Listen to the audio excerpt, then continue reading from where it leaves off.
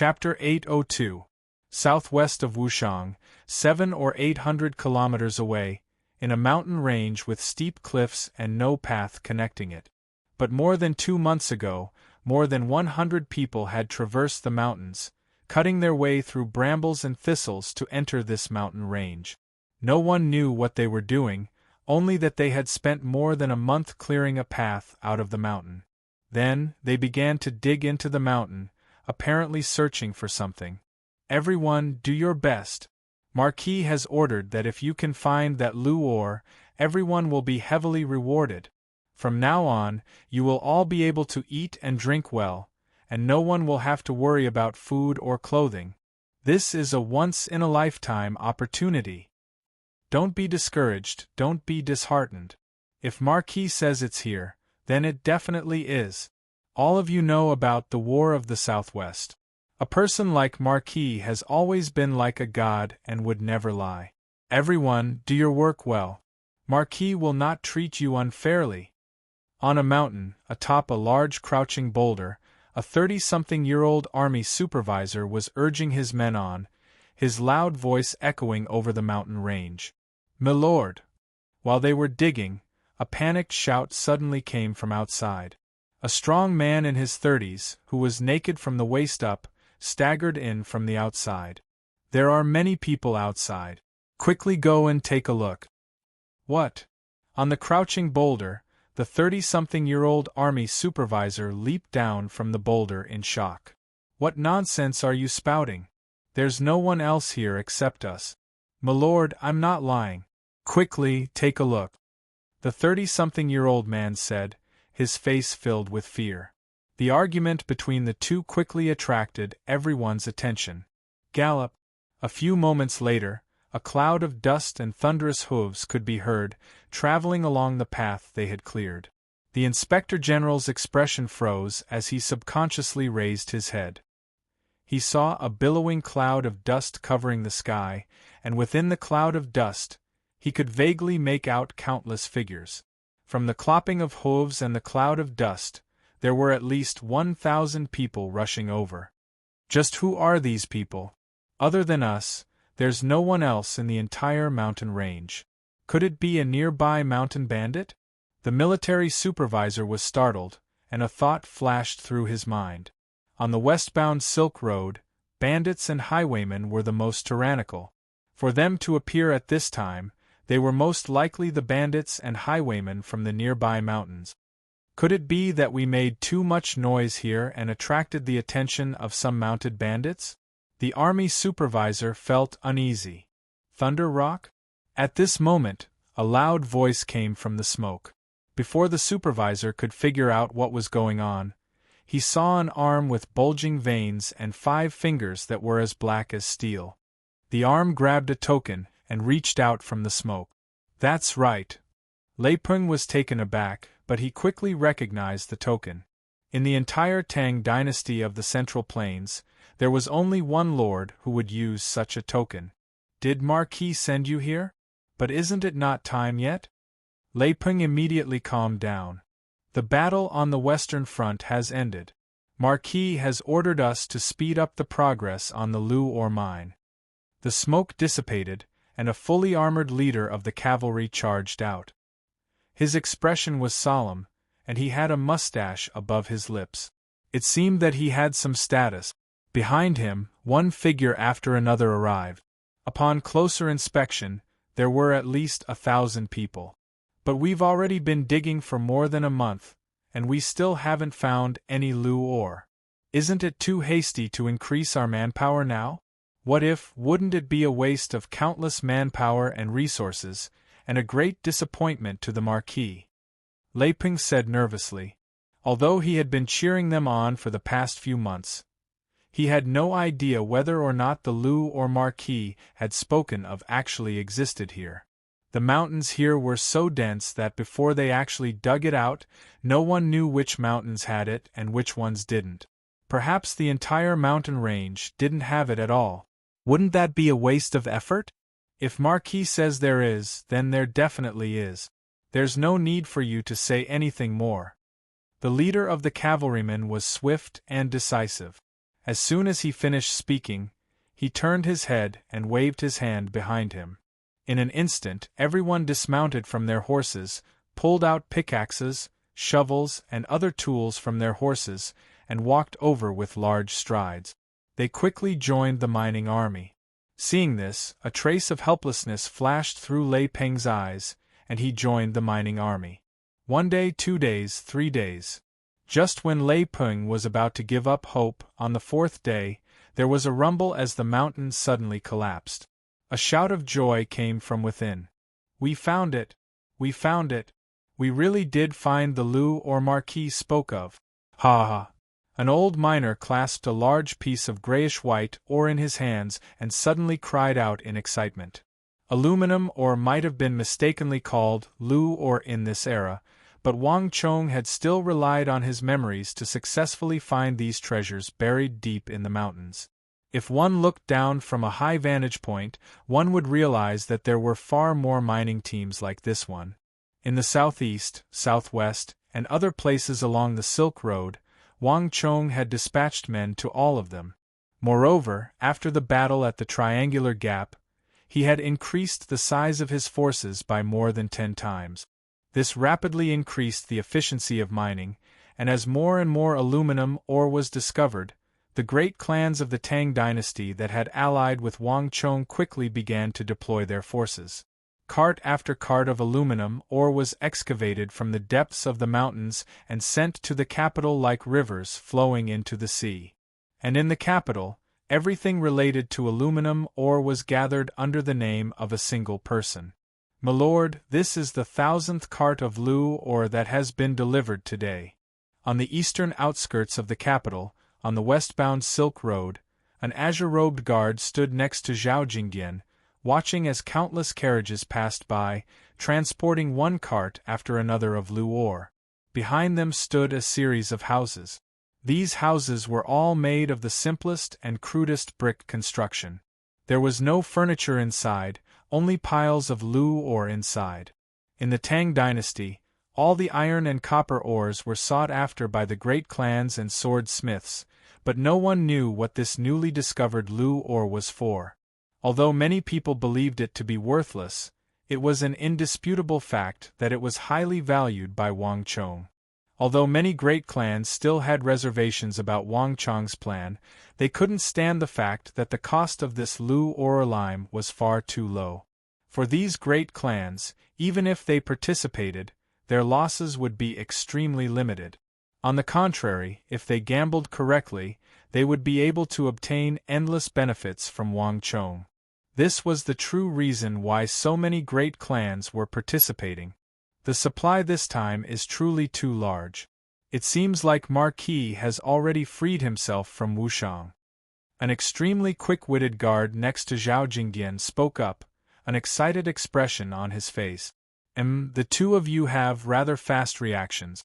I just received the news a few days ago that Marquis defeated Dusong Mangpoj and the Uzan on the plateau, sweeping away the threat to the west. For the time being, there shouldn't be any threats to Qixi. Marquis means that we should speed things up on our side. Zhao Jingyan gave a slight nod and said. Zhao Jingyan had not gone with Wang Chong on this trip to Wushang, because Wang Chong had given him an even more important task. The lime, clay, sand, and stones were all extremely unremarkable items that the nobles of the capital would not care about. But Zhao Jingyan could sense that Wang Chong viewed these items with unprecedented importance. This was the primary reason he had stayed behind. How are the craftsmen in the rear coming along with the new mud formula? Zhao Jingyan asked, his gaze still fixed in the direction of Qixi. All the most experienced craftsmen have been working day and night to formulate the best formula, and they've already reaped the rewards. The newly formulated mud, after being hardened, can now withstand the full-force blow of a true martial realm expert, but Master Kong and the others say that the hardness of this formula can be increased. In its ideal state, it should be able to withstand the full-force blow of a profound martial realm expert. The guard on the left solemnly said. In addition, the masters have agreed that Marquis' idea of adding some steel bars to the mud ahead of time is very reasonable. Moreover, the masters also have some ideas. They feel that we can add some simple toughening inscriptions or defensive inscriptions to the steel bars. This will greatly increase the hardness of the hardened mud, further increasing the amount of strength it can bear. The other guard added. The greatest difference between this world and Wang Chang's previous world was the large number of inscriptions. This also meant that Wang Chong had probably underestimated the heights cement could reach in this world. Wang Chong could not have predicted all of this. It's about time. Marquis' matter can't be delayed. Inform the great clans of the capital and tell them that Marquis has made an agreement with them that it's time for them to contribute money and strength. After waiting for so long, they're probably even more anxious than we are. Zhao Jingdian held his hands behind his back. In the days since Wang Chong had left the capital for Wushang, many of the great clans of the capital had come to investigate under the guise of using all sorts of tricks. As a grand clan of ministers and generals, and with the king of Song backing them, no one believed that Wang Chong would deceive them. But none of the great clans knew anything about this matter, and Wang Chong was unwilling to tell them. All the great clans were itching to know, and they could only send people to investigate. Bang! Zhao Jingdian's voice was like a thunderclap crashing over the capital, sending massive waves through the capital. The great clans and nobles were like sharks that had smelled blood, swiftly moving into action. Chapter 803. Buy, buy, buy. Buy all of the lime, clay, sand, stones, and whatever Lu or you have and send them over. We'll give him as many people as he wants. We'll give him as much money as he wants. We have to make Wang Chong and the Wang clan owe us a favor. In a small clan in the western part of the city, the 40-year-old clan head roared like thunder. What, Risk? Are you afraid that the mighty Wang clan won't be able to pay up? Putting aside everything else, just think about how much each Wuzi steel sword costs. You can't even buy one even if you have the money. Are you afraid that he won't be able to pay up? In the largest abyssal sword tower in the eastern part of the city, Tower Lord Zhao Jinling's spittle splattered everywhere as he cursed at the opposing elders. The elders' faces were red as they covered their faces and fled. Go, go, go! Go, go, go! Gather all the people in our family that can be mobilized. Also, send those bastards born by the third and fourth brothers. They've been idling around all day long. Send them all out. Don't you know that the Zhou clan in the western part of the city has already sent 9 out of 10 elders for fear of falling behind? If they can even send their elders, what are we waiting for? The first to move eats the meat, and the last to move eats the meat. Shit. In the northern part of the city, the Huang clan's patriarch Huang Sha had always had a fiery temper, and this time, his furious voice was so loud that it seemed like the roof of the residence would be blown away. Everyone fled in fear and trepidation. The Zhao clan, the Bai clan, the Guo clan, the Chai clan, and the other ancient clans of the Tang dynasty also dispatched their experts. Because of the letter that Wang Chong had sent to Zhao Jingdian from Wushang, all these clans were mobilizing. When all these families and clans were gathered together, they were like a huge machine operating together.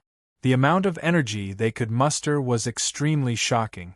All the lime, clay, sand, stone, and Lu ore was gathered like a surging flood and transported to Zhao Jingdian's hands.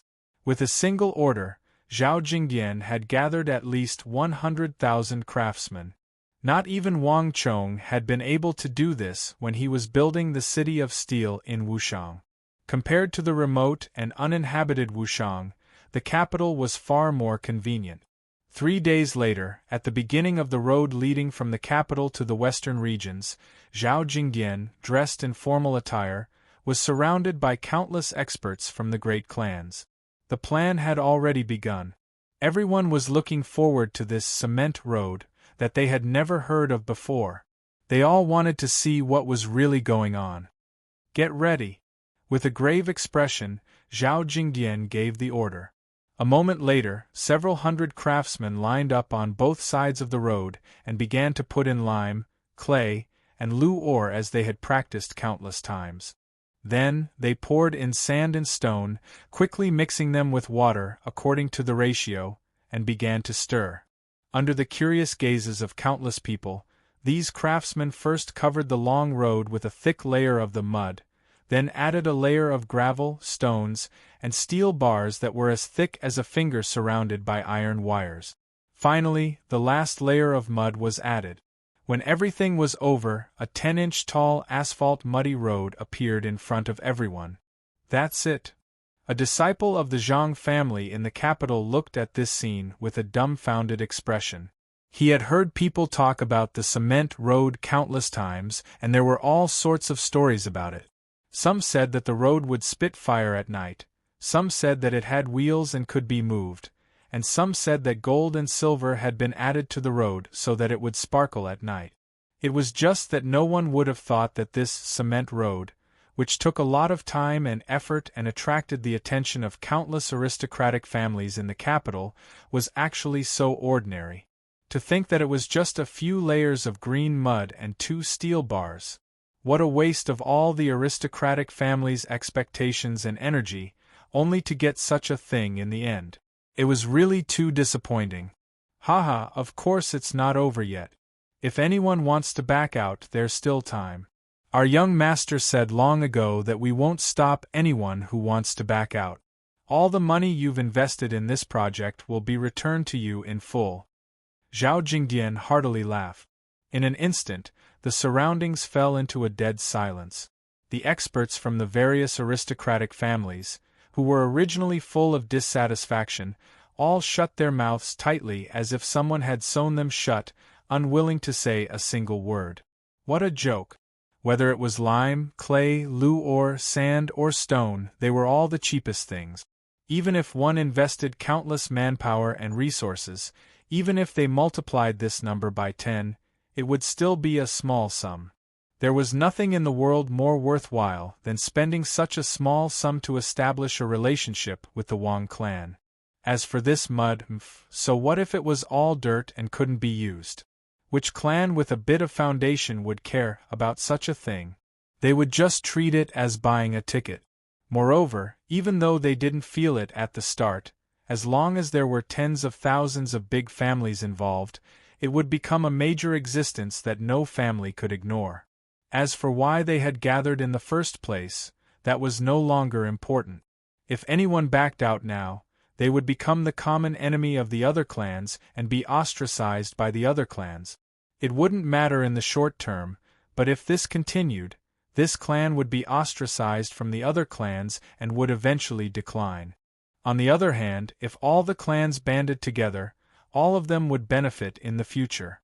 This was why the Zhao clan and Bai clan, even though they knew that Wang Chong had taken their money to build the road, had still decided to intervene. The other clans relied on the Zhao clan and Bai clan, and the Bai clan and Zhao clan could borrow the strength of the other smaller clans to develop even more. At the same time, they could increase the influence of the Zhao clan and Bai clan in the other clans. Lord Zhao, there's no need to be so serious. I was just joking. That's right. I was just joking. How could we possibly retreat? The young Marquis's plans are flawless. He must have his reasons for his decisions. How could we possibly suspect Marquis? Lord Zhao, calm your anger. I misspoke just now, I apologize.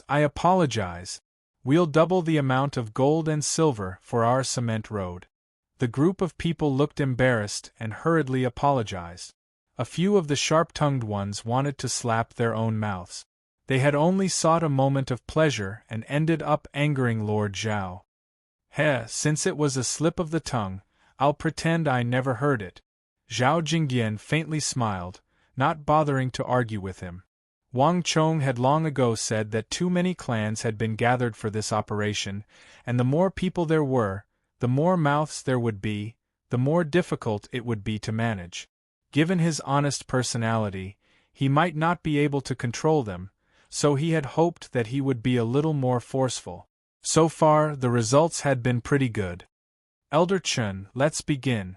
Zhao Jingdian quickly turned his head and gestured to an extremely experienced 50-year-old foreman, his face covered in wrinkles. In the next moment, layers of lime were sprinkled on the newly built muddy road, rapidly absorbing the moisture in the muddy road.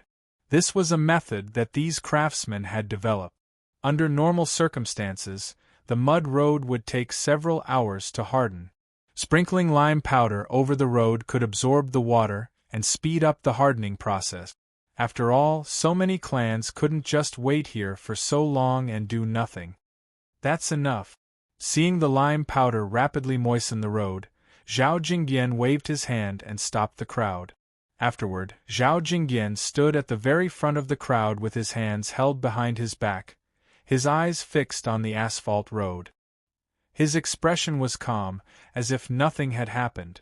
Since Zhao Jingyan said nothing, the others also remained silent, not daring to say anything. With the previous example, everyone knew that this young-looking Lord Zhao wasn't as easy to deal with as he appeared to be. Time slowly passed, and even though the lime powder had been sprinkled to speed up the absorption of water, the mud road was not very easy to dry. Around an hour later, the asphalt road finally turned white and began to harden. It's done. Zhao Jingyan looked at the hardened mud road, a hint of a smile appearing in his eyes. Everyone, after expending countless resources, manpower and resources, we have gathered a vast amount of lime, clay, lu ore, sand, and stone. This is the cement road that Marquis spoke of. Zhao Jingyan felt a strong sense of accomplishment as he stared at the green and white road before him. After all this time, the first cement road that Marquis had spoken of had finally appeared. Buzz. On the other side, Zhao Jingyan had barely finished speaking when the crowd immediately buzzed with chatter. Contrary to Zhao Jingyan's expectations, though no one said anything, they all stared at the green and white path with suspicion in their eyes. Lord Zhao, forgive me for speaking too much. This mud road, no. This old man has traveled the world and seen many things, but I truly do not understand. Just what is so good about this cement road, Lord? A white-bearded elder of an aristocratic family who was in his 50s or 60s walked out of the crowd hesitantly. In addition, if it's just to repair the road, you can just find some villagers and use some pebbles and gravel for the same effect.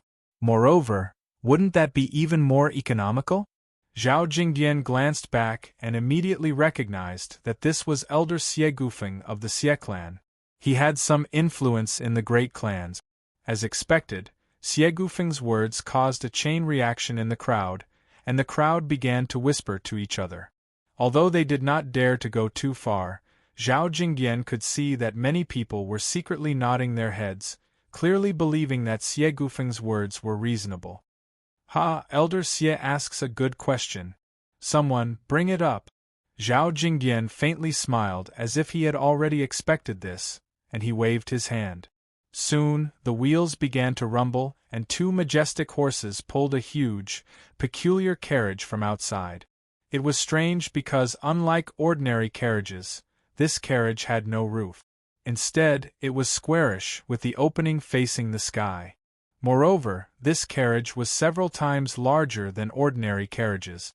Chapter 804. Rumble.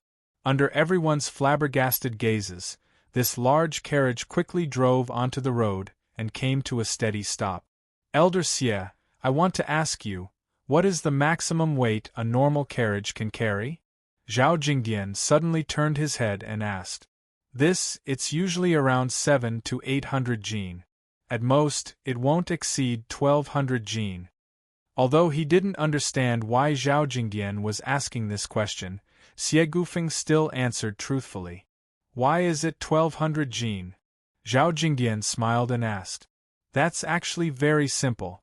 If it's too heavy, horses won't be able to pull it. Perhaps 3, 4, or even 5 horses will be needed to pull it, but that will be very troublesome.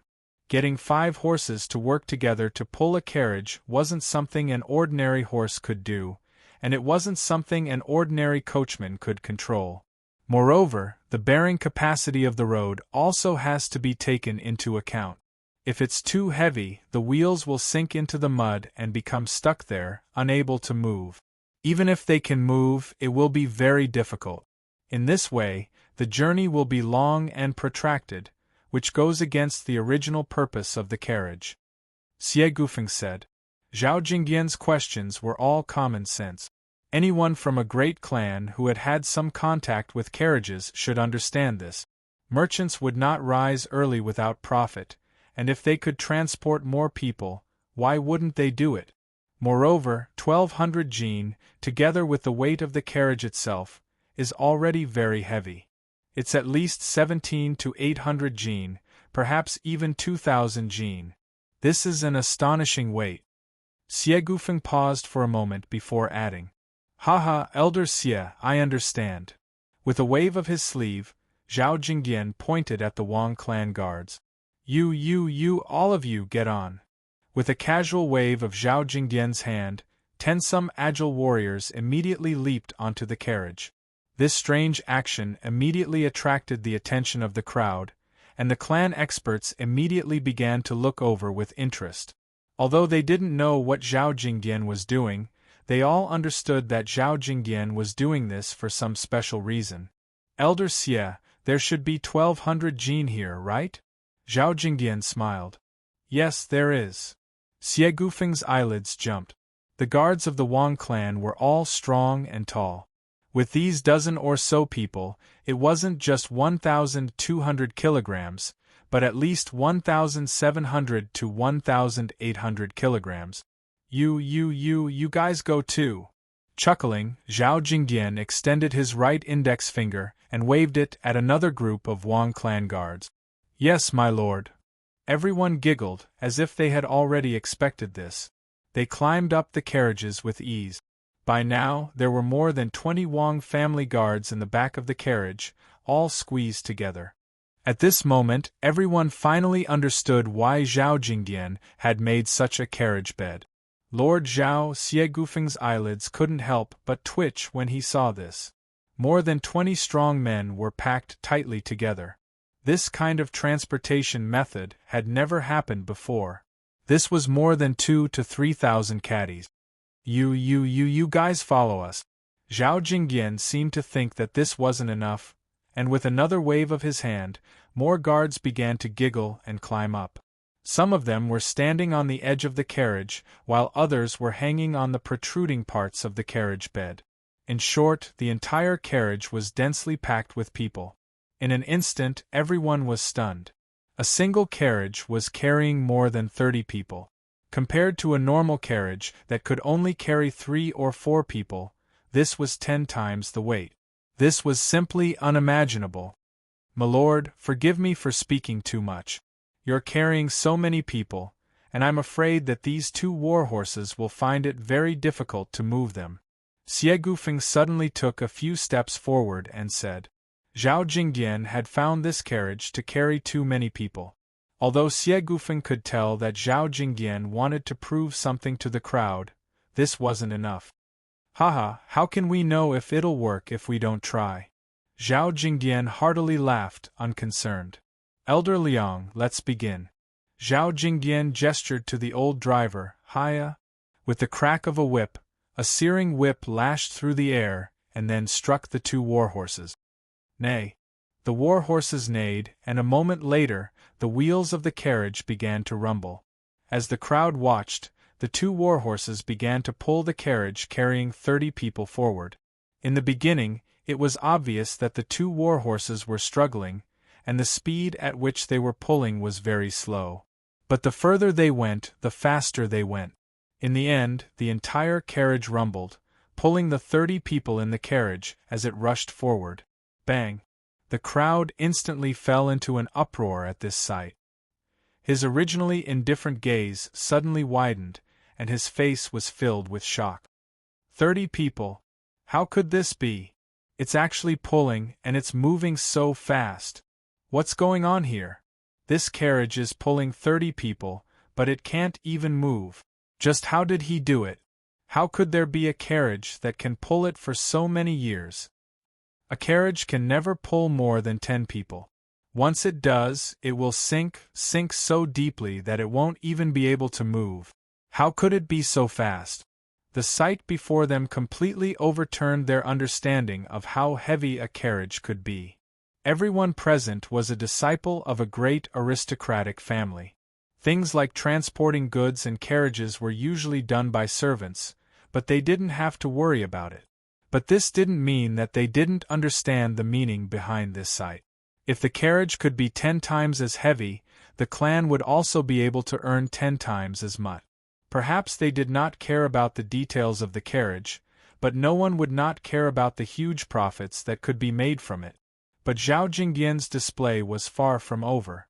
Hiya! With a shout, the coachman called Uncle Liang suddenly cracked his whip, and Nei's horse neighed. The shaft of the carriage parted, and a warhorse neighed as it broke free of its restraints and charged out of the muddy road. A moment later, under everyone's shocked gazes, the remaining warhorse pulled the 30-some Wang clan guards and continued to charge forward. How could this be? What sort of horse could have such strength? It's too shocking. I've never seen such a sight in my entire life. Is that still a horse? How did they do it? It's simply inconceivable. No, it's not the horse, it's that carriage.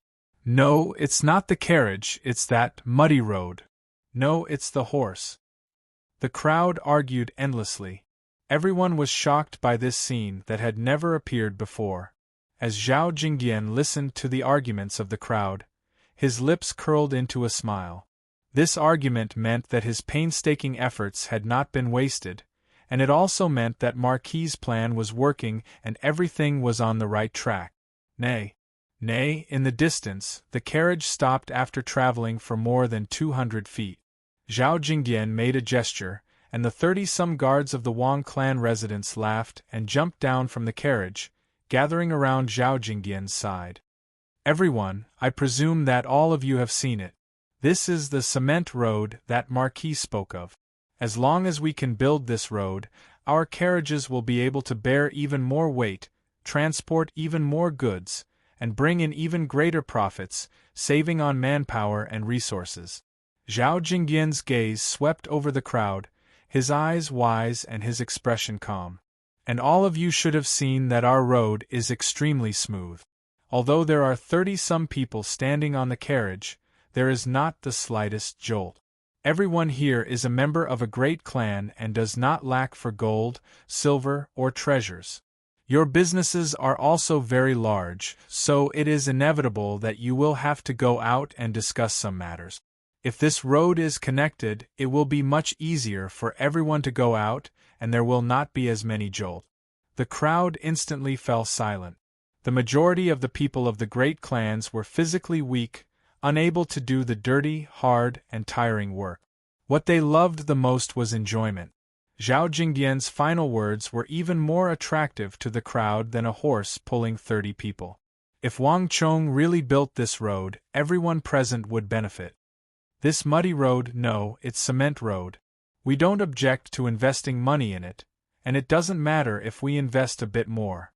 But if we invest so much manpower, resources, and money, what if other people come to take advantage of us?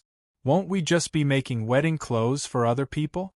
A young man of 27 or 28 suddenly walked out and spread his hands, his eyes brimming with worry. That's right. If we pay and others enjoy the fruits of our labor, won't we be suckers? Another expert from an aristocratic family also walked out and agreed. The other clan experts, including the capital's Zhao clan and Bai clan, all turned to Zhao Jingyan. Although none of them said anything, their eyes revealed the same thoughts. These people are exactly the same as young master had predicted. Zhao Jingyan could not help but sigh as he sensed the gazes of the crowd. He felt even more respect for Wang Chong in distant Wushang. Although Wang Chong wasn't here, he had already predicted everything that would happen and everything that would happen. Great clans did not rise early without profit, and no one was willing to do anything without profit, and this was even more true of suckers. If he could not convince them, even if he could get their help in repairing the road, it would be greatly reduced. If he did not handle this matter well, it would have a major impact on Marquis's future plans, and it might even lead to the failure of the operation at Tala's. Fortunately, young master already made arrangements. Chapter 805. Haha, good news. This month's explosive update activity is about to begin. Everyone, quickly open Weibo and search for Huang Fuqi. Once you follow him, you can participate. Whether it'll be an explosive update at 8 or 10 will depend on everyone. Roar. Everyone, Zhao Jingdian gave a faint smile and calmly said. Everyone, be at ease. This sort of thing will never happen. Before young master left, he said that once this cement road is finished, we only need to set up a checkpoint on it and open it to all merchants. All we need to do is collect a toll from them. Our Tang dynasty is the wealthiest in the world and at its most prosperous. No one can count how many merchants there are in the world and how many people pass through it every day. Many a little makes a mickle, and our daily income will be enormous. Thus, what everyone is worried about is that our predecessors will plant trees and our descendants will enjoy the shade, that the fruits of our labor will not be plucked by others. In Wang Chang's previous world, building cement roads required an enormous amount of money and resources. Thus, it was customary to collect a toll after the construction was completed, and everyone accepted it. In his other world, this was perfectly normal, but in the Tang dynasty, people clearly did not have this concept. As expected, Zhao Jingdian's words caused everyone's eyes to brighten, their hesitation completely different from before. A good idea. But will they be willing to pay this fee? A clan expert said. Haha, if they can transport more things in a shorter time, and it won't be as bumpy, why wouldn't they be willing? Zhao Jingdian smiled. This time, he didn't even need Wang Chang's advice to know how to deal with it. Merchants pursued profit, and as long as there was profit to be made, the merchants would naturally pay this fee. Thus, the matter that the clans were worried about would never happen. This was a win-win situation. In addition, I wonder if any of you have noticed, as Zhao Jingdian spoke, he opened his right hand and took a massive metal hammer from a nearby guard. He strode forward, and under everyone's shocked gazes, he smashed the hammer against the cement road. Boom! Debris flew in all directions. Zhao Jingdian's full-strength blow was only able to create a small hole in the cement road. This scene gave everyone a fright. Let me! A scar-faced clan expert charged over, took the hammer from Zhao Jingdian's hand and swung it down. Boom! This all-out attack only smashed another hole in the cement road. The expected explosion did not appear. Is this really made of mud? How can lime and clay be so hard? The scar-faced aristocratic family expert was stunned. In truth, it wasn't just him. Everyone's attention had been focused on the carriage, the horses, and the 30-some Wang clan guards standing on the carriage. No one had noticed the path under their feet until Zhao Jingdian smashed down with his hammer. Haha, men, take out the iron hammers and let everyone try. Zhao Jingdian immediately gave an order, and 10-some guards carrying bundles of metal hammers walked out. Since Zhao Jingdian had spoken, they would not stand on ceremony. I don't believe that something made of lime and clay can be so hard. The clan experts took the iron hammers from the guards, walked to the cement road, and began to madly smash it down. Boom boom boom. The freshly constructed cement road began to crumble under the blows of the hammers. Several Wang clan experts tried to stop them, but Zhao Jingdian stopped them. It's fine. Let them smash. Zhao Jingdian's expression was composed, and he exuded a convincing strength. After following Wang Chong for so long, Zhao Jingdian had unwittingly picked up 40 to 50% of Wang Chong's self-confidence. Zhao Jingdian and the other Wang clan guards stood on the side, silently watching as the clan experts destroyed the cement road. After a full hour, more and more experts from the aristocratic families joined in. More than 100 experts from the aristocratic families worked together to completely destroy the cement road. But even so, this only left them more and more shocked. If this road had not been destroyed, they would have subconsciously believed that there was something strange about it. But even though they had spent a lot of time, they had been able to completely destroy it. This could only mean that this was all the work of that cement. Impossible, impossible! To use lime, clay, and that glue ore to forge something that's as hard as rock, no, even harder than normal rock. This is simply unbelievable. This is artificial rock. The young Marquis actually managed to make artificial rock. Hurry and report this to the clan. Our Lu clan has followed the right person this time. Just how did he do it? Give me another iron hammer, I want to try again. There can't be such a hard road. Ha ha ha, we've dug up a treasure. The young Marquis truly is the son of Heaven's disciple, the future 8th great general of the Tang dynasty. No matter what he does, our Chun clan only needs to follow his footsteps and give him our full support. In the blink of an eye, the crowd had finally discovered the secret of this road. It was not because of the warhorses or carriages, but because the road was sufficiently hard. It could endure a weight that ordinary roads could not. This was the true secret. In a flash, all their worries were gone. Flap flap. With this development, the situation had undergone a qualitative transformation. In front of Zhao Jingdian, the countless clans began to release messenger pigeons to their clans. This was a major discovery. The use of these artificial rocks in the Tang dynasty was probably not as simple as road. Haha, success. Marquis' plans are truly flawless. Everything has gone according to plan. Now we can begin the construction of the road. Zhao Jingdian breathed a long sigh of relief at this sight. Marquis' cement road project would take a long time and require countless resources. This was not something that the Wang clan, the Zhao clan, or the Bai clan could bear alone. All the great clans of the capital had to participate. Now that this was achieved, everything else could be unfolded. Write a letter for me to send to Marquis. Tell him that he can begin the next part of the project. Zhao Jingdian glanced at the Wang clan guard next to him and whispered. The latter understood, nodded quickly, and left in acknowledgement. Bang! As night fell and the first day passed, the first cement road of the Tang dynasty was destined to be engraved in the annals of history. In the history of the divine central continent, such a thing had never appeared, and this milestone had also displayed its great power. Countless aristocratic families, large and small, had been attracted and invested their financial and material resources in it. And Wang Chong was not stingy, opening up the tax that would be levied on the cement road once it was completed.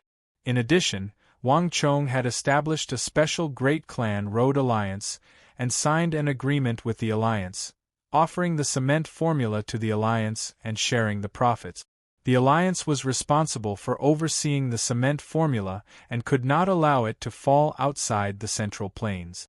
Wang Chong's generosity received a warm response from the alliance. Once they obtained the formula, the great clans of the alliance began to pour in an enormous amount of manpower and resources. Lime, clay, sand, stone, aluminum, and many steel bars, millions of tons, were poured into the construction of the Silk Road from the capital to the western regions. The benefits of Wang Chong's participation of the great clans also began to show. On the first day, more than 80,000 workers were put into the construction. On the second day, this number rose to 180,000, and on the third day, it reached 360,000. In the end, 700,000 to 800,000 workers had gathered on the Silk Road. Sections of greenish-white cement roads were being built on the Silk Road at an astonishing speed. This was the result of Wang Chong opening up the cement road and having the great clans participate. Rome wasn't built in a single day. Changing the massive empire isn't something that a single person can do, nor can it be accomplished with the strength of a single country. When all the great clans of the empire are gathered together, they are like millions of logs gathered together, hard and unbreakable. This is the roar of a slumbering empire. Congratulations to User for completing the second phase of the Empire's Fury mission, Road to Awakening. User has been rewarded with 800 points of Destiny energy. As the road is completed, user will receive an endless stream of rewards. Congratulations to user! You have obtained an additional reward of 30 points. Congratulations to user! You have obtained an additional reward of 40 points. Congratulations to user! You have obtained an additional reward of 37 points. In the distant Wushang, Wang Chong stood on the city wall, listening to the Stone of Destiny's voice cascading through his mind. In just a few short moments, Wang Chong had obtained more than 1,000 points of destiny energy, and this number was still rising. Zhao Jingdian can finally stand on his own. With him handling the cement road, there's no need for me to worry about it. Wang Chong glanced down at the letter Zhao Jingdian had sent. With a light flick of his finger, the letter was pulverized, and countless white scraps of paper drifted down from the city wall. Cheng Sanyuan, write a letter for me to Zhao Jingdian. Tell him that I already know about the cement formula and that he doesn't need to worry. I have my own plans. Yes, your subordinate will do so. Cheng Sanyuan quickly left. Lose at the mulberry elm and gain at the east corner. For every gain, there must be a loss. If I want to build the cement road to the western regions as quickly as possible and participate in the Battle of Talas, I will need the help of the great clans. As for the cement formula, it's very simple. If the great clans want to steal it, they won't be able to keep it for long, so they might as well just offer it up. The various factions are closely related, and they will even try their best to help maintain the road, indirectly prolonging the time it takes for the cement formula to be leaked. Holding his hands behind his back, Wang Chong watched the winds pass by, a wise and far-sighted light in his eyes. The construction of the cement road was already on the right track, and with Zhao Jingdian handling this matter, Wang Chong could stay out of it. Now, there's another matter. With a thought, Wang Chong turned to another figure. Chapter 806. Your subordinate understands. I will do so. Without another word, Chun Bin jumped down from the gate tower and swiftly left. In this period of time, all the people at Wang Chong's side had sensed a tense atmosphere, and the news that Fomin Linta had been rewarded by the imperial court in Qixi had left all the people in the City of Steel furious. But on Wang Chong's side, everyone sensed that there was another undercurrent of turbulence brewing. The people of the Qixi Protectorate had come to strut around several times, but all of them had managed to endure each time. Although the Qixi Protectorate seemed to be firmly suppressing them, all of them knew that Fomin Linta wouldn't be able to remain smug for much longer. Since Marquis had said that he would leave Qixi, he would definitely do so, and it wouldn't take long. Hiya! A cloud of dust billowed through the city gate, swiftly making its way toward Qixi. Chen Bin's figure swiftly vanished into the distance. Write another letter to the eagle in the capital. Have him keep a close eye on the fourth prince's movement. I need him to inform me of the slightest movement as quickly as possible. Wang Chong indifferently said. There was no one behind him, but a person replied from the shadows. Your subordinate will go. His figure swiftly vanished into the distance. The walls quickly fell silent, leaving only Wang Chong. After the initial phase of construction, Wushang's City of Steel had become much quieter. This was a period of rest and recuperation. Wang Chong looked into the distance, at the place where the gray heavens and earth met. Although it was quiet all around, Wang Chong could clearly sense that a massive storm was sweeping toward him from the capital. The storm had already begun, and Wang Chong was well aware that this was his last chance to topple Fomin Linta. But Fomin Linta was a crafty old fox. Whether it was letting Dian Mangpoj through the pass, using a borrowed knife to kill someone on the Uzun Plateau, or finally stealing the credit, Fomin Linta had always been flawless and flawless. It was definitely not an easy task to get hold of his weakness. Most importantly, during this process, Wang Chong could not attract the slightest bit of Fomin Linta's attention. Several hundred li away, in the Qixi Protectorate headquarters, creak.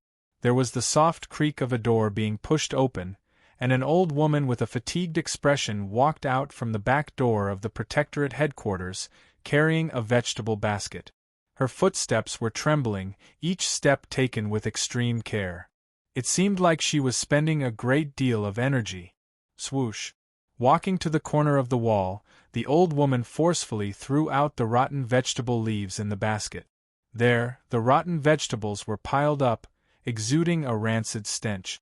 "Foul old woman, Lord Protector General has ordered that you can't buy vegetables past noon." Suddenly, there was a boom as the back door was kicked open.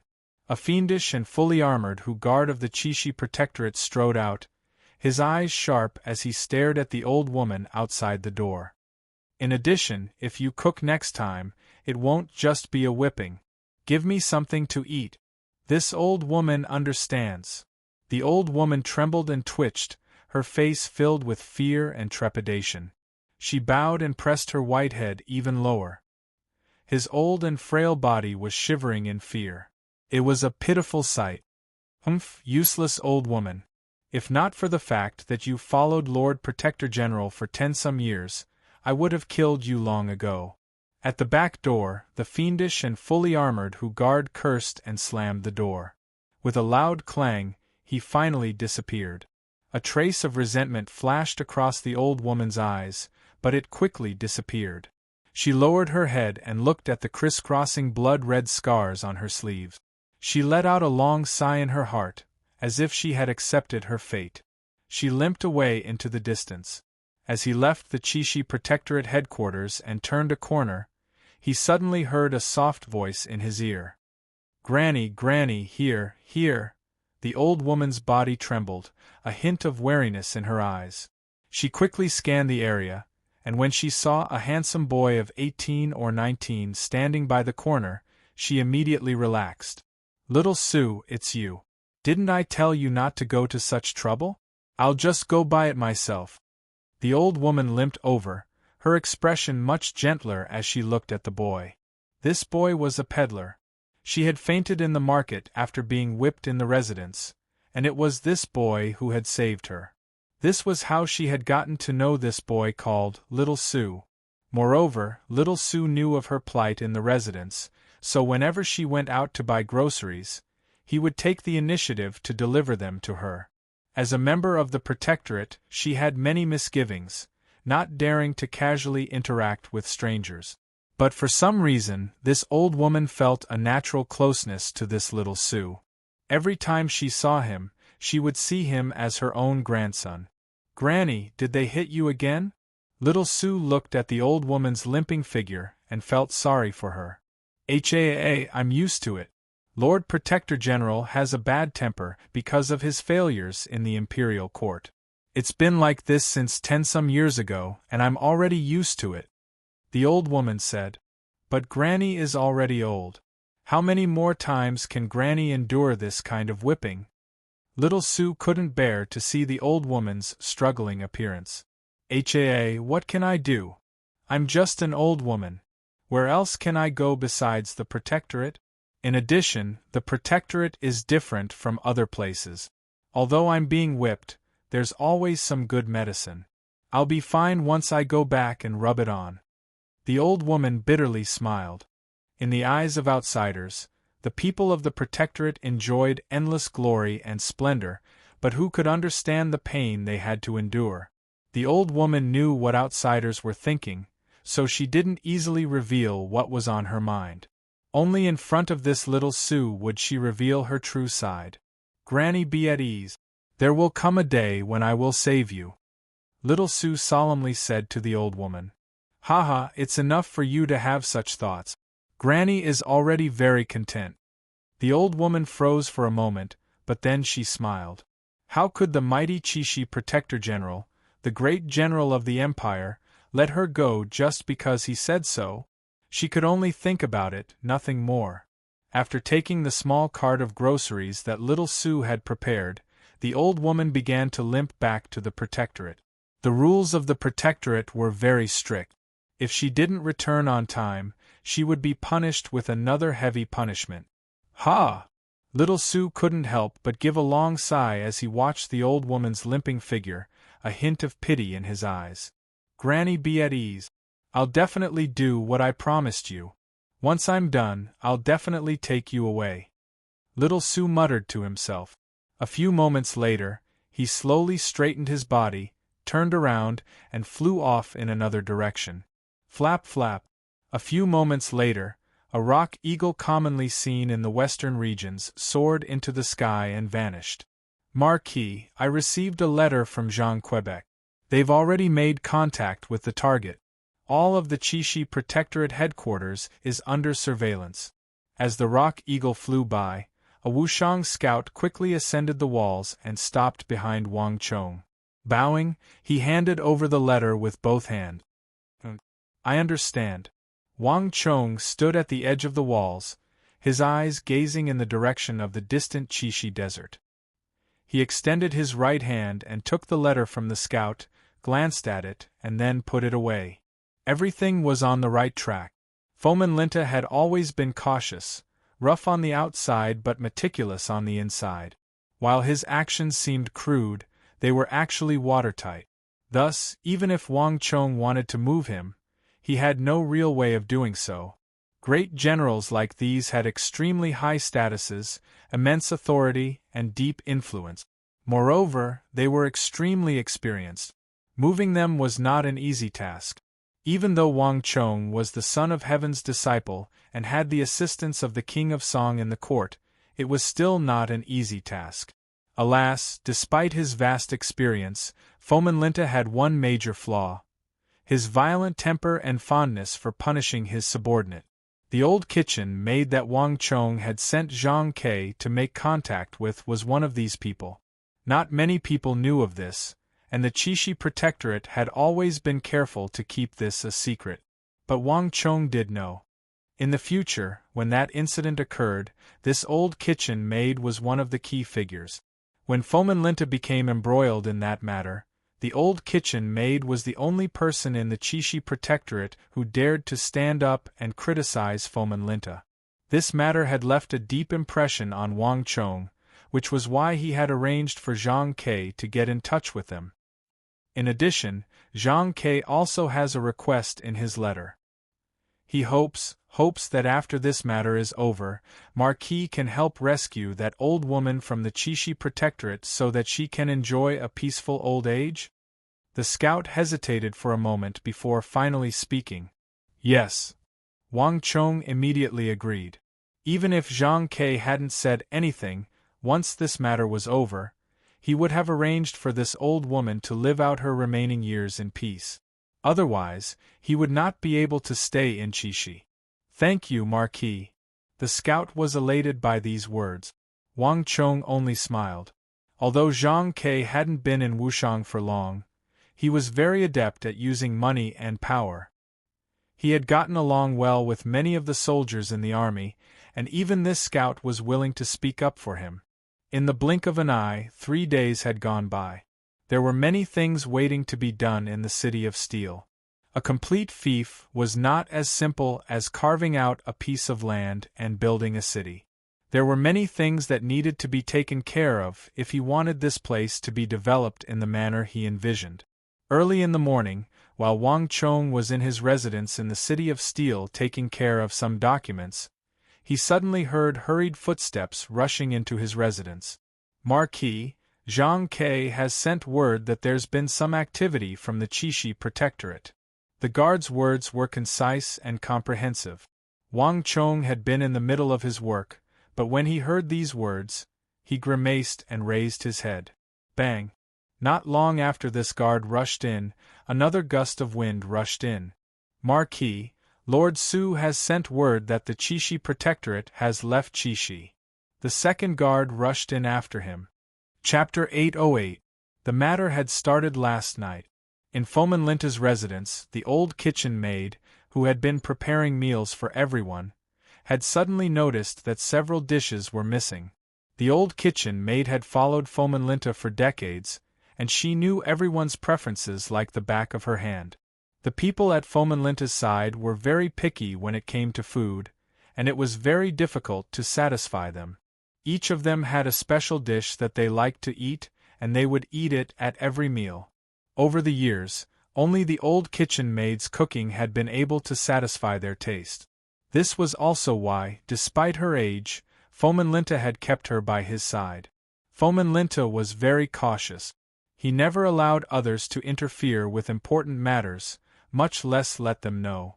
Thus, although the old kitchen maid had been with him for decades, she had rarely come into contact with his core secret. But no matter how careful Fomenlinta was, he still had to have 3 meals a day. The old kitchen maid only needed a glance to know which dishes were missing, and which were missing to know which of Fomenlinta's people were present and which were not. But this sort of thing could only be used as a clue, not as solid evidence. Thus, Zhang Ke had been confirming it since yesterday. In the morning, when he was almost certain, he immediately reported it to Wang Chong. "How many people are missing from Fomenlinta's residence?" Wang Chong asked, his brow tightly furrowed. 5. At the very least, it's 5, because 5 dishes are missing. But it might be more than that, because we can't rule out the possibility that some people might have left during the meal. In short, this matter is very unusual. At the very least, it's definitely not normal for 5 people's dishes to suddenly be missing. Zhang Ke sternly said, his expression solemn. Zhang Ke had been rushing back to the City of Steel after confirming the matter and sending the messenger pigeon. Not long after, he arrived at the City of Steel. The young Marquis would never do anything without reason. Whether it was before the Southwestern War had even begun, he had spent all his wealth to build some strange steel walls, or not too long ago, when he had suddenly led an army to Longxi, only to find a secret path to attack Zhangzhung and destroy one of their training camps. After spending so much time with the young Marquis, one would unwittingly become accustomed to his style. Although Wang Chong had not explicitly said that this matter involved the Imperial Protector General Fomenlinta, even the stupidest person would know that this was no small matter. The slightest carelessness could result in a landslide that could alter the entire structure of the empire. And Marquis's influence might also reach its limit in this matter. Because of this, Zhang Ke had immediately rushed to Wang Chong's side to report what had happened. "Sukui, how many do you have on your side? Have there been any oversights?" Wang Chong solemnly turned his head to Sukui. Zhang Ke was far from the only one who had noticed the anomaly. Sukui had also noticed it. After this incident, Wang Chong decided to summon him over. "Marquis, according to your orders, we've already used the 1,000 Li incense to tamper with all of Fomenlinta's trusted subordinate. As soon as they leave Qixi and get within a certain distance, we'll immediately sense them." Sukui was speaking of a special kind of incense, a method used by those of the martial arts world to track their target. The person who used this 1,000 Li incense would first place a base incense on the target and then have a well-trained mastiff smell it. Once the target was a certain distance away, the scent would fade and the mastiff would begin to madly bark, completely different from its usual quiet and docile self. Sukui did not know how to use this sort of thing. This method had been suggested by the eagle. Wang Chong had entrusted this task to Yang Hongchang of the Western regions. The Yang clan had been operating in the Western regions for many years and knew all sorts of method. In less than a day, Yang Hongchang had sent over all the mastiffs and 1,000 Li incense that Wang Chong needed. "I've already confirmed that there are at least 7 mastiffs barking at the same time. 7 of them should have already left the Western regions," Sukui said. The mood in the room was extremely solemn, and Wang Chong's brow was deeply furrowed. When he said nothing, no one dared to even breathe too loudly. All of them could sense a hint of tension and gravity from Wang Chong's body. It was clear that this matter was extremely serious. 5-7. Fomenlinta, just what are you doing? Which one is your true goal? Or have you already sensed something? Wang Chong raised his head, the index and middle fingers of his right hand unconsciously tapping against his palm as countless thoughts flitted through his mind. If everything went as expected, the Shuiyang Palace incident that would shake the entire court was about to take place. As Qixi Protector General, Fomenlinta was now embroiled in the War of the Princes of the capital. This was a major taboo for a great general of the border. In any dynasty, this was a taboo that the sovereigns and important ministers of the court would censure. Countless generals in the army had been removed from their positions because of this reason. But when this incident broke out, although it had shaken the world and Fomenlinta had received a flurry of impeachment letters, he had been lucky enough to escape the calamity because he lacked the most crucial evidence. Coupled with the various contributions he had made, the Holy Emperor had ultimately chosen to strip him of his title of nobility, but he had retained his position as Protector General, calling it retaining his position to be discussed. If Wang Chong wanted to deal with Fomenlinta, this was his last chance. But first, he had to find that trusted aide that Fomenlinta had sent out and find the pledge of allegiance that Fomenlinta had sent to the prince. Only then could he deal a heavy blow to Fomenlinta. Although the Shuiyang Palace incident had caused a huge uproar, involving many great generals of the border and enraging the Holy Emperor, the lack of that pledge of allegiance had prevented Fomenlinta from being convicted. And after that incident, Fomenlinta had become extremely cautious, even more conservative than he had ever been. He would not allow anyone to use him against him, making it impossible for anyone to find a flaw in him. If the situation developed once more, all of Wang Chong's previous efforts would have been for naught. Wang Chong's battle at the Triangular Gap on the Uzun Plateau would have been pointless, and the entire Qixi Protectorate would be firmly in Fomenlinta's hands. And as long as Fomenlinta remained in his position, Wang Chong's movements in the western regions would be hampered in every possible way, and all his plans for the future would come to a premature end. Crucially, Fomenlinta and Anxi Protector General Gao Xianji had never been on good terms. As long as he remained in his position, the bitter defeat at Talas would probably repeat itself, and the Tang dynasty of the Central Plains would lose all of its territory in the western regions, entering an era of internal strife. This was something that Wang Chong could not accept. Fomenlinta is a Hu, but he is an extremely ambitious one. This was the case with the regional commanders incident, and this was also the case when he stole my credit at the Triangular Gap. Everything is for the sake of power and credit. Fomenlinta wants to climb even higher as Qixi Protector General, which is why he colluded with a prince of the imperial household. Wait a moment. Zhangqiu Jianxiong's promotion from Protector General of the Southwest to Minister of War must have provoked him. No, it's not just that. In my last life, I didn't appear here, nor did I take part in the Battle of the Triangular Gap. But now that Fomenlinta has stolen my credit, his ambition is bursting, so he's even more ambitious than before, even more impatient. Wang Chong muttered to himself, countless thoughts flitting through his mind. He was 80 to 90% sure that Fomenlinta had sent his trusted aide to the capital to prove his loyalty. How cunning! Wang Chong mentally sighed. Not many people knew of the matter between Fomenlinta and that prince. At the very least, it was still a secret. Even though Fomenlinta knew nothing about it and that the outside world was completely safe, he had still sent 5 to 7 of his trusted aide. This sort of caution was enough to make one put 120% of one's attention. Even though Fomenlinta didn't know that Wang Chong had already seen through his secret, just this sort of natural caution made dealing with him no easy task. Sukri, take all the men and pursue with all your might. The other 2 groups of people should go to Sand Pass first. The terrain of Sand Pass is unique. No matter which path they take from Qixi, as long as they reach the capital, they'll have to pass through Sand Pass. But once we miss Sand Pass, there will be hundreds of other paths to the capital, and we'll find it very difficult to catch up. Time was of the essence, and Wang Chong quickly regained his composure. Yes, Marquis. Understanding the urgency of the matter, Suki hurriedly bowed and acknowledged.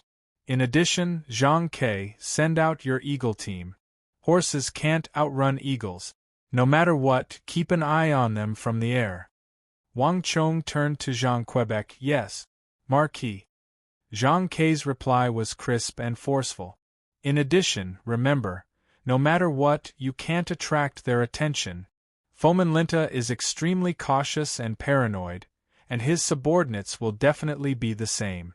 We can't arouse their suspicions during the pursuit. If we miss this opportunity, we can't try again. Otherwise, if Fomenlinta notices something, all our efforts will be for naught. Wang Chang's expression was extremely grave as he spoke. It was no fluke that someone like Fomenlinta had managed to become Protector General. Wang Chong did not dare to be the slightest bit careless.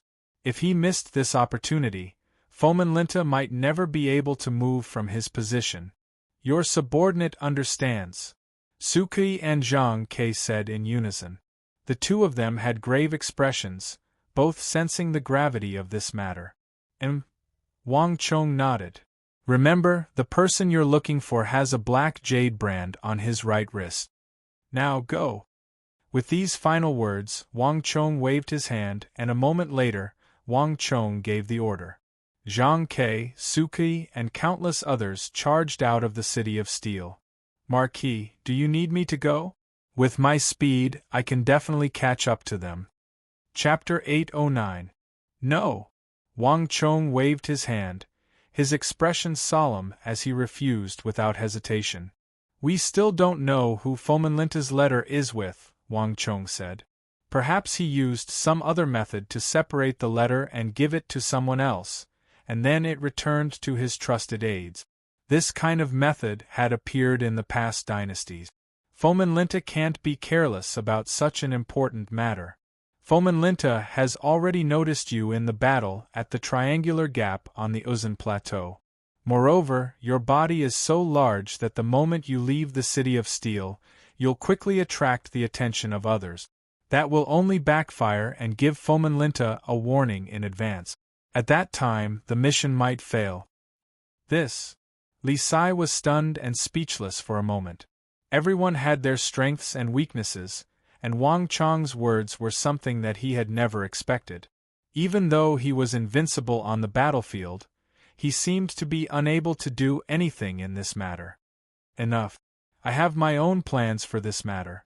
This is not a matter that can be resolved with strength. It's not just you. Even I can't do anything right now. Leave everything to Zhang Ke and Suki. Wang Chong said. Hurry. Follow the mastiffs. Don't lose them. If one looked down from the sky, one would see a winding road that seemed like a jade belt connecting Qixi and the capital. Several dozen war horses galloped toward the capital in a cloud of dust.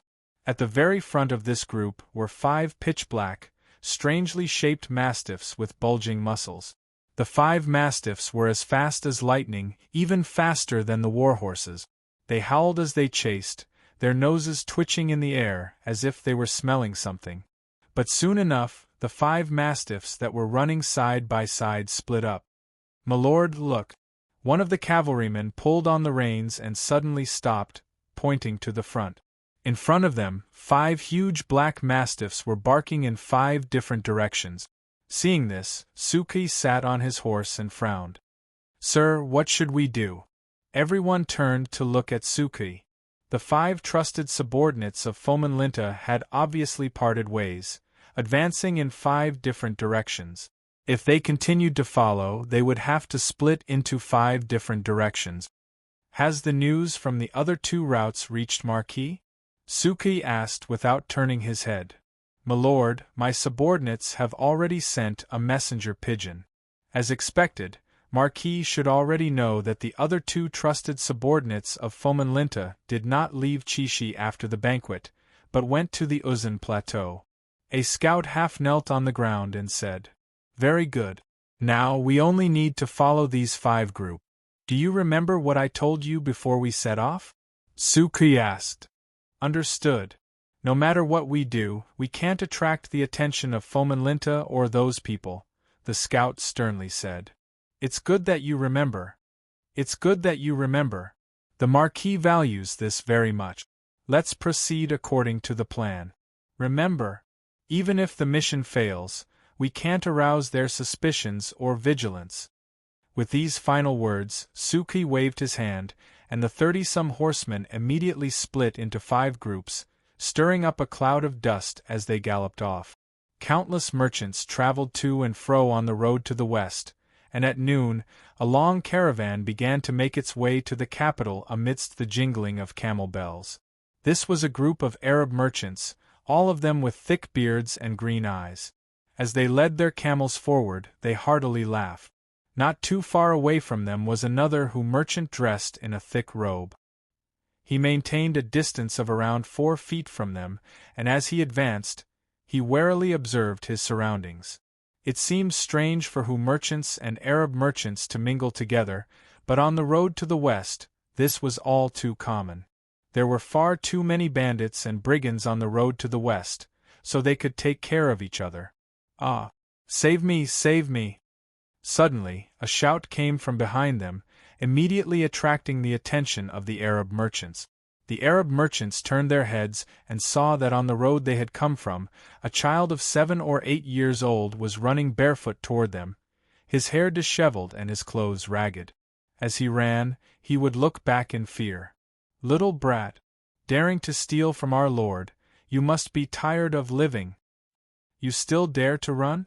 I'd like to see where you can run to. If I catch you, I'll skin you alive." Behind the child, a fierce-looking, burly man came from a warhorse. He clamped his legs on the horse's abdomen and swung his whip with all his might, charging towards the child. "It wasn't me, it wasn't me. I didn't steal it, it was your Lord who broke it.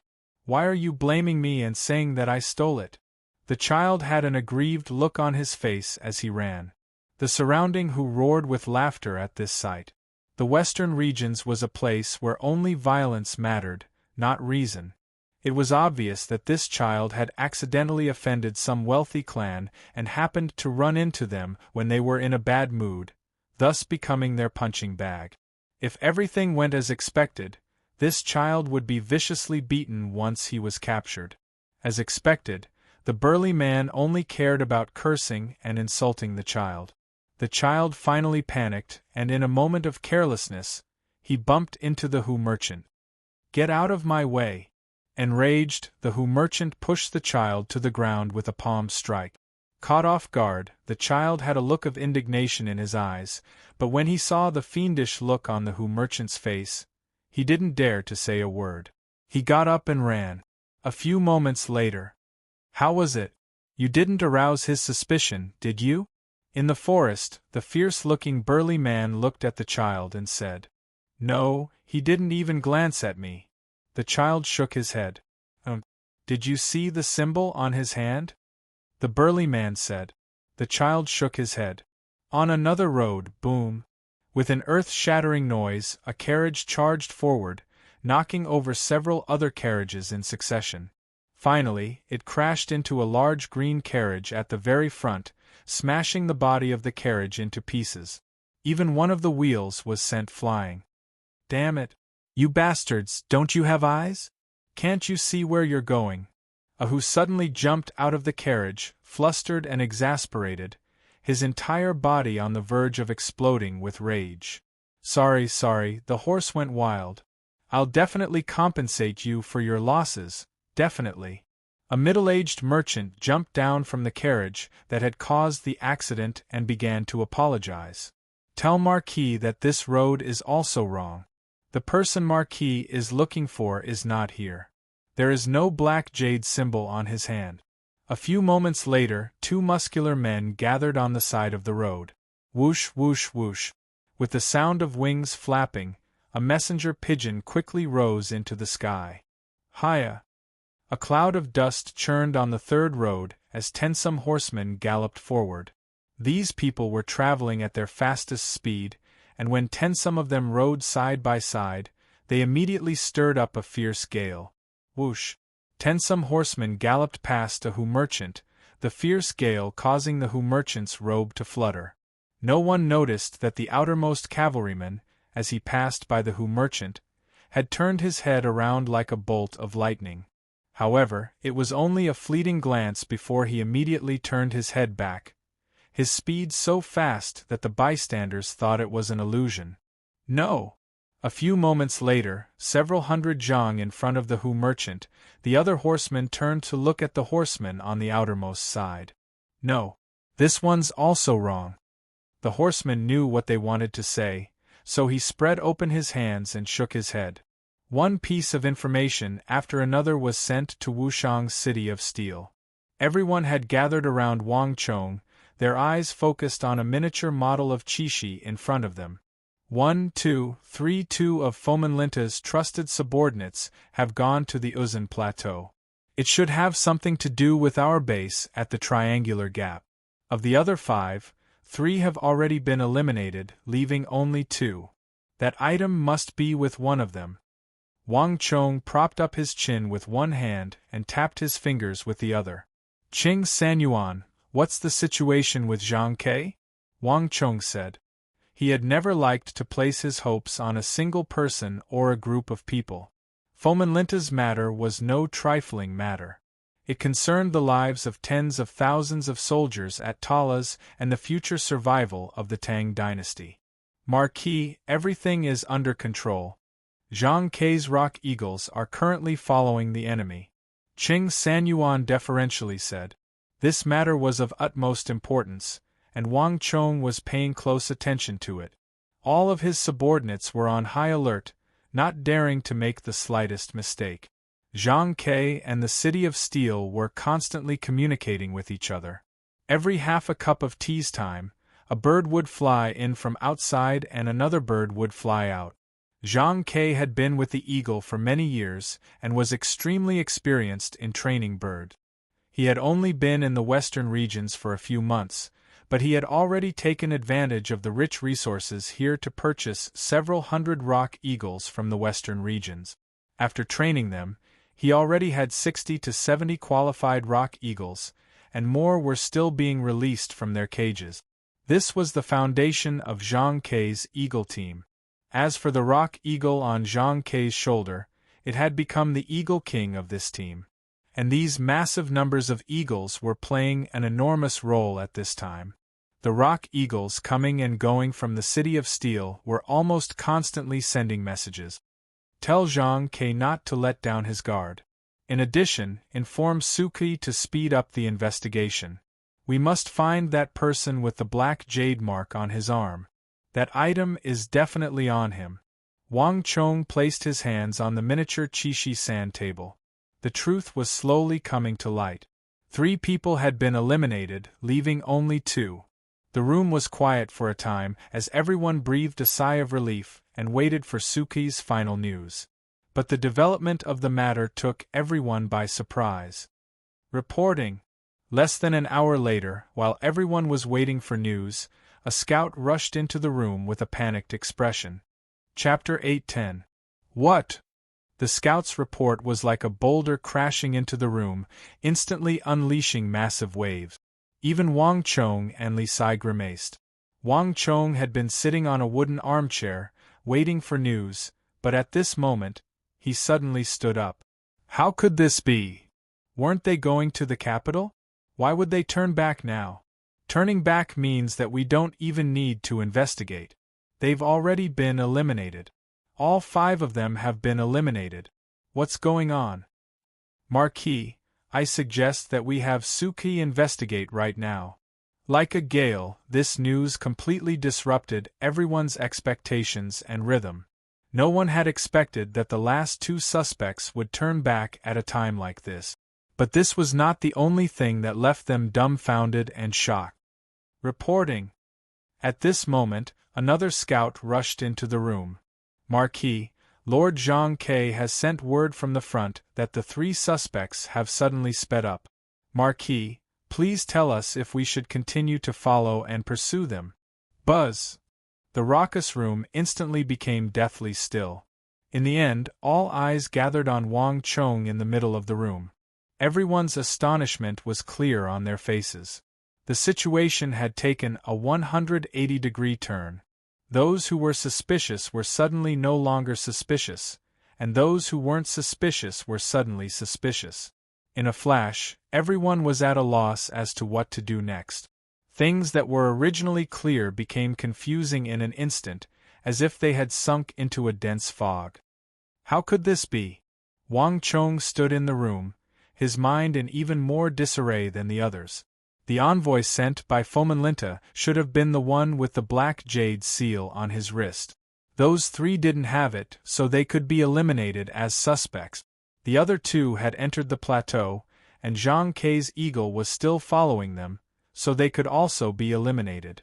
All that was left were the two people who hadn't been cleared of suspicion. As long as he could find the one with the black jade mark on his arm, he would be able to do so. The whole thing was simple and clear. Logically speaking, there shouldn't be any problems. What was the problem? Why did those two people suddenly turn back? Could it be that he had made a mistake? At this moment, Wang Chong's mind was in turmoil, and his expression was incomparably solemn. Things had gone wrong, at least not as he had expected.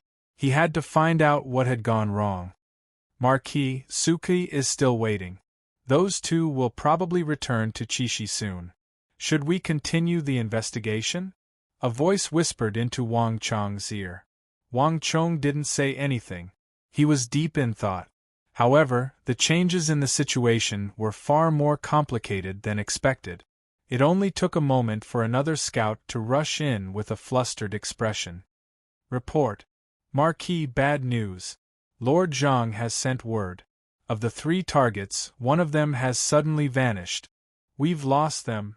It was as if a heavy bomb had been dropped on them. If the people in the room could still maintain their composure, then when they heard that the target had disappeared, they immediately panicked. This was not the first time that Fomenlinta and Marquis had opposed each other, and he had even used Uzin's men. He was truly unscrupulous.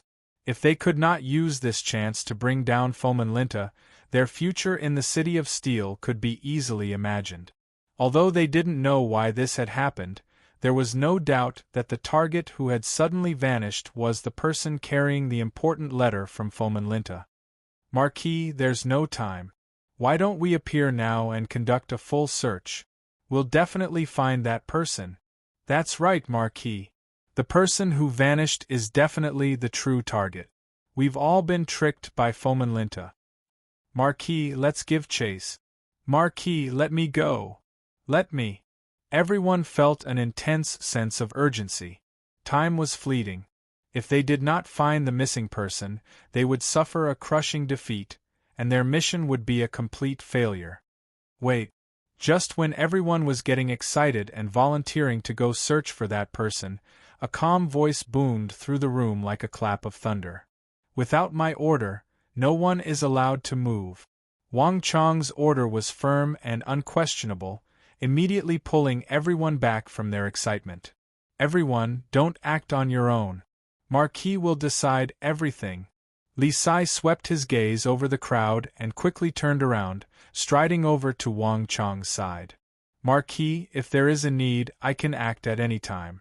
Although I don't know where he went, as long as I have the heart, I believe I can definitely find him.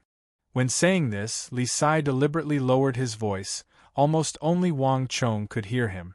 Although he did not know what was going on, judging from the current results, it was very likely that there was something wrong with Wang Chong's judgment. It was just that no one mentioned it. No. Wang Chong shook his head, as if he did not hear Li Sai's words. His expression was solemn, completely different from his usual self. This matter is definitely not that simple. At this moment, countless thoughts flashed through his mind. The scenes that had happened in the past kept appearing before his eyes. Fomenlinta did not know of his existence. To be more precise, Fomenlinta did not know that his secret collusion with the prince in the court had been exposed. He also did not know that he was secretly dealing with him in this matter. This was also the precondition for Wang Chong to take him away. Moreover, the matter of the Shuiyang Palace is of great importance. Fomenlinta would never use the ordinary method of sending pigeons. That would be too much of a trifle. Fomenlinta would definitely send one of his trusted aides for such an important matter. Thus, no matter what, The most crucial letter that can prove that Fomenlinta is colluding with the prince must be in the hands of one of Fomenlinta's trusted aides. Wang Chong remained silent, his mind rapidly turning over the matter. In other words, there is no need for Fomenlinta to be so deliberately mystifying, unless he sensed something. This final thought was like an axe cleaving through the darkness. Wang Chong's body trembled, and he suddenly called out. Qing Sanyuan, asked Zhang Ke again. Is there anything else strange besides this? I want to know everything from start to finish. I want to know every single detail. If there is anything suspicious, don't let me off the hook. Wang Chong's shout was abrupt, and his grave expression made everyone sense something. Yes. Qing Sanyuan immediately turned and left. Zhang Ke's reply quickly arrived. Milord, Zhang Ke says that nothing has happened. Ask again.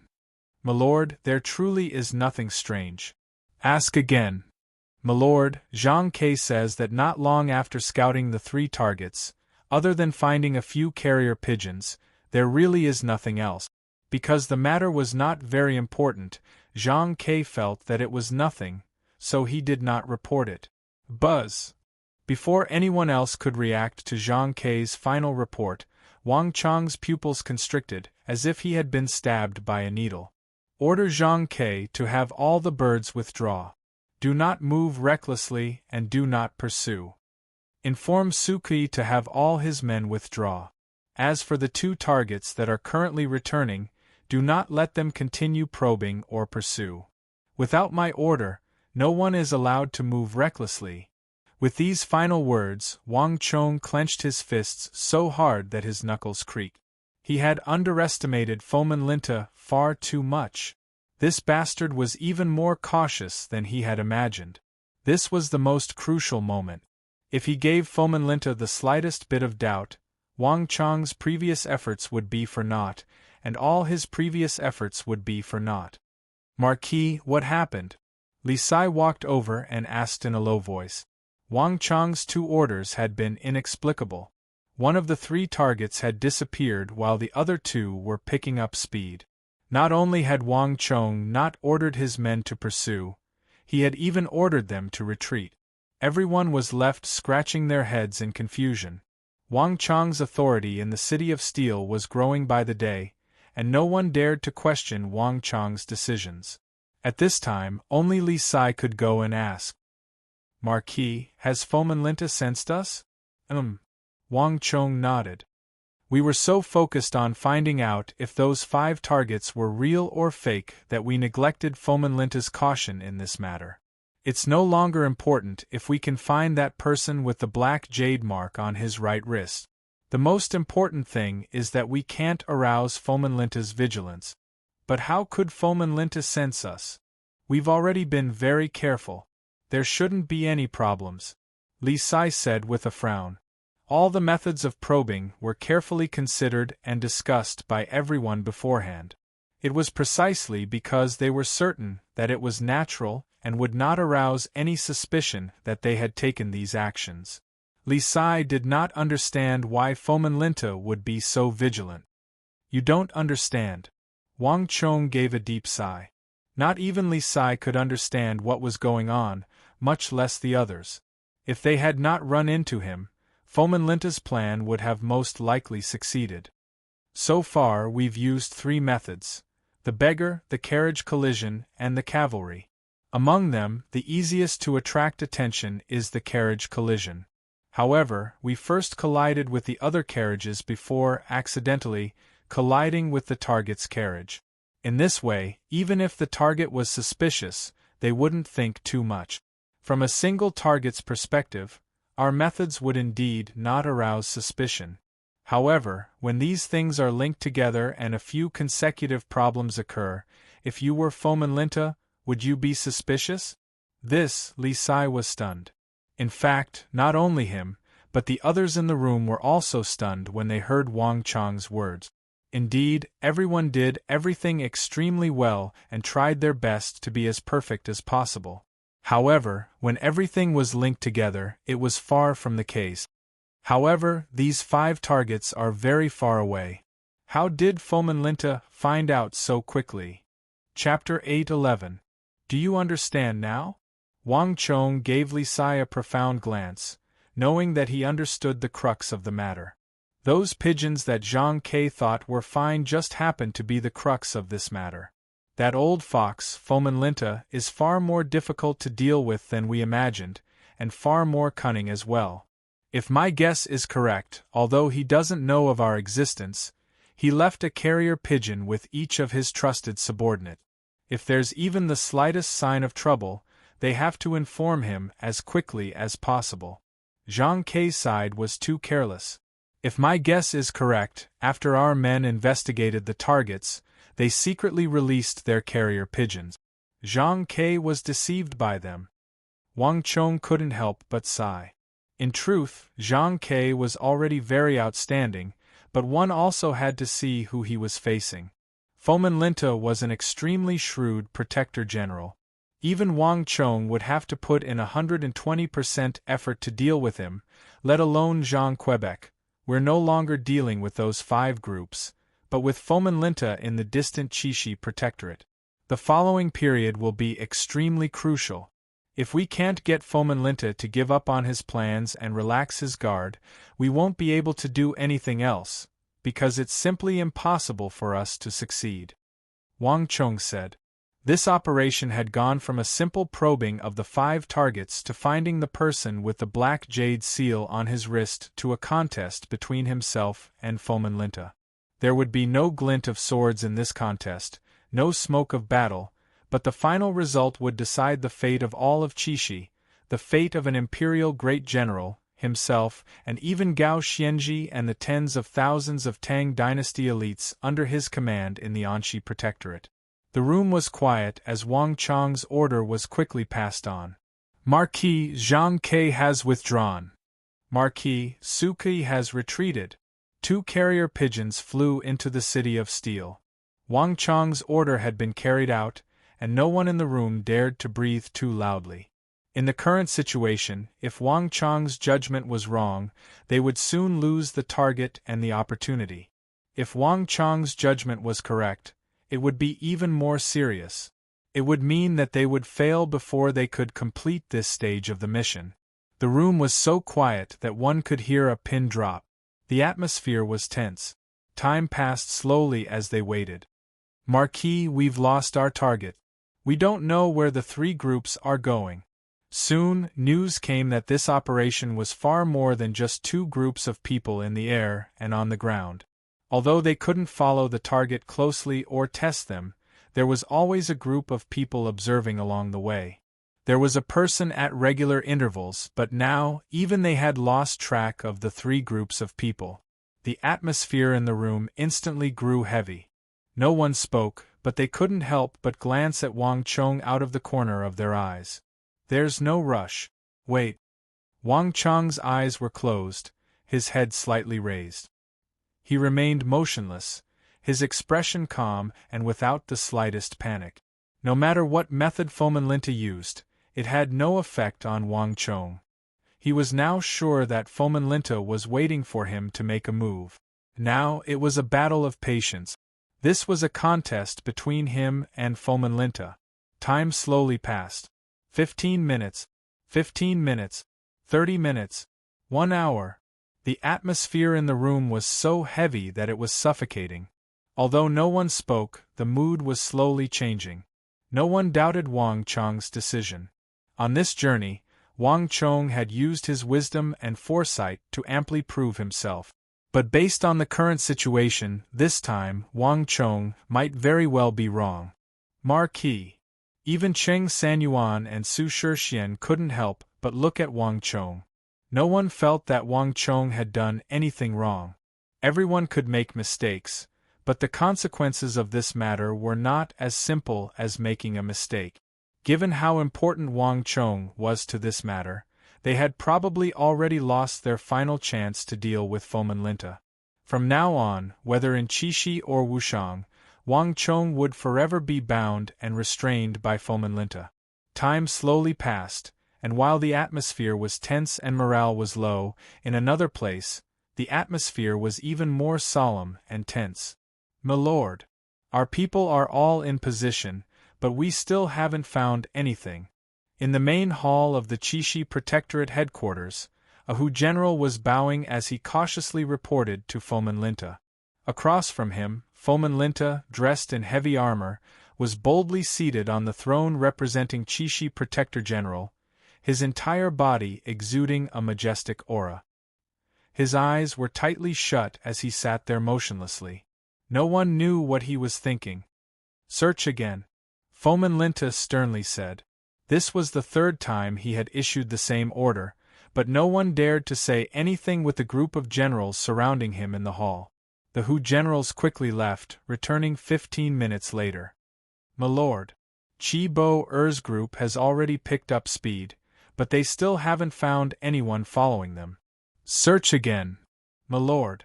We've already searched 3 times, but we still haven't found anything." "Search again, milord. Chi Bo Er's group is about to reach Sand Pass, but they still haven't found anything." "Search again, milord. Chi Bo Er hasn't found anyone within 60 kilometers of him." "Search again, milord. Chi Bo Er and Ilaluo have already reached Sand Pass. Chi Bo Er has sent a messenger pigeon, asking if they should continue forward." With these last words, the hall suddenly lit up. Fomin Linta, seated on his throne, suddenly opened his eyes. At this moment, all was quiet and deathly stillness. Everyone was waiting for Fomin Linta's decision. What's going on? Did my senses really make a mistake? The look in Fomin Linta's eyes flickered, and for the first time, a hint of hesitation appeared on his face. Fomin Linta had always been cautious, especially when it came to that prince of the court. Fomin Linta was even more cautious. Thus, for this operation, Fomin Linta had sent a total of 5 groups of people to the capital.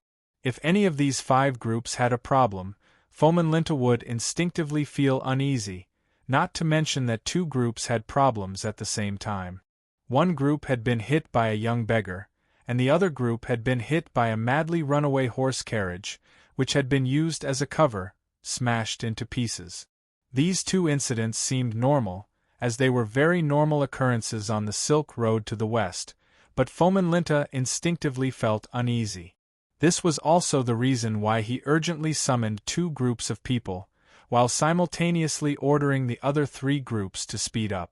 If there really was someone following behind him, Fomin Linta believed that this action would definitely be enough to make the other party panic. As long as the other party followed closely behind and sped up in pursuit, then the people that Fomin Linta had arranged along the way would immediately discover them. As long as the situation was as he had guessed, Fomin Linta would not hesitate to destroy the letter. There is no harm in being careful.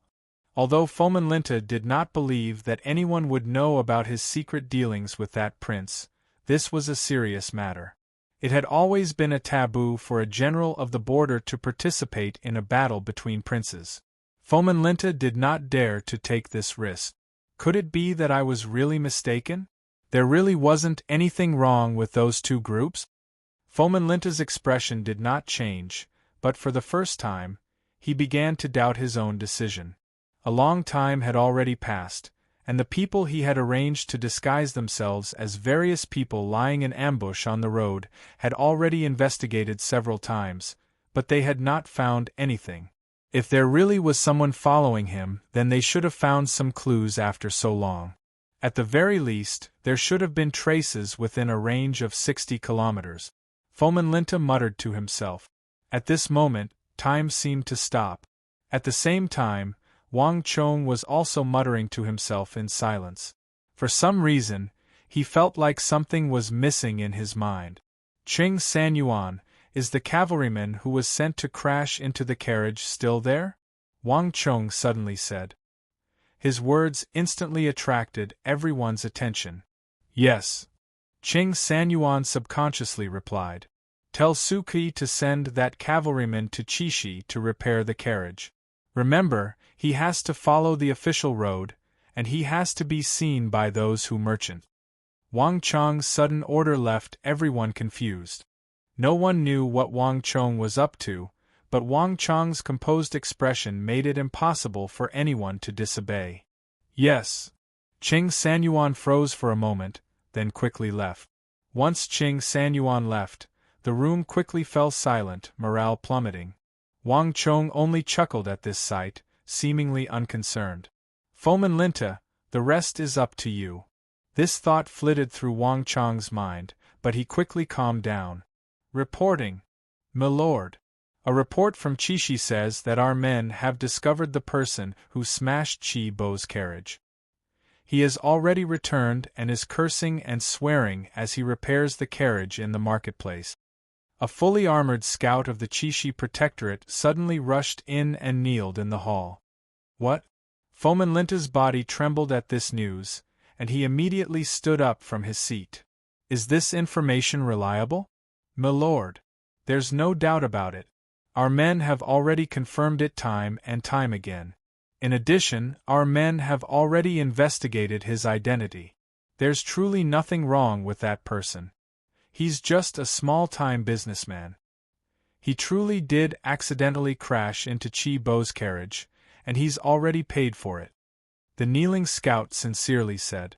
Foman Linta stood in the hall, his eyes constantly shifting. As Foman Linta fell silent, the others didn't even dare to breathe too loudly. After some time, Foman Linta's eyes settled, and he finally came to a decision. Pass on my order. Recall Qi Bo and Ilaluo. Have them return from Sand Pass. In addition, have Kifuli and the others continue on their original path. Yes. A final order resounded through the hall, and the dust finally settled. Foman Linta gave a long sigh and sat back down on his throne. Chapter 8:12. In Wushang's City of Steel, everyone was still silently waiting. They had lost contact with all 5 groups, and their confidence had fallen to rock bottom, though no one was willing to admit it. However, at this moment, an unexpected change occurred. Reporting. Marquis. We've received news from the front lines that the last 2 targets have not returned to Qishi. Our men have not found any signs of them returning to Qishi. Suddenly, a scout rushed into the main hall.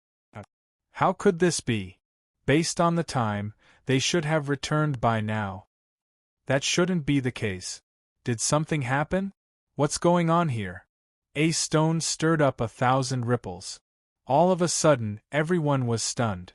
Even the slowest of them could sense that something was wrong. Quite a few hours had passed since they had turned back. Logically speaking, even if they hadn't reached Qishi, they should have been there by now. If they had not returned, then it could only mean one thing. They had never intended to return to Qishi in the first place. But all this was far from over. Reporting. Marquis Zhang Ke reports that the 3 targets that disappeared have reappeared, and they've already begun to return to Qishi. Lord Zhang requests instructions as to what to do next. Reporting. Marquis Suki reports that before we could even test them, the 2 targets that had turned back have reappeared and are continuing on their way. Lord Su requests instructions as to what to do next. News after news came one after another, and everyone was dumbfounded. The reversal was too fast. No one knew what had happened. They didn't even know what was going on. Ah! In the hall, Wang Chong suddenly laughed. This was the first time a smile had appeared on his face. Foman Linta, you really did fall for it. Although the people in the hall still had no idea what had happened, Wang Chong knew that he had guessed correctly, gambled correctly, and acted correctly. Foman Linta's actions were indeed baiting him. He had 3 groups of people speed up while the other 2 groups returned. This was all to lure him into the trap. However, he still failed in this round of competition. The devil rises 1 foot, the Taoist rises 10. Foman Linta, you're still not patient enough. Wang Chong laughed. He was almost certain that when he asked Suki to send out the cavalryman who crashed into the carriage, it must have been effective. Otherwise, Foman Linta wouldn't have been so coincidental. Not long after he made this decision, Foman Linta had immediately sent those people back. Tell Suki and Zhang Ke to proceed with the original plan. Continue to follow the last 2 targets, but don't alert them before they reach their original turning point. As for the other 3 targets, since they've already returned, there's no need to pay attention to them anymore," Wang Chong said. This simple sentence immediately played the role of a stabilizing force, calling everyone's attention back to the present. "This subordinate understands." The scout quickly left. Everyone in the room couldn't help but look ashamed. It was clear that Wang Chong's judgment had been correct. If they had pursued just now, they really would have failed and drawn Fomenlinta's attention.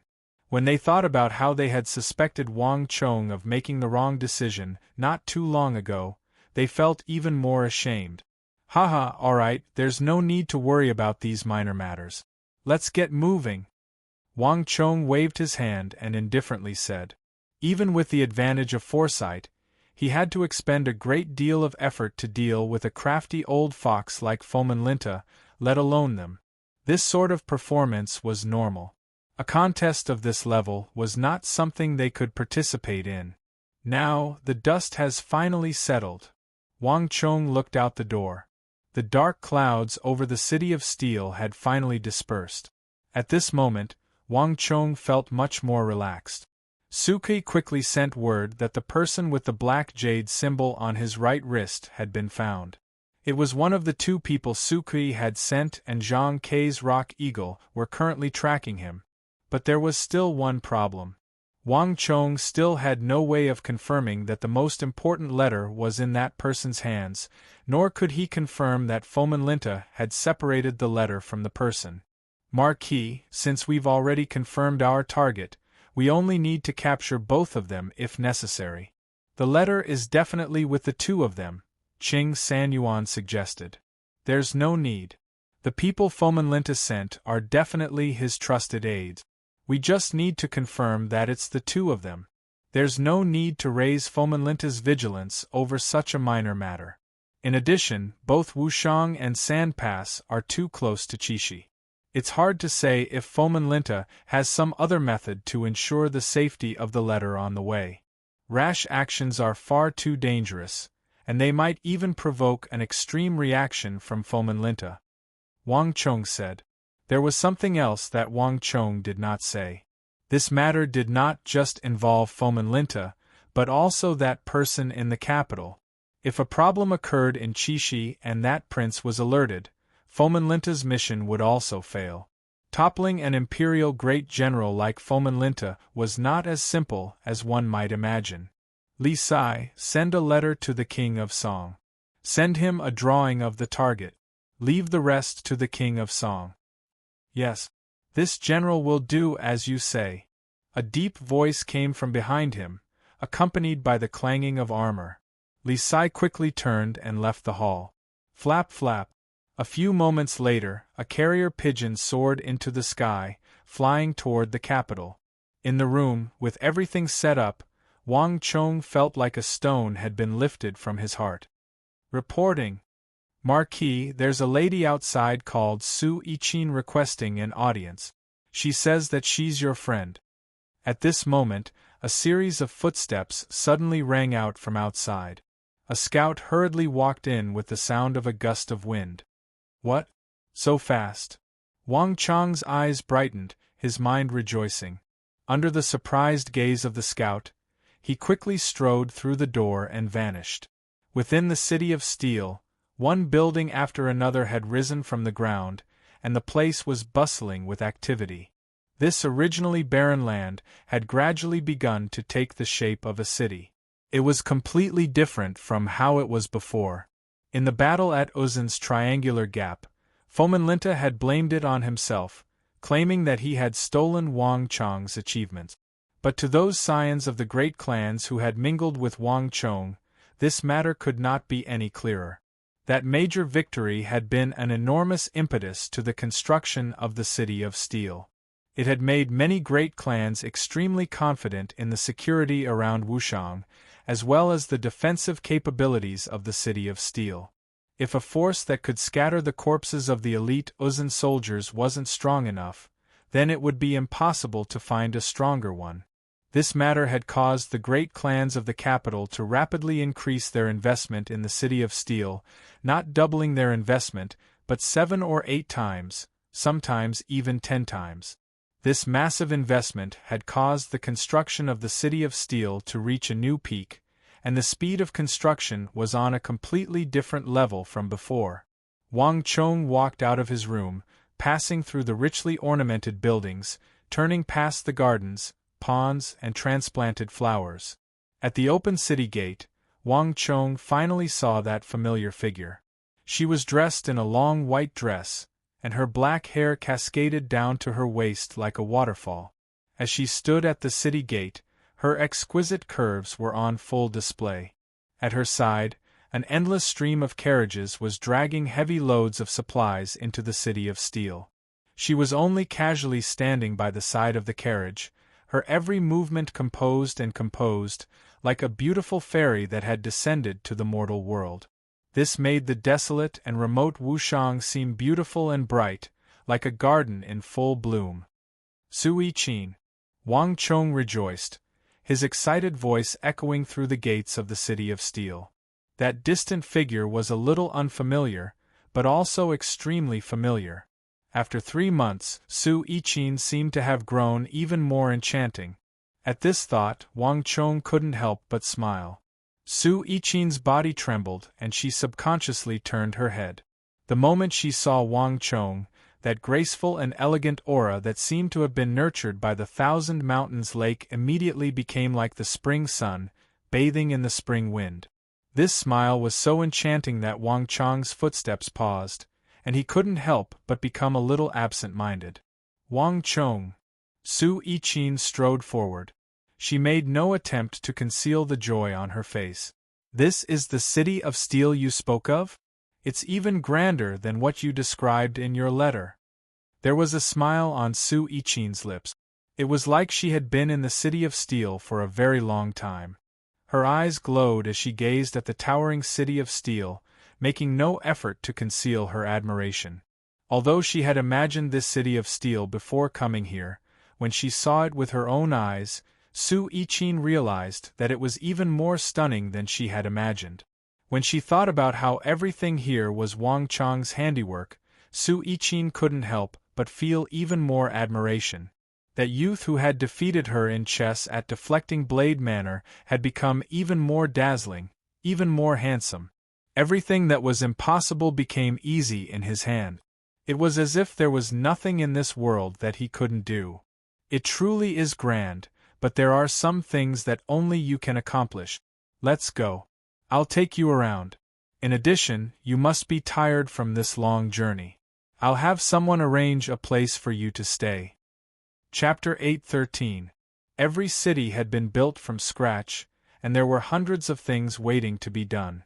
Moreover, the construction of a fief involved many aspects, and it was far from something that Wang Chong could manage alone. At present, on Wang Chong's side, only Sui Qin had the ability to manage all sorts of complicated matters in an orderly and proper manner. More importantly, war was not just a competition of strength, but also logistic.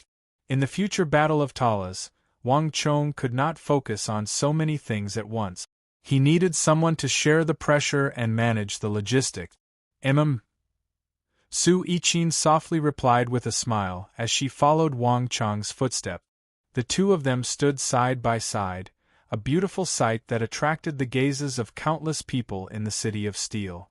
Sui Qin followed behind Wang Chong, a smile on her lips as she curiously looked around, unaware that she and Wang Chong had become the center of attention.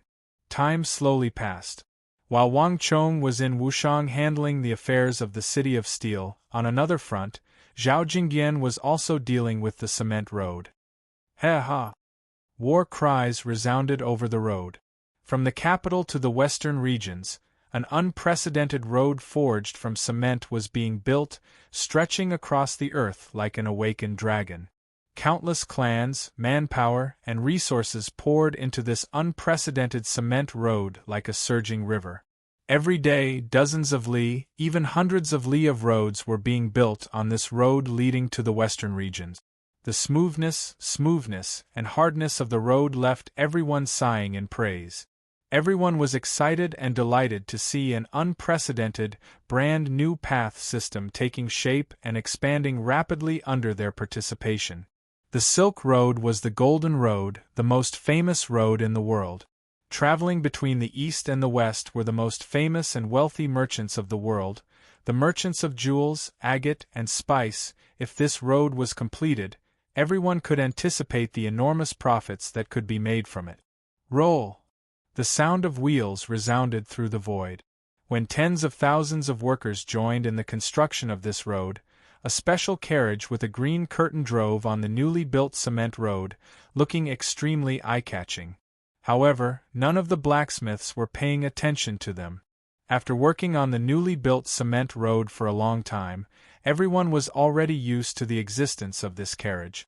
Every morning, it would set off from the capital and travel along the newly constructed road. Then, at noon, they began to turn back. Day after day, it had never changed.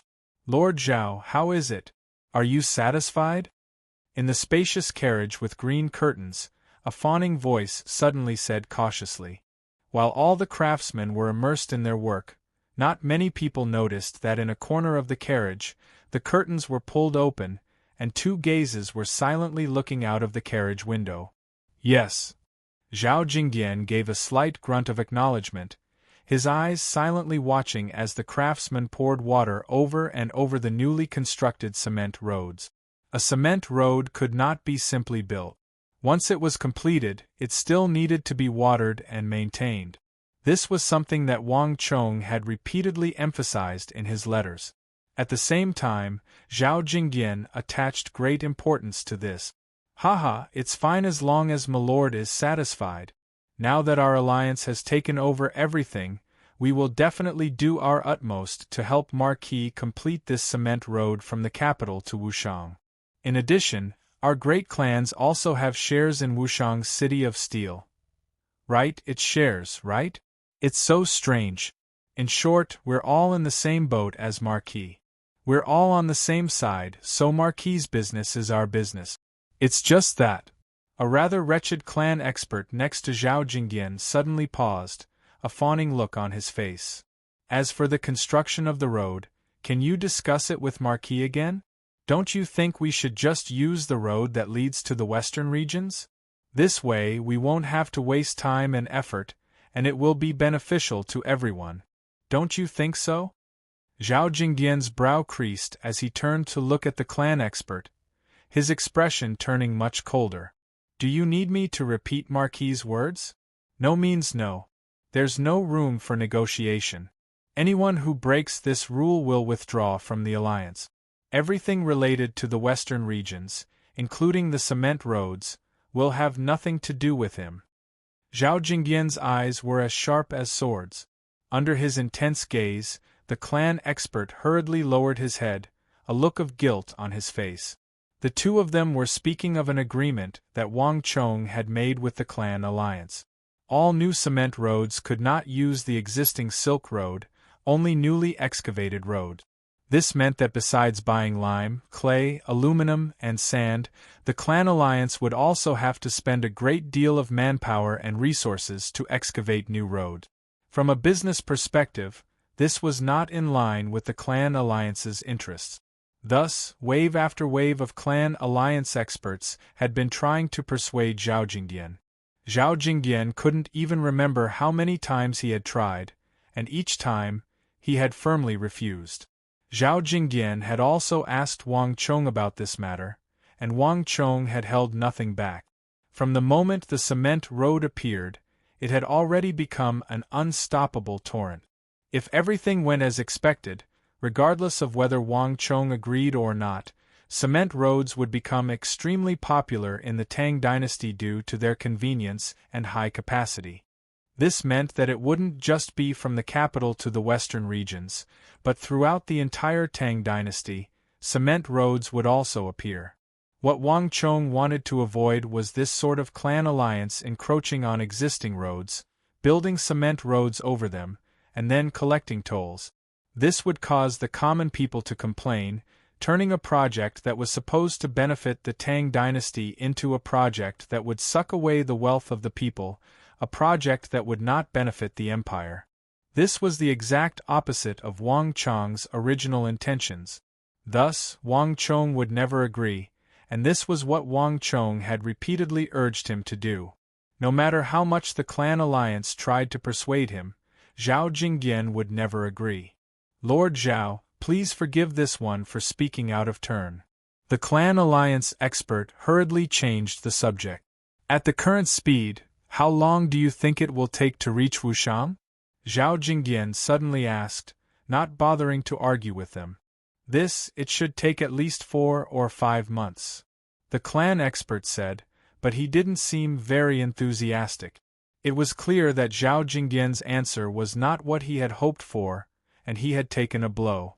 We don't have that much time. This kind of progress is too slow. Zhao Jingyan frowned. This number was very different from what he had expected. Go back and tell the alliance of aristocratic families that although the young master can't agree to use the original official road to build a cement road, if you can complete the construction within 3 months, the young master can still give you another 5% of the profits on the original basis. And if you can finish in 2 months, our young master can give you 10% of the profit. Zhao Jingyan's words immediately caused the dejected clan expert's eyes to brighten and his spirits to rise in excitement. Is Lord Zhao speaking the truth? The clan expert asked, his eyes bright. The contract Wang Chong had signed with the clan alliance was permanent. In the future, all cement roads built by the Tang dynasty would be governed and bound by this contract. Although it was only a difference of 5% or 10%, the profits involved were unimaginably massive. And for the next few decades, centuries, or even millennia, this contract would be permanent. This was the charm of the contract between Wang Chong and the clan alliance. If Wang Chong could permanently give up 10% of the profits, the clan alliance would go crazy. All the great clans would pay any price to complete the cement road from the capital to Wushang. Compared to the enormous profits they could bring in the future, the losses they had to pay now were negligible. This was something that all the aristocratic families could rationally analyze. Our young master's words are worth their weight in gold. When has he ever gone back on his word? Zhao Jingyan indifferently asked. Wonderful. My lord, please wait a moment. I will return to the alliance and discuss this with the elders. The elders will definitely agree to it. After saying this, the aristocratic family expert suddenly opened the car door and quickly disappeared outside the door, heading towards the location of the aristocratic family alliance at lightning speed. Bang! As expected, Zhao Jingyan's report of Wang Chong's words quickly set off a massive uproar in the clan alliance. No one had expected Wang Chong to give up such a large share of the profit. These conditions were simply irresistible. In an instant, the aristocratic family alliance quickly responded. Deal. With this new agreement, the construction of the cement road began to advance by leaps and bounds, undergoing a qualitative transformation. The speed of construction, which had already reached its peak, was immediately pushed to a new level, becoming even more frenzied. And for the sake of obtaining the share of profits from Wang Chong, the great clans put aside much of their clan's business and devoted all their resources to this project, even sending many clan experts to supervise the work. The construction of the cement road instantly sped up several times. Putting aside Zhao Jingyan and the matter of the cement road, time flew by, and a tense atmosphere was slowly building up in a place nearby. Have you found anything? Outside the southern gate of the capital, a magnificent carriage was parked on the side of the road. Next to the carriage was a middle-aged man of around 40, his hands held behind his back and exuding an air of nobility as he silently waited. Streams of people passed by, but just by standing there, the middle-aged man exuded an aura that stood out like a crane among chickens. Even the nobles and nobles of the capital paled in comparison to the aura exuded by this middle-aged man, like fireflies before the bright moon. Your Highness, we have already clearly investigated. In Chishi, it was a child called Zhang Ke who was following them, but over here, it was the eagle who was in charge. In addition, I heard that the child called Zhang Ke is the eagle's disciple. Beside King Song, the old butler and Lu Ting stood on the left and right respectively. The old butler bowed and his lips moved as he spoke leisurely. Chapter 8:14. The King of Song gave a slight nod. Fomen Linta was the Chishi Protector General, an extremely influential figure in the Tang dynasty. In his early years, the King of Song had interacted with him once. As the most senior great general, he seemed crude, but he was actually extremely shrewd. From Chishi to the capital, Fomen Linta had dispatched this trusted subordinate with extreme caution. He had never taken an ordinary path, twisting and turning, sometimes pausing, sometimes turning back, and sometimes jumping off a completely different path. Tracking him was extremely troublesome. Even when he got close to the capital, this trusted subordinate of Fomen Linta was extremely careful. He did not enter through the normal western gate, but instead took a large detour to the southern gate. The King of Song was not surprised by this spy's behavior.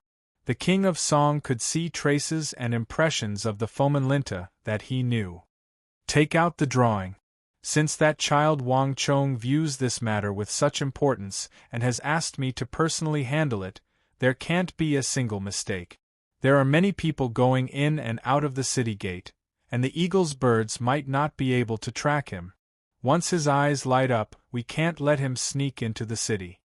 The King of Song sternly said. Yes. The old butler and the black-clothed expert at the King of Song's side replied in unison. The King of Song was an imperial prince of the Tang dynasty, and his legacy had been passed down through several generations. He had an extremely deep foundation, and his estate had many experts, not just the old butler. The black-clothed expert with the icy expression was one of the experts the King of Song had transferred over at the last moment. Time slowly passed, and in the darkening darkness, the casually dressed the King of Song, the old butler, and the others stood on the side of the road, seemingly unremarkable. They didn't move at all, as if they had turned into statues by the roadside. After an unknown period of time, just as the night gradually darkened and the city gates were about to close, the old butler's figure moved. His originally murky eyes suddenly shot out a sharp light like that of a falcon. At almost the same time, the corners of the King of Song's eyes twitched. His body was ramrod straight and motionless, but his gaze was fixed on a merchant with his head lowered and his eyes fixed on his feet. Although this merchant had done his best to conceal himself, he was still very conspicuous in a place like the Southern Gate, which was dominated by Han people. Smart but foolish. The King of Song smiled and strode forward. Suddenly, he went against the flow of people and took the lead. The King of Song stopped right in front of the merchant, blocking his path. Chiefly, I've been waiting for you for a long time. These simple words were spoken casually, but in the ears of the merchant, they were like a clap of thunder. His shoulders trembled and he raised his head, his deep blue eyes widening in shock. Humph, it's you. Seeing the merchant's reaction, the King of Song didn't even need to look at the drawing to know that this merchant was one of Fomen Linta's trusted aides. Bzzz. Chi fully sensed an intense danger, and his dantian trembled, exploding with a storm of energy.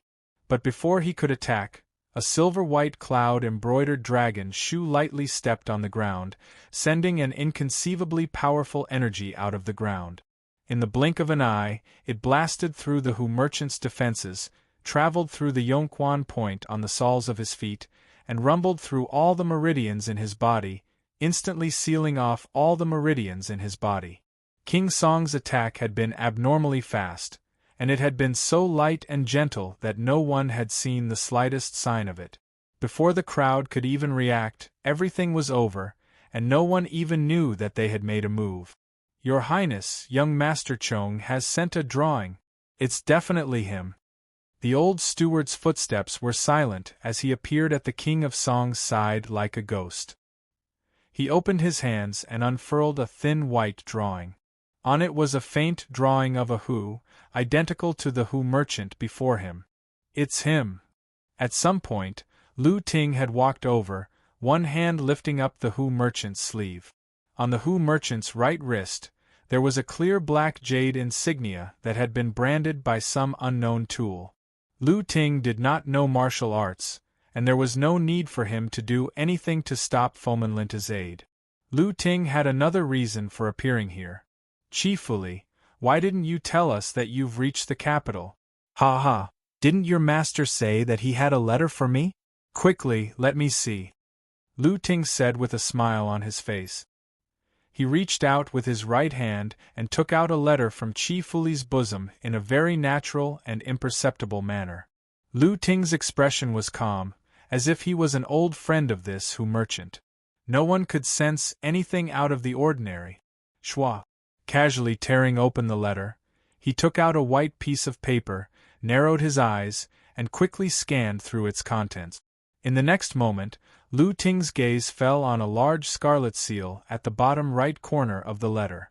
Your Highness, this truly is the seal of Fomenlinta's Chishi Protectorate Commander's seal. This subordinate has seen the records from the Bureau of Military Personnel, and it is flawless. There is no doubt about it. Lu Ting lowered his head, his voice so low that only the King of Song and the old steward could hear him.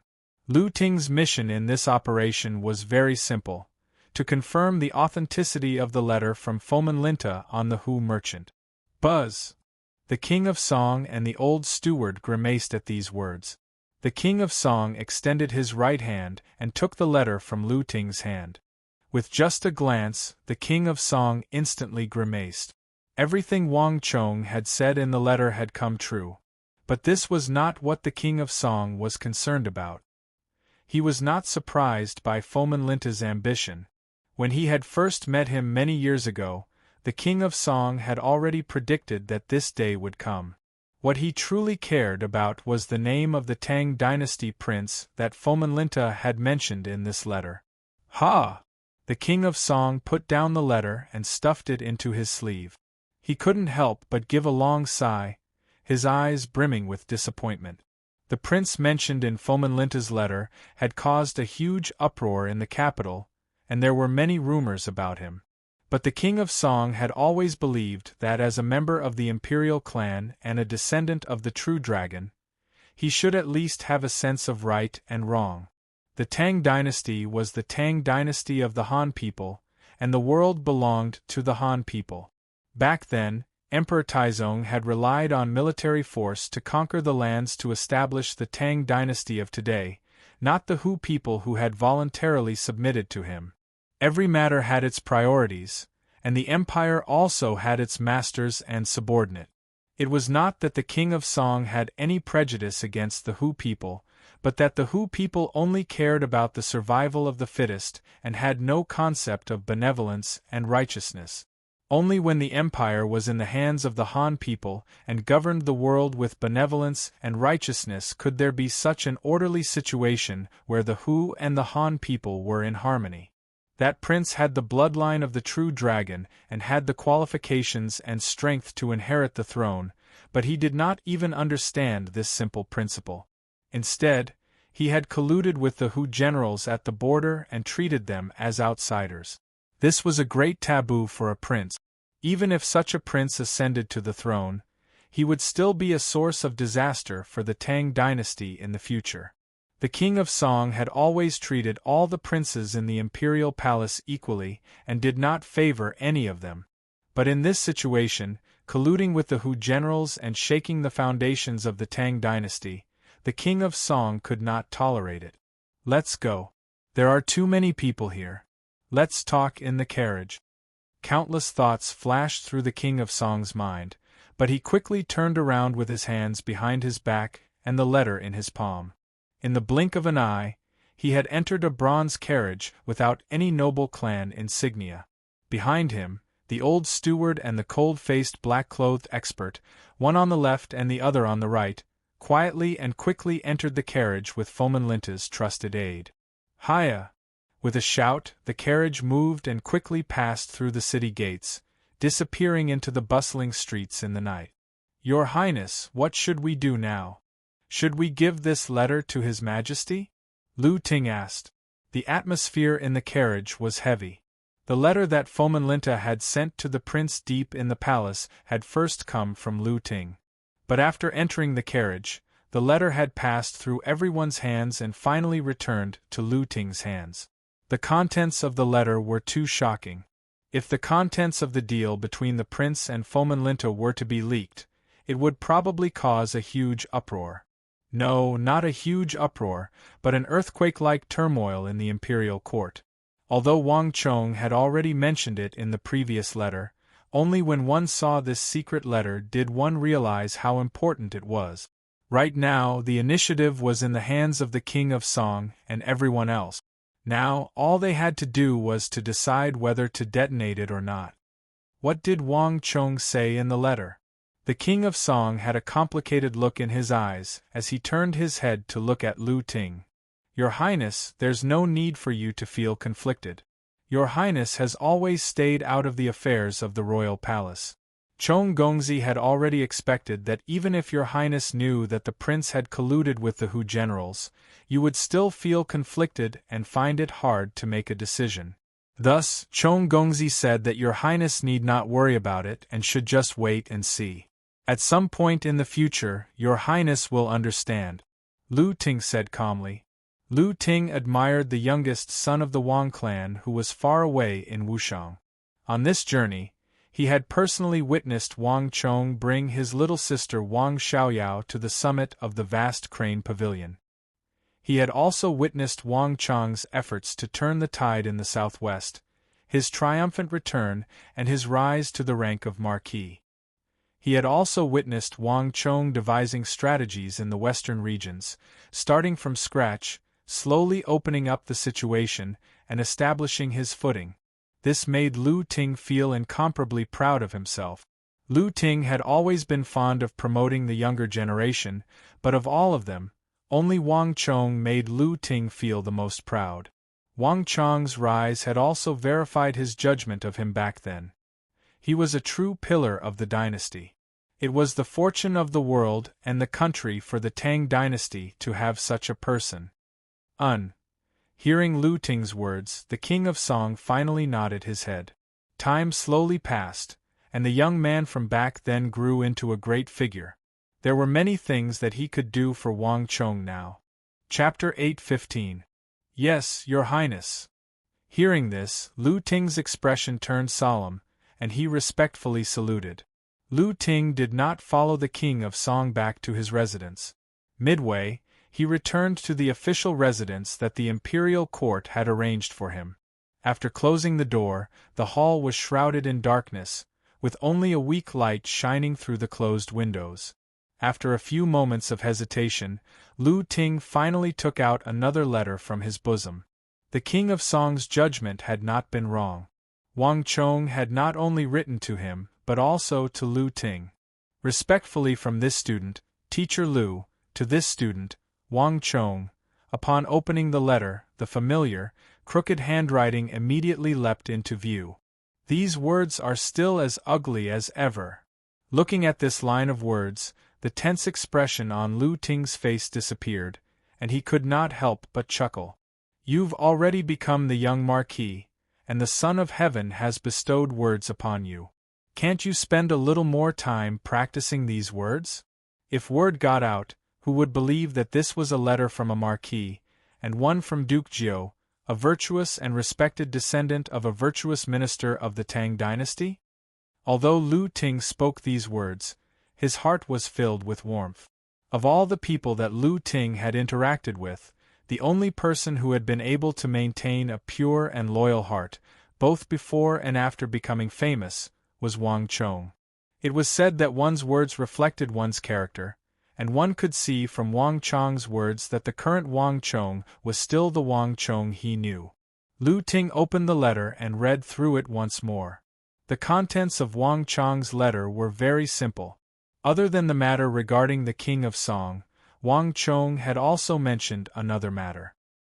He hoped that Lu Ting would use his powerful mimicry skills to copy the Pledge of Allegiance that Fomenlinta had written to the prince, imitate Fomenlinta's Chishi Protector General seal, and then print it with red clay before sending it to the prince. Only this way would he not alert the enemy and arouse the prince's suspicions, making it impossible for him to advance. What Wang Chong wanted was for everything to proceed according to their original trajectory. Whether it was Fomenlinta or the prince, they would still have a close relationship, but the most crucial pledge of allegiance would be left in the hands of him and the King of Song. Fomenlinta, it would have been fine if you had just been Protector General, but you actually wanted to help that prince ascend to the throne and change the regime of the Tang dynasty.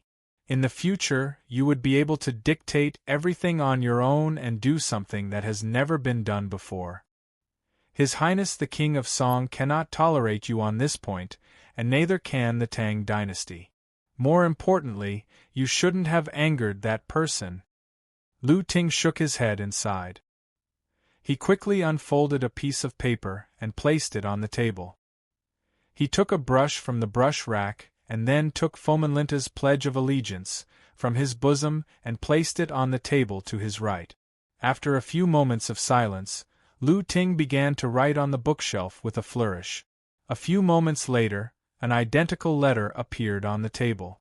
If not for the fact that the ink on the left side was still wet and the scarlet seal of the Protector General hadn't been added, it would have been impossible to tell the authenticity of these two letters.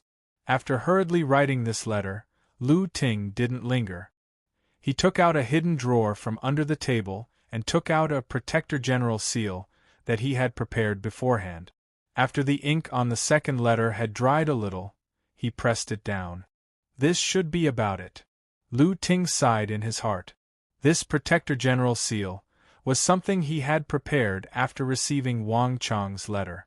Lu Ting's identity as a university student and his relationship with the King of Song allowed him to enter many places, so he knew the jade seals of the Protector Generals like the back of his hand. The jade seals of the Protector Generals were extremely unique, and it was impossible to imitate them completely. However, it was still possible to imitate them perfectly. At the very least, Lu Ting had seen the jade seals of the Protector Generals before, but that person deep in the palace had never seen them before. Given Lu Ting's abilities, it was easy for him to fool him. Jia. At this moment, the door opened and a ray of light shone in. In the light, a huge shadow was cast. The old butler had his hands hidden in his sleeves, and with a leisurely expression, he slowly walked over. Even though he was right in front of him, Lu Ting couldn't hear his footsteps, nor could he sense his aura. It was as if he was a ghost that didn't exist. "How is it? Are you ready?" the old butler asked in a deep and hoarse voice. Lu Ting nodded, as if he wasn't surprised by the old butler's appearance at all. "That's good." The old butler glanced at the letter on the table in front of Lu Ting and nodded. "His Highness is an imperial prince of the Tang dynasty, a member of the royal family. Don't let him know of this matter. This is probably the reason why that child Wang Chong wrote to you. Leave the rest to me. I will think of a way to find a suitable who and hand him over to that prince." Lu Ting nodded with a solemn expression. "The few of us aren't much. What's important is the welfare of the Tang dynasty. As long as it's beneficial to the country and the people, what does it matter even if we are crushed into powder? But as for Chong Gongzi, if possible, I hope that he won't interfere in this matter. After all, he's still young, and his future is limitless. Forging the seal of the Protector General wasn't a small matter. If it were to be exposed, one's entire clan would be exterminated. This was also the reason why Lu Ting didn't want the King of Song to know of this matter. In Lu Ting's view, the fewer people who knew about this matter, the better. It would be best if even Wang Chong didn't know about it. Actually, there are times when even I don't know what that child is doing. Upon hearing Wang Chong's name, the old butler fell silent. But regardless of what he's doing, there's one thing I can be sure of. He knows what he's doing. Moreover, everything he does is for the benefit of the country and the people. This is also why we and the King of Song are willing to sacrifice our lives to help him. As for what you said, although I don't know why he seems so mature and prudent at only 16 or 17, I feel that he must have already foreseen every possible outcome for himself and has long since cast his own life and death aside. Otherwise, he wouldn't have gone to the southwest alone. These last words caused the two men in the hall to fall silent. Although Wang Chong's journey to the southwest appeared to have been more daunting than dangerous in hindsight, but anyone who had experienced that incident knew that it had been fraught with danger and that death was certain. When Wang Chong had gone to the southwest, many people had already treated him as a dead man. No one understood why Wang Chong, who could have stayed in the capital as the scion of a clan of ministers and generals, had disregarded everything and risked his life to go to the southwest, placing himself in a place of certain death. Even now, the events of that time were still shocking to think about. There seemed to be an enormous and terrifying power hidden in that young body that could make one's soul tremble. It wasn't fear, but deep respect and love. Moreover, it was willing to help him at all costs to do what he wanted to do. Right now, I only hope that I can have a little more time, that I can live a little longer, that I can help that young master as long as possible. Lu Ting said. My thoughts on this point are the same as yours. The old butler took the letter from the table and quickly left. Around an hour later, a Hu with a similar black jade seal on his right wrist entered the depths of the palace with that letter. Marquis, Lu Ting has sent a letter. Everything has been arranged according to young master's instructions. Several days later, a black messenger pigeon flew over the lofty mountains and rivers, quickly entering Wushang's city of steel. Wang Chong's eyes flashed as he took a small sip and then put down the teacup, a pensive look in his eyes. Give me a reply. I've troubled Lord Lu, but there's no need for him to interfere in the future.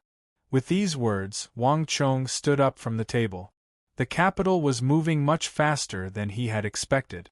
And if everything went as expected, once Lu Ting did as he had said, the greatly encouraged prince would quickly get carried away and take action. And it wouldn't be long before the Shuiyang Palace incident would also be exposed after that incident. This could be said to be the greatest event of the Tang dynasty after the consort Tai Jin incident. Is it about Fomin Linta? A voice as pleasant as a silver bell came from the side. Su Yichin, dressed in snow-white clothes and as beautiful as a fairy, lightly chuckled. Wang Chong smiled and nodded, not hiding anything. With her at his side, Su Yichin was getting more and more involved in his affairs, and her involvement was getting deeper and deeper. In the War of the Southwest, if not for her logistics support, Wang Chong would have died long ago. Thus, there were many things that Wang Chong did not hide from her. Fomin Linta stole your credit and tried to kill you at every turn. In the regional commander's incident, it was because of him that you were imprisoned in the imperial prison, so he has no effect on you. Is this because you feel uneasy because of that prince? Su Yichin's eyes glimmered as she spoke. It seems like I can't hide anything from you. Wang Chong grunted as he smiled at Su Yichin. Su Yichin was both intelligent and refined, and he truly could not hide anything from her. She had only put down her teacup and taken a few steps away from the round table, but she had already understood the unease in his heart. In his last life, he had never interacted with that prince, nor had he ever participated in the War of the Princes. Although it was for the sake of the Tang dynasty, Wang Chong still felt uneasy. In truth, you should think of it this way. Even without you, this matter would still have happened. There are some things that you can only push a little, but you can't change anything. Each person's fate is decided by themselves.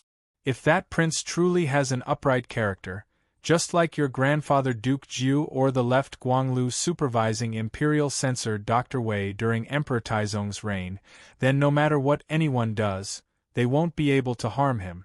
In truth, all of this is his own choice. Chapter 8:16. Chapter 812. The ninth update. Wang Chong was dazed.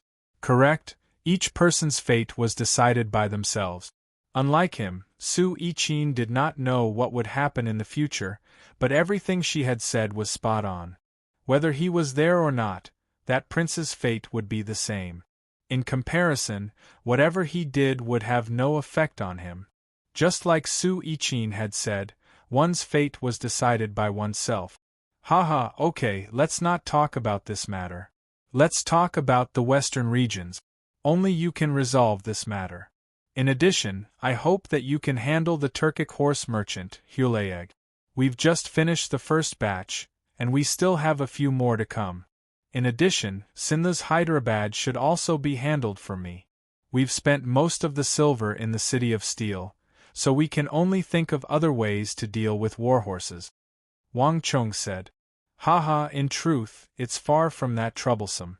If you're short on money, you can just sell that City of Steel at the Triangular Gap to the country, or you can build another City of Steel in the adjacent area and sell it to the Imperial Court. Right now, only you have the technology to build a City of Steel. And if you can build a base on the plateau and keep the Uzan out, I'm confident that the officials of the Imperial Court, the Bureau of Revenue, and the Bureau of Personnel will be happy to buy it, no matter how much it costs. Su Yiqin brightly smiled, her expression exuding an aura of ease and confidence, as if there was nothing in the world that could stump her. Buy a city? Wang Chong's eyes brightened as he turned his head. Although he knew that Su Yiqin would be the famed queen of logistics in her last life, Wang Chong had never imagined that her mind would be so vast as to think of such a method. In the Tang dynasty, the backward construction methods made the construction of a city extremely time-consuming and laborious, and even after a massive price had been paid, the city would often look like nothing. In comparison, Wang Chong's City of Steel seemed to cost a great deal, but compared to a city of the same size, it actually saved a great deal of time and effort. Most importantly, the defensive capabilities of the City of Steel were unmatched by any other city. This was precisely what the officials of the Imperial Court needed. In truth, it's not just that. Since you can negotiate with the Sindhi and become their sole agent in the Central Plains, why can't you use the same method on your City of Steel? And if you're worried that they'll learn the technology of your City of Steel, you can also use it after it's completed. You can just pour some metal over the walls, weld them together, and then burn the blueprints. The people of the western regions aren't as clever and skilled as the Han. Even if they have a blueprint, they might not know how. Furthermore, without the support of such a huge steel output, it would be useless to know the secret. Dynasty updated Steel 1 update. Her light 2, 4. Dynasty has 2 Chuan Ming 2.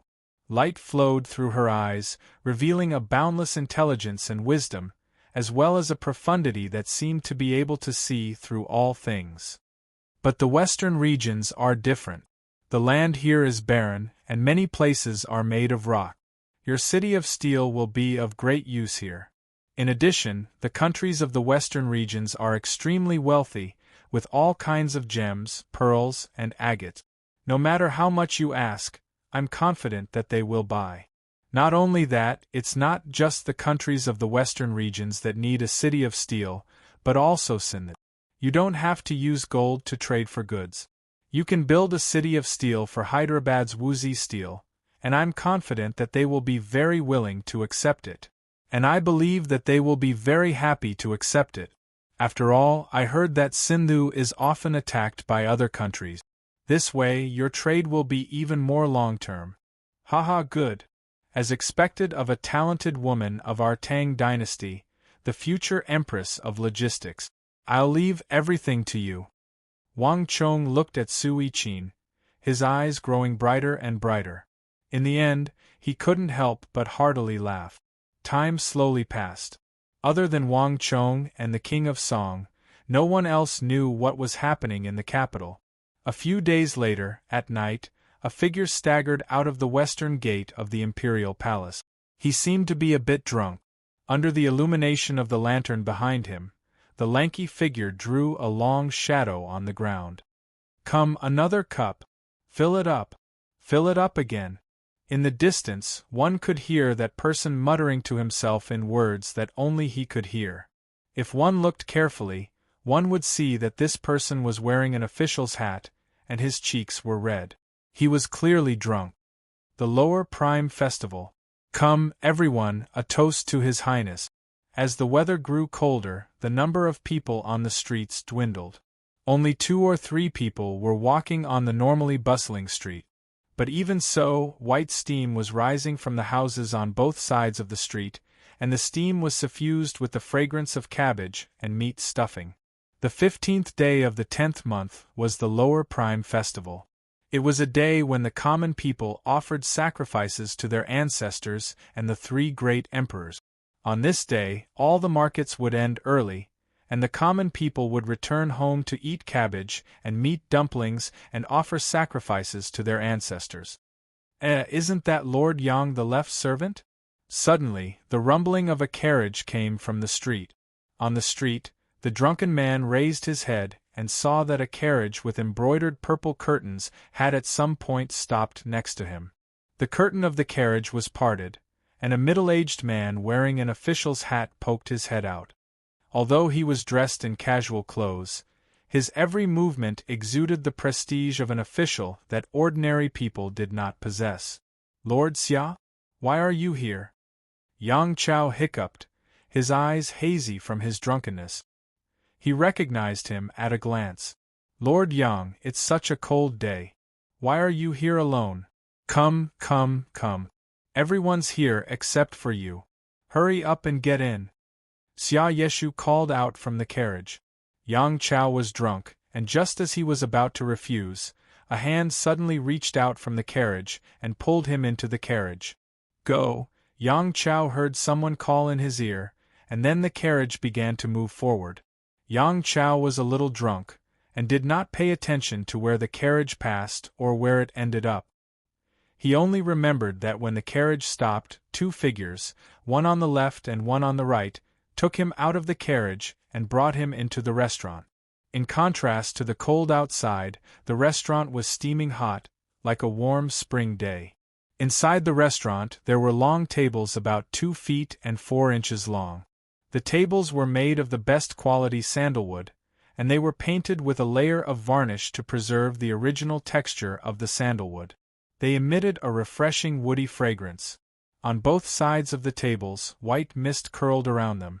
Many figures, either wearing a hat or casual clothes, sat casually at the tables. The tables were filled with steaming hot food and wine. When Yang Chao entered, everyone had clearly been drinking for a while. He did not look closely, and under Xia Yeshu's guidance, he found a random seat and sat down. To the side, someone had already handed him a wine cup, chopsticks, and plate. Another person had picked up a wine pot and poured him a full cup. Lord Yang, my apologies. Lord Chao and Lord Zhang have also arrived. I'll go give them a toast. Xia Yeshu's familiar voice came from far away. Yang Chao smiled and waved his hand, picking up the wine cup on the table and draining it in one gulp, not minding it at all. Go on, go on. Yang Chao was in high spirits, and with the warm atmosphere of the restaurant, he was unconsciously influenced by the sounds of people toasting each other. He simply picked up the wine cup on the table and drank by himself, enjoying himself. Let me tell you, that 4th prince is too impudent.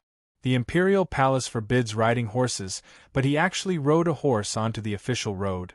After an unknown amount of time, just as Yang Chao was in the middle of drinking, a drunken voice suddenly came from another corner of the restaurant.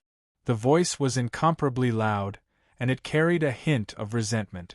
4th prince? Yang Chao hiccuped, immediately noticing this voice. It was very familiar. He had a vague impression that it belonged to a minor official in the Bureau of Economic Affairs. However, that person was still talking loudly and cursing. So what if he's a prince? A prince looks down on people. That horse didn't even look at me and almost stepped on me. The person cursed and hiccuped, appearing to be even more drunk than Yang Chao. Someone beside him seemed to be trying to dissuade him, but that person was unrelenting, continuing to speak as if he didn't know what he was saying. Although every prince has a chance of inheriting the throne, someone like him won't be able to ascend to the throne even in several lifetimes. Riding a horse in the imperial palace, does he think he's a Turk? Puh! Buzz! The noisy restaurant instantly quieted down, and everyone turned to look at that drunken official. Just which official is this? He's too impudent. Hearing that person's cursing, Yang Chao didn't know why, but he felt waves of anger. He searched through his memories and faintly remembered something. Zhou Qing, a clerk of the Bureau of Economic Affairs, a small official the size of a mung bean. He had once been a minister-counselor in the Ministry of Revenue, but later on he had been depressed and frustrated in the bureaucracy. He was demoted from minister-counselor to secretary of the Bureau of Economic Affairs, becoming a minor official in charge of keeping records of officials entering and leaving the Bureau of Economic Affairs. But that Zhou Qing seemed to be very drunk, and all of his depression and frustration were being shouted out in this situation, and his words were becoming more and more excessive. There's a rumor in the palace that the fourth prince has Turkic blood in him. In my opinion, he's a descendant of the Hu, riding a horse in the palace and riding on the official roads. With this kind of conduct, which idiot in or out of the court would support him? Tomorrow I'll tell His Majesty that he'll never be able to sit on the throne. Zhou Qing scolded. Impudent! The more Yang Chao heard, the angrier he became. Finally, he couldn't help but slam the table and stand up, cursing. A lowly clerk of the Bureau of Economic Affairs dares to boast so shamelessly. Is the fourth prince someone you can slander? The fourth prince is wise and mighty, so why can't he be the emperor? Even if you don't support him, there will naturally be others who will support him, and there will be many, many people who will support him.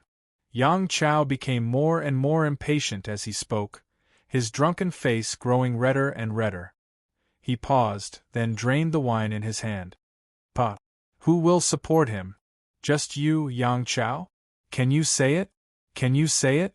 Let me tell you, the fourth prince isn't fit to be a prince, and he has no right to inherit the throne and become the emperor. Chapter 8:17. Bullshit. Lord Zhang and Lord Zhao of the Ministry of War, Lord Xie and Lord Li of the Ministry of Revenue, Lord Chun and Lord Shun of the Ministry of Personnel, Lord Lu and Lord Huang. They're all there, celebrating the Lower Prime Festival with the fourth prince. There's also the Protector Generals of the Border. They're all supporting the fourth prince's succession. I just attended a gathering there and saw it with my own eyes, Yang Chao loudly said. Buzz. As soon as Yang Chao's voice fell, the entire restaurant fell into a deathly silence. All sounds disappeared without a trace, and even the sound of a pin dropping could be heard. It was as if they had suddenly moved from the crowded downtown to the remote wilderness. Countless gazes focused on Yang Chao, all of them brimming with deep shock. At almost the same time, Yang Chao realized that he had spoken indiscreetly, but it was already too late. Sensing the shocked gazes from all around him, Yang Chao's heart chilled to the extreme. It was also at this moment that Yang Chao finally realized where he was. This was the most famous restaurant in the capital, Green Cloud Restaurant. Gathered in this restaurant were almost half the officials of the court, the Ministry of War, the Ministry of Personnel, the Ministry of Punishments, the Ministry of Revenue, and the Ministry of Works. Almost all the officials of the Ministry of War, the Ministry of Personnel, the Ministry of Revenue, and the Ministry of Works were present. Even the imperial censor He Zhang was present. His eyes were fixed on Yang Chao, his face as grim as water. It's over. At this moment, Yang Chao's heart sank, his face ashen. Rumble. Like a massive boulder falling into a lake, the incident at Green Cloud Restaurant sent a massive wave through the capital. On the morning of the next day, the imperial censor He Zhang submitted a memorial to the court, impeaching Yang Chao. And Yang Chao's words at Green Cloud Restaurant sent a massive shock through the imperial court. a prince of the Tang dynasty, had privately invited the ministers of the court to a banquet and colluded with a great general of the border. This was a major taboo at any time. Before the morning court session had even ended, Yang Chao had already been arrested and imprisoned. But all this was only the beginning. No one could have imagined what sort of shock and impact the incident at Green Cloud Restaurant would cause in the future. And at Green Cloud Restaurant, nearly half the people of the court had personally heard Yang Chao's every word. This was the most fatal fact, and it had also completely corroborated Yang Chao's crimes. The princes of the Tang dynasty privately invited the ministers of the court to a banquet and colluded with the generals of the frontier, which was a big taboo at any time. Before the morning court session was over, Yang Chao had already been arrested and thrown into prison. However, this was just the beginning. No one knew how big of a storm it would cause in the Tang dynasty. In the name of offering sacrifices to the wise sages and the three great emperors during the Lantern Festival, the fourth prince invited his henchmen from the court to gather together. These people are spread throughout the 6 ministries and deeply rooted in all the departments. Moreover, in order to nurture his own wings, the fourth prince even roped in the various great generals of the border. Anshi Protector General Gao Xianji, Qishi Protector General Foman Linta, Biting Protector General and Sishun, Big Dipper Great General Geshu Han. The fourth prince wrote letters to almost all the Hu Protector Generals and great generals of the empire, inviting them to join him and help him ascend to the throne. The things that Yang Chao had confessed in the imperial prison on that night quickly set off an unprecedented storm in the imperial court. There was nothing strange about the fourth prince inviting his trusted aides and henchmen to a banquet. Although this was not in accordance with the laws of the imperial court and had always been forbidden by the Holy Emperor, the war of the princes had always been about each side using their own methods. Whoever was more capable would ascend to the throne. Hadn't the Holy Emperor also secretly roped in his own henchmen when he was still a prince? But this was not the crux of the matter. It was the names that Yang Chao had confessed. Anshi Protector General Gao Xianji, Qishi Protector General Foman Linta, Biting Protector General and Sishun, Big Dipper Great General Geshu Han. Each of these names was like the sun at high noon, holding an influential position in the Tang dynasty. Moreover, they were true soldiers, great generals with military authority. If any of these people's names appeared on the list of confessions, it would be a huge matter. And these were 4 of the most elite Hu great generals of the empire. Rumble! It was as if a bolt of lightning crashed down. This time, even the Holy Emperor was startled, his thunderous rage raging. On the second day after Yang Chao was arrested, Zhang Xian and Zhao Yu of the Bureau of Military Personnel, Xie Xie and Li Chang of the Bureau of Revenue, Chen Bian and Shen Xian of the Bureau of Personnel, all the civil and military officials who had attended the fourth prince's banquet on the day of the Lower Prime Festival were arrested and thrown into prison. Moreover, the imperial army was personally dispatched, and the chief eunuch of the court was personally supervising. However, everyone knew that this storm was far from over. Damn it! This Yang Chao can't do anything right, but he's more than capable of ruining things. If I had known, I wouldn't have invited him. I was too careless. This bastard ate wine so carelessly that he brought about today's disaster. His death is truly not to be regretted. In the Shuiyang Palace, a middle-aged scholar who seemed to be an advisor to the fourth prince had a furious expression on his face as he cursed. If looks could kill, Yang Chao would have died many times over in the imperial prison. Enough! The fourth prince bellowed in a low voice, stopping the middle-aged scholar. Compared to the indignation of his advisor, the fourth prince was much calmer and more composed. However, his ashen face and gloomy eyes revealed his true thoughts. More and more details about Yang Chao's matter were revealed. Although Yang Chao had leaked the information in order to defend himself, it was meaningless to the fourth prince. Has everything been taken care of? Your Highness, everything has been taken care of on the night of Yang Chao's arrest. All evidence that would be detrimental to your Highness has already been disposed of. Even the most crucial letter from Fomenlinta was torn to shreds by your Highness. We collected the fragments and burned them to ashes to prevent those people from the Sure residence from collecting the fragments and putting them back together. The middle-aged scholar, who seemed to be an advisor, lowered his head. The fourth prince nodded, and his expression immediately became much better. As long as there is no conclusive evidence, no matter how the officials in the court make groundless accusations or how the censors impeach me, Imperial Father will not be able to convict me based on this. However, if we let them find conclusive evidence, then we really won't have any chance. With these last words, the fourth prince's expression became much more solemn and desolate, revealing the true worry in his heart. Calamity had fallen from the sky, and he had never expected the verdant cloud pavilion incident. But as a prince, he could not leave, could not escape, and could not even walk out of the imperial palace. Not only that, but he also had to pretend to be calm as usual and not show anything. The more dangerous the situation, the more he could not panic. Your Highness, be at ease. Everything will be fine. The middle-aged scholar, who seemed to be an advisor, had a gloomy expression as he softly consoled. With the support of the Protector General and the officials, he had been brimming with ambition and satisfaction. No one could have imagined that the situation would suddenly take a turn for the worse, plunging him into the depths of the abyss. The fourth prince took in a deep breath and quickly calmed himself down. He had never been one to wallow in self-pity, and even now, he had not given up on resisting.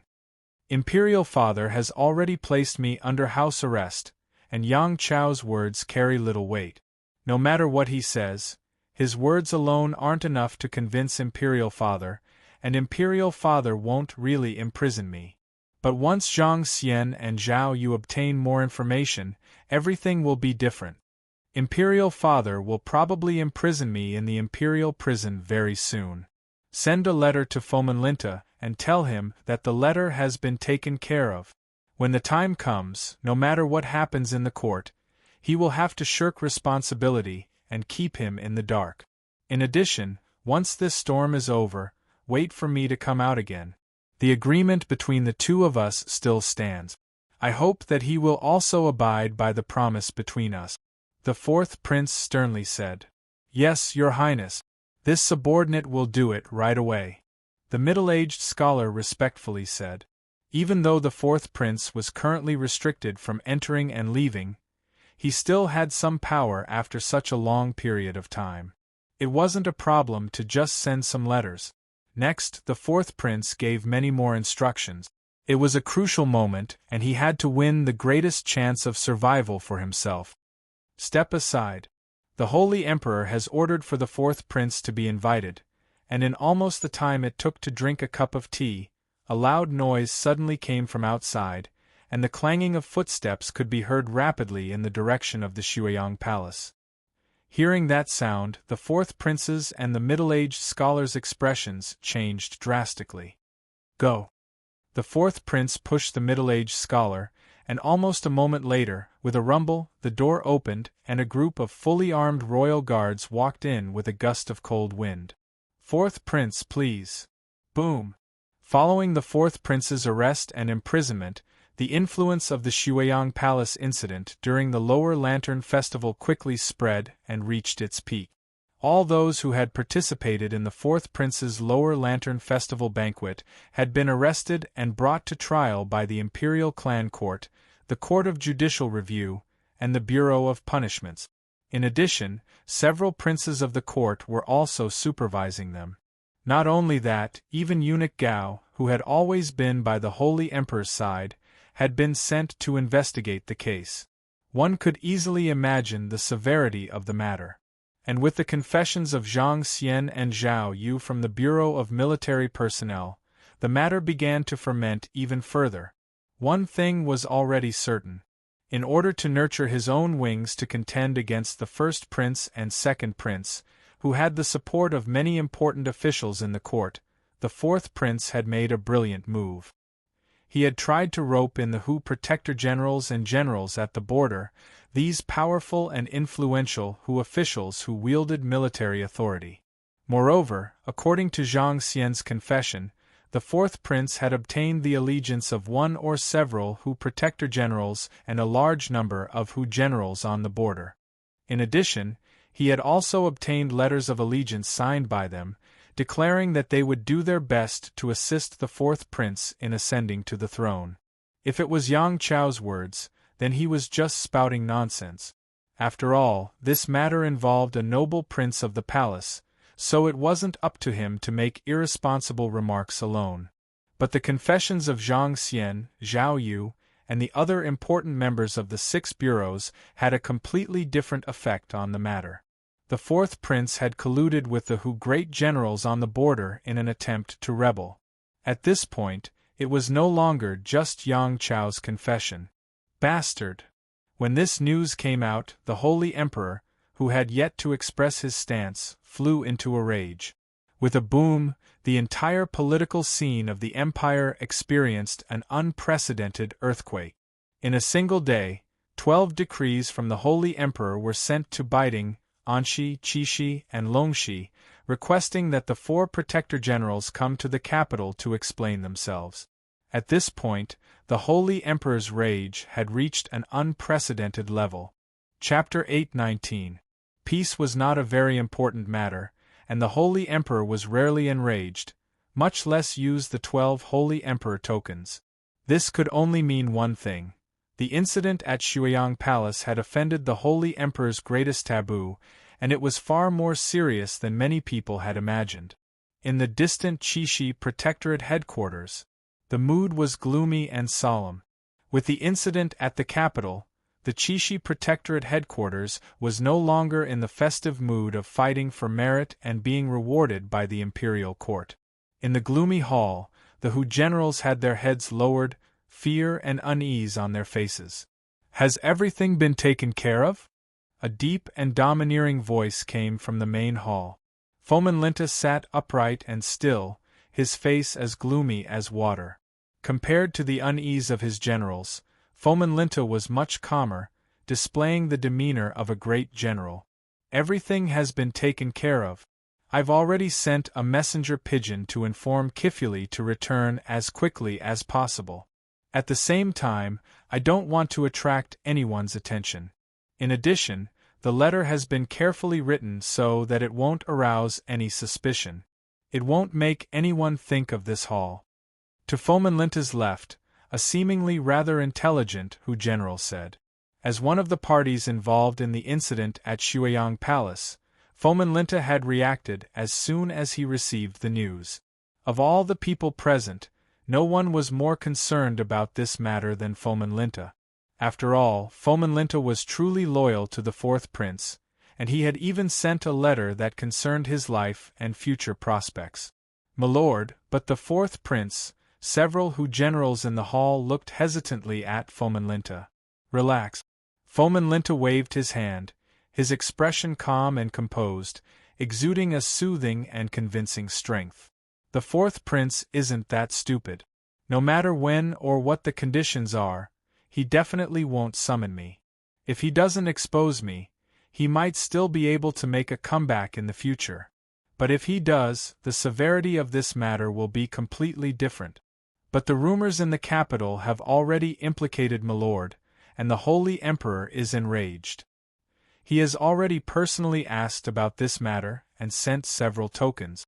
We are all worried that this matter will be disadvantageous to Milord." The generals looked at Fomin Linta worriedly.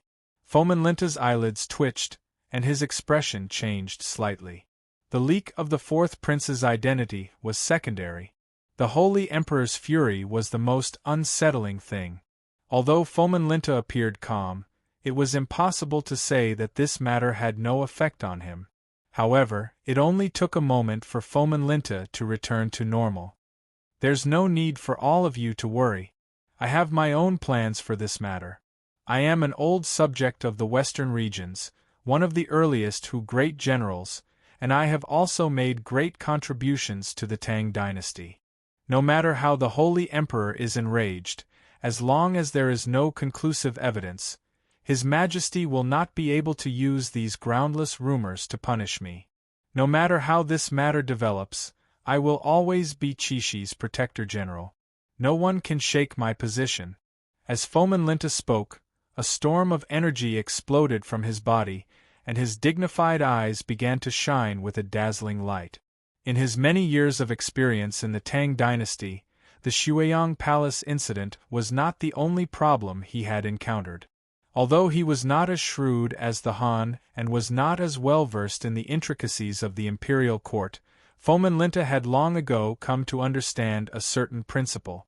As long as he was still Qixi Protector General, as long as he still wielded a large number of soldiers and could still block the armies of Uzun and the Western Turkic Khaganate for the empire, the Holy Emperor would not easily remove him from the position of Protector General. This was also why he, as a Hu, had been able to stand tall in the Han imperial court of the Tang dynasty for so many years. Fomin Linta's confident words immediately eased the tension in the hall. Reporting. "The capital's Borcheru has sent a letter. My lord, please take a look." While everyone was speaking, a Hu scout suddenly rushed in and got down on one knee. Buzz. Fomin Linta's pupils constricted, as if he had been pricked by a needle. Borcheru was not an ordinary Hu name, or at least not an ordinary one. In Fomin Linta's mind, only one person would use this name. "Let me see." Fomin Linta remained seated at the head of the hall, but with a wave of his finger, the letter flew out of the Hu scout's hand and landed in Fomin Linta's hand. "Haha, good. With this letter, I will be able to sit as still as a mountain in Shuiyang Palace. No one will be able to do anything to me." Fomin Linta scanned the letter and then heartily laughed, his vigorous laughter causing the ceiling of the hall to tremble. As he laughed, Fomin Linta quickly passed the letter to all his subordinate. "Wonderful! With the fourth prince's letter, my lord can truly rest easy. My lord is truly safe this time." After reading this letter, the worried Hu generals were instantly invigorated, and the mood in the Qixi Protectorate also relaxed. Borcheru, in Turkic, represented the supreme and future Red Sun. This was the Turkic name Fomin Linta had chosen for the fourth prince. The fourth prince revered the bravery of the Turks, so he had specially requested that Fomin Linta choose this name for himself. In the entire Tang dynasty there were probably only a handful of people who knew of this Turkic name. Fomin Linta just so happened to be one of them. The Hu generals in the hall were all his trusted subordinates, so they naturally knew of this matter. The fourth prince's letter was very simple, telling Fomin Linta not to worry. Everything had been taken care of and nothing would implicate him. "Irinala, help me draft a memorial to the Holy Emperor. Say that I, Fomin Linta, have done nothing wrong and that my conscience is clear."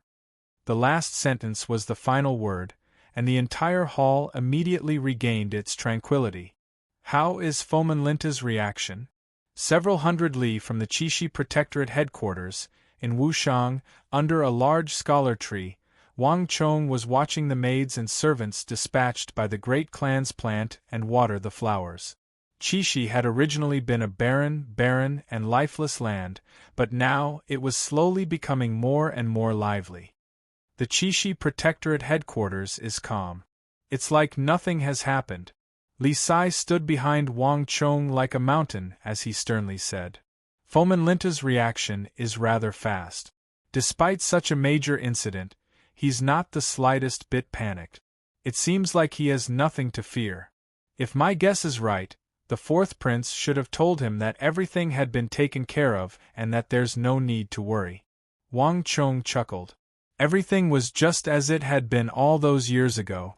Fomin Linta had weathered many storms, and his greatest flaw in the Shuiyang Palace incident had been that pledge of fealty. Now that the fourth prince had taken care of that pledge of fealty, Fomin Linta had nothing to worry about, so he naturally had nothing to fear. But if he really thinks this way, then he's far too childish. As Wang Chong spoke, he extended his right hand and lightly pinched a scholar tree leaf that had drifted down in the wind. "This matter won't end so easily." Fomenlinta probably still doesn't know of young master's existence, but I'm afraid that he won't be able to hide this matter for much longer. Li Sai worriedly said. Haha, there's no need to worry about such things now. We'll talk about it when the time comes, Wang Chong casually said. He was now thinking about that imprisoned fourth prince. Although he felt a little regretful, Wang Chong did not regret dragging him down with him. Of all the princes, the fourth prince was an anomaly.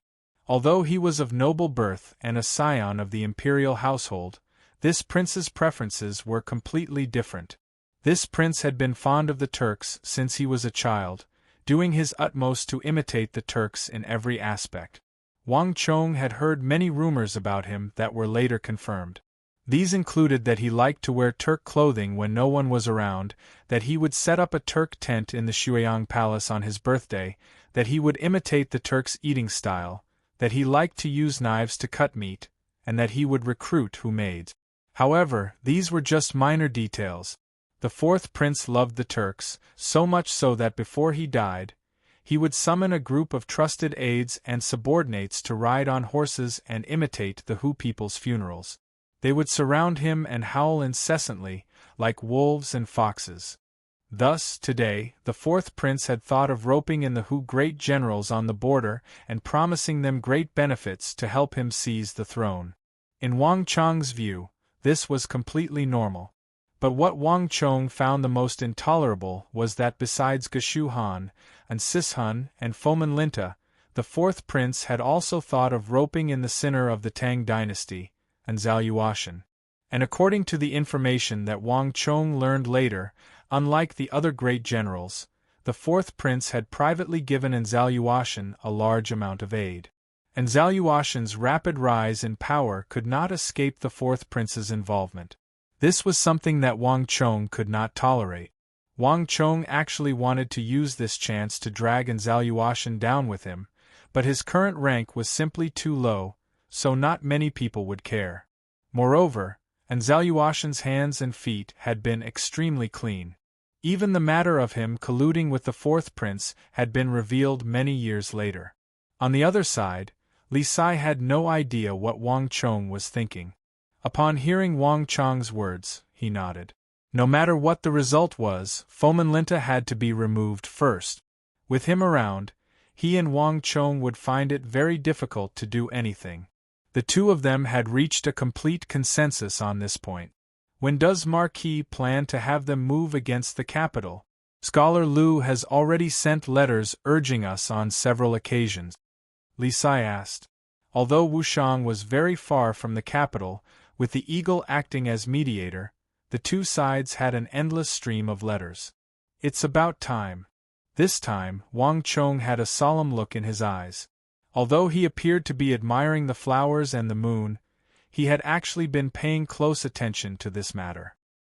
He would quickly receive news of the slightest disturbance in the capital.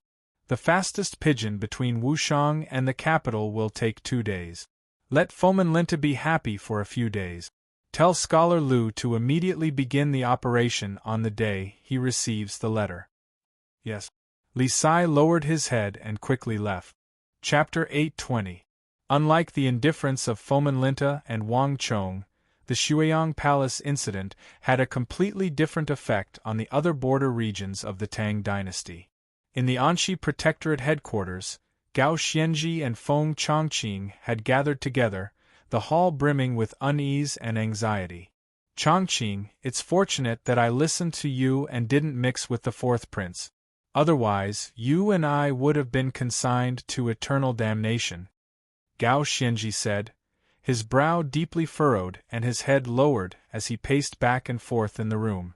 My lord, there's no need to worry. We didn't collude with the fourth prince, so what need is there for us to fear the Holy Emperor's wrath? Feng Chongqing consoled. Even if that's the case, this matter is no small matter. The fourth prince once tried to rope us in and even promised us a great deal. This is also a fact. If the Holy Emperor misunderstands that we colluded with the fourth prince, our futures will be ruined, Gao Xianji sternly said. Quite a few border great generals who had interfered in the War of the Princes had been stripped of their ranks and imprisoned.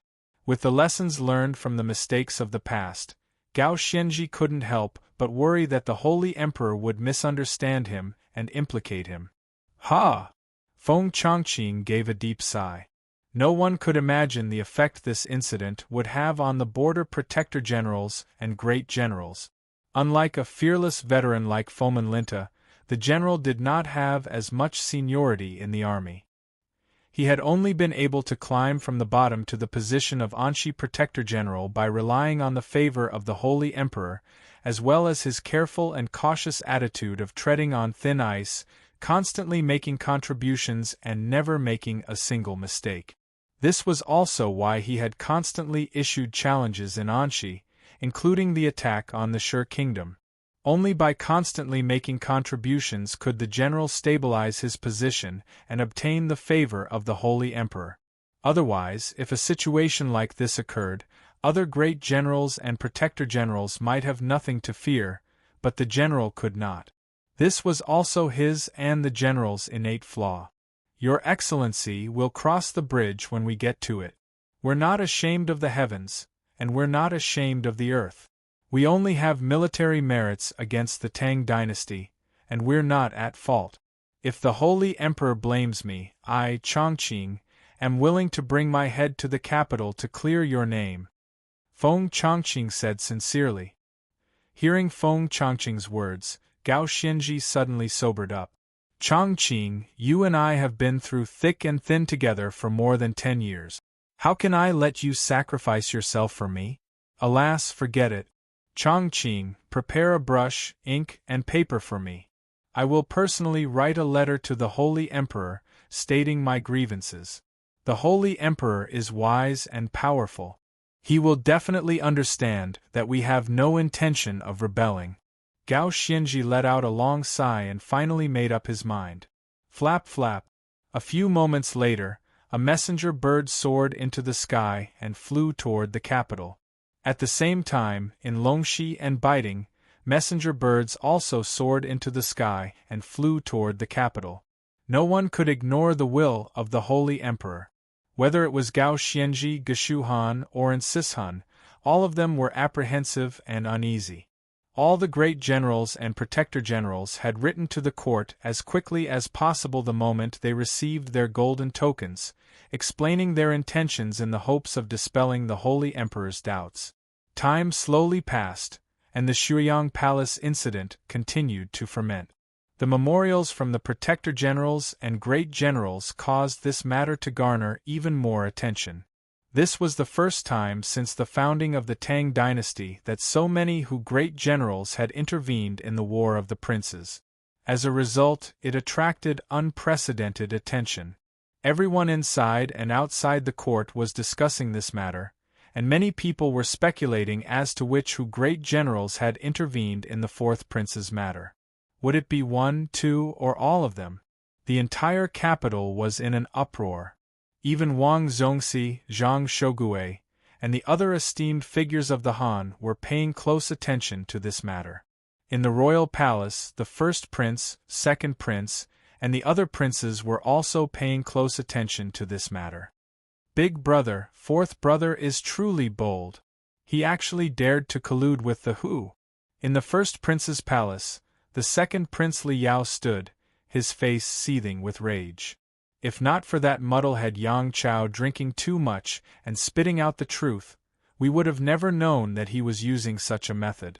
Second brother, why be so impatient? In the great hall, eldest Prince Li Ying sat upright. He held a teacup in one hand and the lid in the other. He gently wiped the layer of tea foam on the surface, blew on it, and then took a sip. His throat slid as he swallowed. The entire process was slow and unhurried. It was completely different from second Prince Li Yao's impatience. Fourth brother was anxious, so he thought of using the Hu's methods. Back then, grandfather Taizong conquered the lands and was called the Khan of Heaven by all the countries. All the barbarians submitted to him. Moreover, later on, the barbarians submitted, willing to follow Grandpa Taizong and help him conquer the world. This was the origin of the current Hu people. Fourth brother probably thought of grandfather Taizong to think of this move. You sure can keep your composure. You're still speaking up for him at this time. If he succeeds, don't you think about the consequences? Second Prince Liao said indignantly. Now that the matter has been exposed, the outcome has been decided. What is there for second brother to worry about? Moreover, as long as I maintain a neutral position and don't give him any chances, so what if he obtains the support of all the Hu? In the end, Imperial Father's word is still law. Rather than worrying about this, it's better to worry about third brother. He's been in the Imperial clan court for some time now. Find some time to see him and tell him to behave himself. In addition, tell the guards to give him a letter and have him write his own confession. As long as he can move Imperial Father and make Imperial Father feel that he has changed, you and I can plead for leniency. It's about time, and he's already been punished. Imperial Father will probably let him out. The first prince put down his teacup and indifferently said. His expression was calm and unperturbed, as if there was nothing in this world that could move him, and everything was under his control. Compared to that muddle-headed fourth brother, who was thrown into prison by Imperial Father because of a single Yang Chao, I'm more concerned about fifth brother Li Heng. You and I both know what fifth brother was like in the past, but you also saw how shrewd he was in the Hall of Princes. Step by step, he spoke with confidence and assurance, and third brother fell into his trap without even realizing it. He clearly had the guidance of an expert, and I would never believe that he didn't have someone behind him. Compared to fourth brother, I'm more interested in who the person behind him is. The eldest prince's eyelids twitched slightly, and an astonishing cold gleam shot out, causing one's entire body to tremble. However, it was only for a moment, and the cold gleam disappeared after a flash. The eldest prince immediately returned to normal. He was as tranquil and peaceful as before, causing others to be unable to see any flaws. Time flew by, and as the Shuiyang Palace incident gained more and more attention, more and more information was revealed. When the Holy Emperor was enraged, the matter reached its peak. But it didn't take long for the memorials from the Hu Protector Generals and Great Generals who had been implicated to arrive at the capital and be revealed.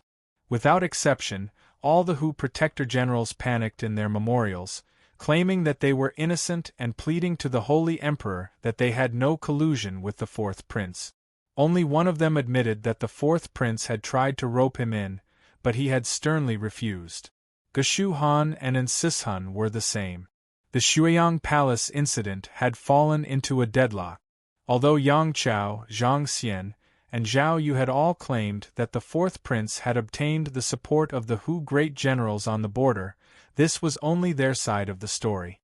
There was not a single letter between the fourth prince and the border great generals. As for the fourth prince himself, he had declared that there was no such thing. Thus, the entire interrogation was in a stalemate. Even though everything pointed to the Hu Protector Generals and Great Generals on the border, there was no conclusive evidence that Geshu Han, Ansis Han, Foman Linta, Gao Xianji, or anyone else had been involved. Although Big Dipper Great General Geshu Han and the others were Hu, they had made great contributions to the imperial court, and they had always been clean and honest. Moreover, they had been promoted by the Tang dynasty's war god and crown prince's junior guardian, Wang Zhongxi. In private, compared to the joint interrogation of Yang Chao, Zhang Xian, and Zhao Yu by the Court of Judicial Review, the Bureau of Justice, and the Bureau of Justice, more people agreed with Geshu Han's argument in his memorials. The fourth prince truly had realized his value and had tried to rope him in, but he had been rejected. In truth, all the princes of the imperial palace had tried to rope in the important officials of the court, but many of them had been rejected. Being rejected and succeeding were two completely different concepts. Being rejected was the same as if nothing had happened. Only agreeing could be considered as colluding with the important officials of the court. Relying solely on the testimonies of Yang Chao, Zhang Xian, and Zhao Yu was simply not enough to convict the Hu Protector Generals. After all, each of these Protector Generals had an illustrious status. They couldn't be imprisoned just because of the groundless accusations of a few people. Otherwise, what face would the important officials of the court have left to speak of? It would be far too childish. But just when the heat of this matter was beginning to die down with the testimonies of the Protector Generals, during the morning court session of the next day, an event that no one could have imagined took place.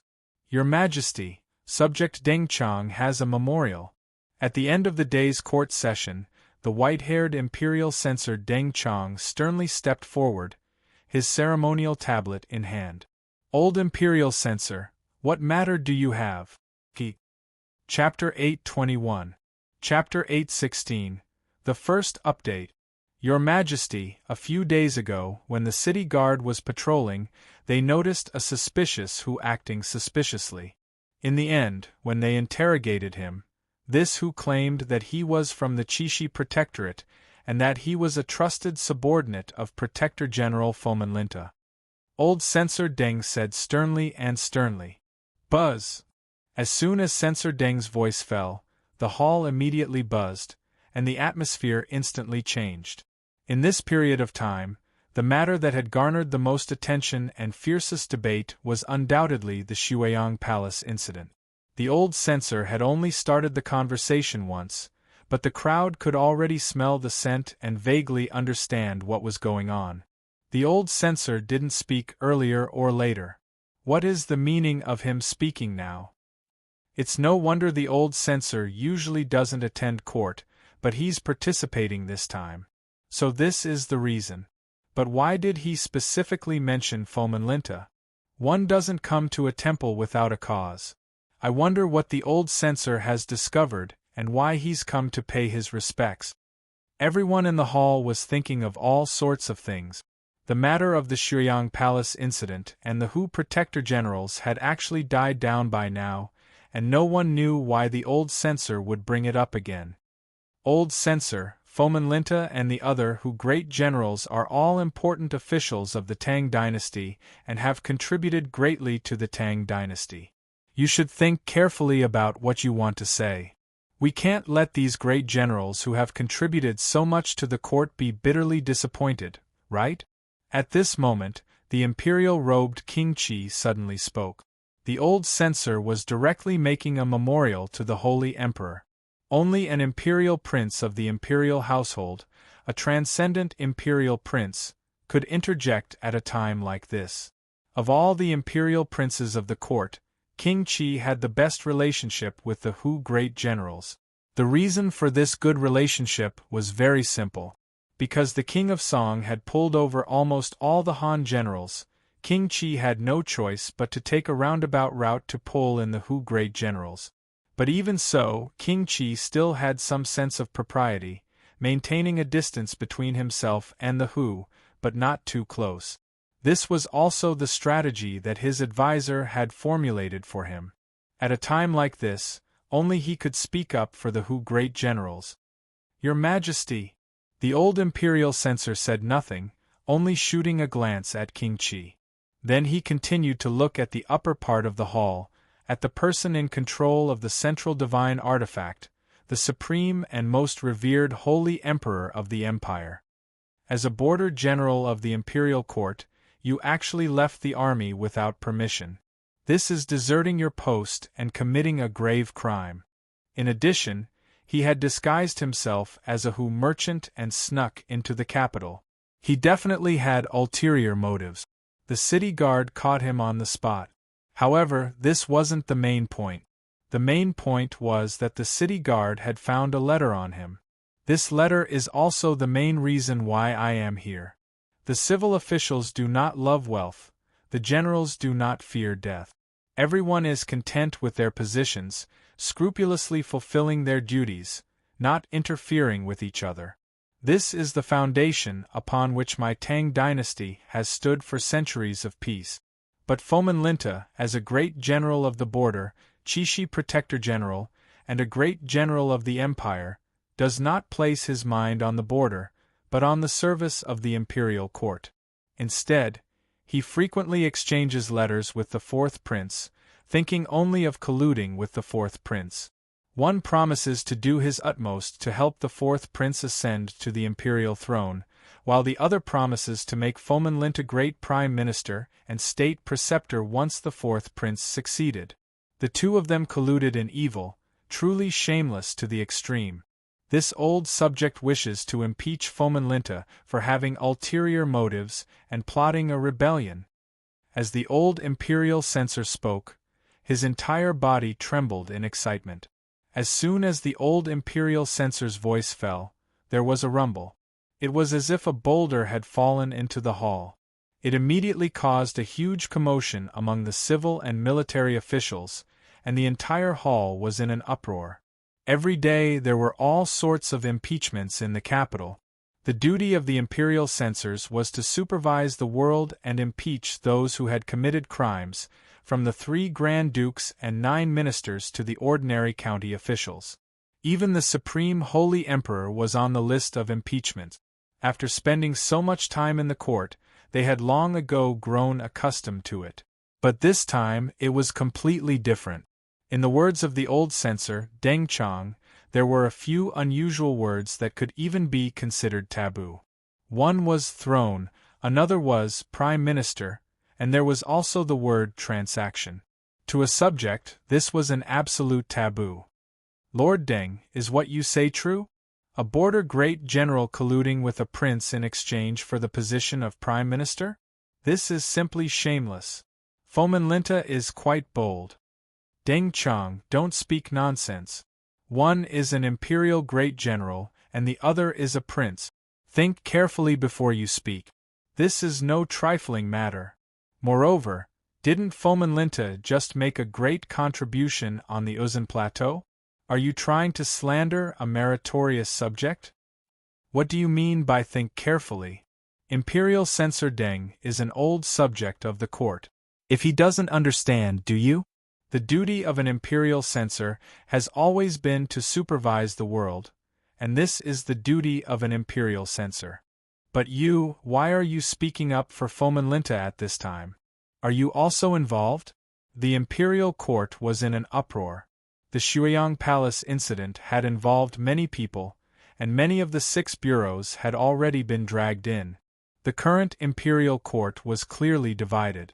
It wasn't that they were speaking on behalf of Fomenlinta, but that many of the prisoners in the prison were their colleagues and old friends. After decades of friendship, how could they possibly bear to see this happen? Imperial Censor Deng, His Majesty has ordered you to bring up the letter. Just as the debate in the imperial court was at its most intense and chaotic, Chief Eunuch Gao Lisher, who was seated next to the sage emperor and wielding a horsetail whisk, suddenly spoke up. With that, Deng Chang did not say anything. He took out the letter he had long prepared from his sleeve and took the initiative to step forward.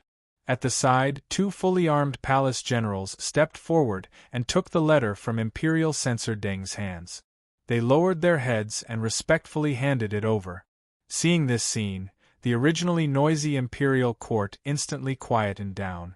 Everyone's hearts tightened as they looked at the top of the imperial court. Although Imperial Censor Deng Chang had said that Fomenlinta was colluding with the fourth prince, no one had seen the letter and did not know whether it was true or not. Buzz. Just as the letter landed in the Holy Emperor's hands, the entire imperial court suddenly sank.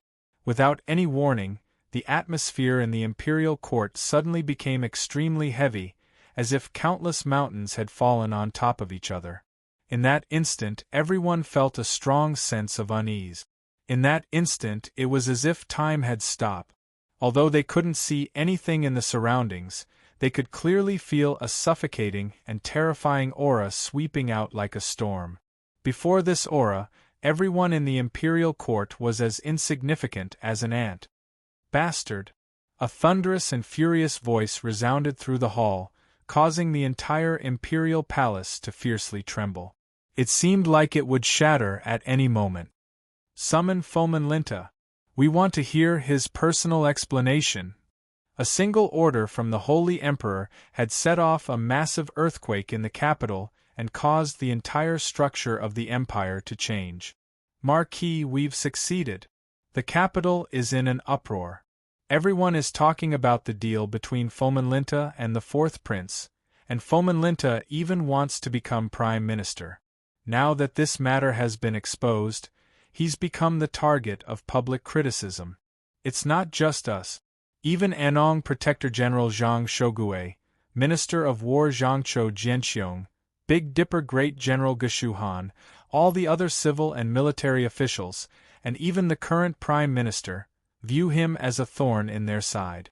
Just this matter alone will make it impossible for Fomenlinta to sit stably on Mount Tai. In the distant Wushang, Tring Sanyuan excitedly rushed in with a letter in his hand. Marquis, Fomenlinta is truly doomed this time. Is that so? Wang Chong faintly chuckled as he and Su Yiqin sipped tea, their expressions unperturbed, as if they had already predicted all this.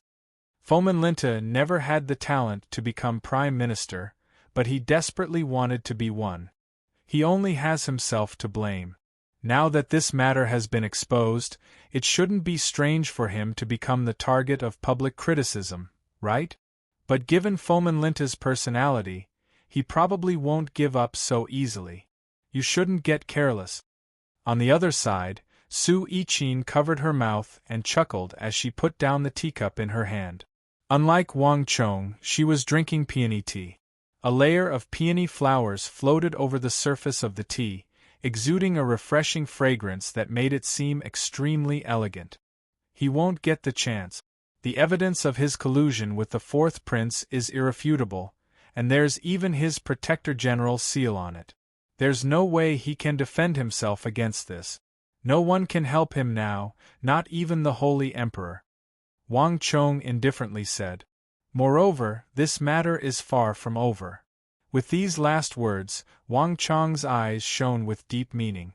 That pledge of allegiance to the fourth prince truly had given Fomenlinta a massive headache and thrown him into prison, but this was not the only headache that Fomenlinta had to deal with. At the very least, Wang Chong had not yet submitted a memorial to the imperial court that Fomenlinta had stolen his credit, lied about the military, and allowed Dian Mangpoj to enter the pass. That's right.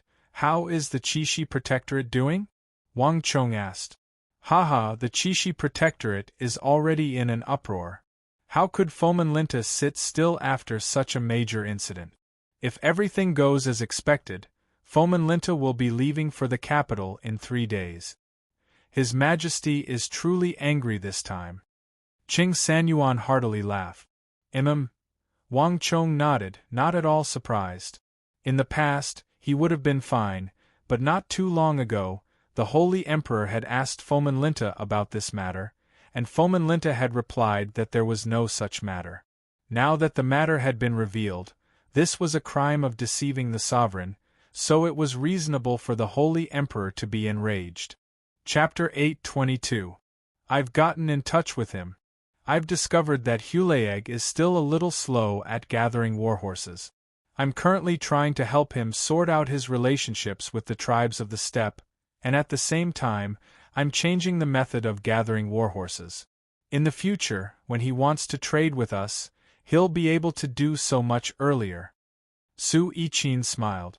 Wang Chong and the others in the room couldn't help but sigh in praise. Su Yiqin truly had changed a great deal after her arrival at the City of Steel. The construction of the City of Steel had originally been carried out on its own, and because some of the land had already been sold to some great clans, the various clans had built their own buildings. But after Su Yiqin's arrival, she had made changes to all the resources and centralized management, allowing the construction of the City of Steel to proceed much more orderly and quickly. Even the construction of the shops of the great clans had sped up. In just a little more than a month after arriving in Wushang, Su Yiqin had already won the heartfelt respect and admiration of the people here. Even for a Turkic horse merchant like Hulayeg, Su Yiqin was able to help him sort out his relationships and speed up the process of gathering warhorses. I'll have to trouble you in this period of time. No matter what, I hope to get those warhorses as quickly as possible, Wang Chong said. Time flew by, and in the blink of an eye, several days had passed. As Wang Chong was inspecting a map of the western regions, he suddenly heard the rumbling of hooves in the distance. Before Wang Chong could react, there was a flash of light, and a scout hurriedly rushed in. Marquis. It's bad. Foeman Linta has come. Buzz. As soon as the scout finished speaking, the atmosphere in the room suddenly changed. There was no one in the City of Steel who did not know of the relationship between Foeman Linta and Wushang. Even the lowest-level scouts and craftsmen knew that their own Marquis and the Qixi Protector General were irreconcilable enemies. They also knew that the Dian Mangpoj and the Uzun White Braves had been allowed in by Foeman Linta, including the regional commander's incident, where Foeman Linta had once tried to kill Marquis. This matter had long since spread throughout the City of Steel. It was said that those who came did not come with good intentions, and those with good intentions did not come. For Fuming Lingcha to appear in the City of Steel at this time clearly meant that he did not have good intentions. Boom! Standing on the walls of the City of Steel and looking down, Wang Chong finally saw Foeman Linta galloping over. To the northwest of the City of Steel, Foeman Linta, dressed in martial attire, was galloping over with 10 guards. Although he had lost the thousands of soldiers and guards of the Qixi Protectorate, Foeman Linta still exuded a majestic and domineering aura. No matter how much of a ruckus the court was making, no matter how the court viewed this Qixi Protector General, just the title of Imperial Great General was enough to make anyone feel some respect and fear. Marquis, Foeman Linta has probably come with ill intentions. Li Sai stood behind Wang Chong, his brow furrowed in concern. Foeman Linta had colluded with a prince and was about to enter the capital to meet with the Holy Emperor. Instead of rushing to the capital, he had come to Wushang's City of Steel. Even a fool could tell that he was up to no good. Wang Chong. At this moment, a furious roar came from the northwest. Foeman Linta suddenly reined in his horse, his intimidating eyes gleaming with cold light as he stared in the direction of the City of Steel. I know you're there. Get down here. His voice resounded through every corner of the City of Steel, and the entire City of Steel fell silent. All the craftsmen and soldiers raised their heads, listening intently, their gazes fixed on Wang Chong on the walls. Marquis, you can't go. Now is not the time to meet with Foeman Linta. That's right. Marquis can't go. Foeman Linta has nothing to lose. He's going to the capital right now. Milord, there's no need to worry about him. Next to Wang Chong, Su Ke, Zhang Ke, Qing Sanyuan, Su Shixian, and the others were all trying to persuade him. On the matter of Foeman Linta, everyone at Wang Chong's side, including Li Sai and Su Yiqin, had reached an agreement. Wang Chong, it's best if you hide for now. At a time like this, it's better not to see him. Su Yiqin looked at Wang Chong, a hint of worry in her beautiful eyes. Wang Chong said nothing, only stared at Foeman Linta, his eyes twinkling. No one could tell what he was thinking. While everyone was worried, Wang Chong suddenly waved his hand and smiled. There's no need to worry. Nothing will happen. No matter what, Foeman Linta won't dare to do anything. These words left everyone dumbfounded, but Wang Chong did not explain. With a wave of his sleeve, he began to descend the walls. Marquis, wait a moment. Everyone was anxious and hurriedly followed him. A few moments later, the gates opened, and with the neighing of Nei's horse, Wang Chong rode out on his white-hoofed shadow. Behind him, Li Sai and the others followed. Outside the city, the winds howled and the ground was covered in dust. As countless people on the walls watched, Wang Chong and Foeman Linta approached each other. Haha, Lord Protector General, long time no see. Wang Chong clasped his hands and urged his horse forward. His expression was calm, and there was even a smile on his face. His entire person was extremely relaxed. If one didn't know better, they would think that he and Foeman Linta were not mortal enemies, but close friends. On the other side, Fomenlinta's pupils constricted at the sight of Wang Chang's beaming face, a cold light flashing through his eyes. Humph! With an angry snort, Fomenlinta waved his hand and led his men forward. Not far from Wang Chong, Fomenlinta stopped. Wang Chong, you're quite bold. I didn't think that you would still have the courage to see me. Milord must be joking. You and I are both officials of the Tang dynasty. Wang Chong truly doesn't understand why I wouldn't dare to see Milord. Wang Chong softly chuckled. His easygoing demeanor was a stark contrast to Fomenlinta's overbearing and murderous aura. There was no hint of nervousness in his demeanor. Wang Chong, look at what you've done. Did you really think that we didn't know? Do you believe that our milord won't kill you with a single slash of his saber?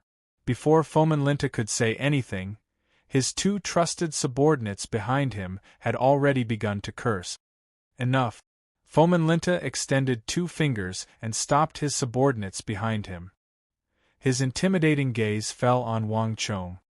Wang Chong, the Wangs are also a family of ministers and generals. Your grandfather was a virtuous minister of the Tang dynasty.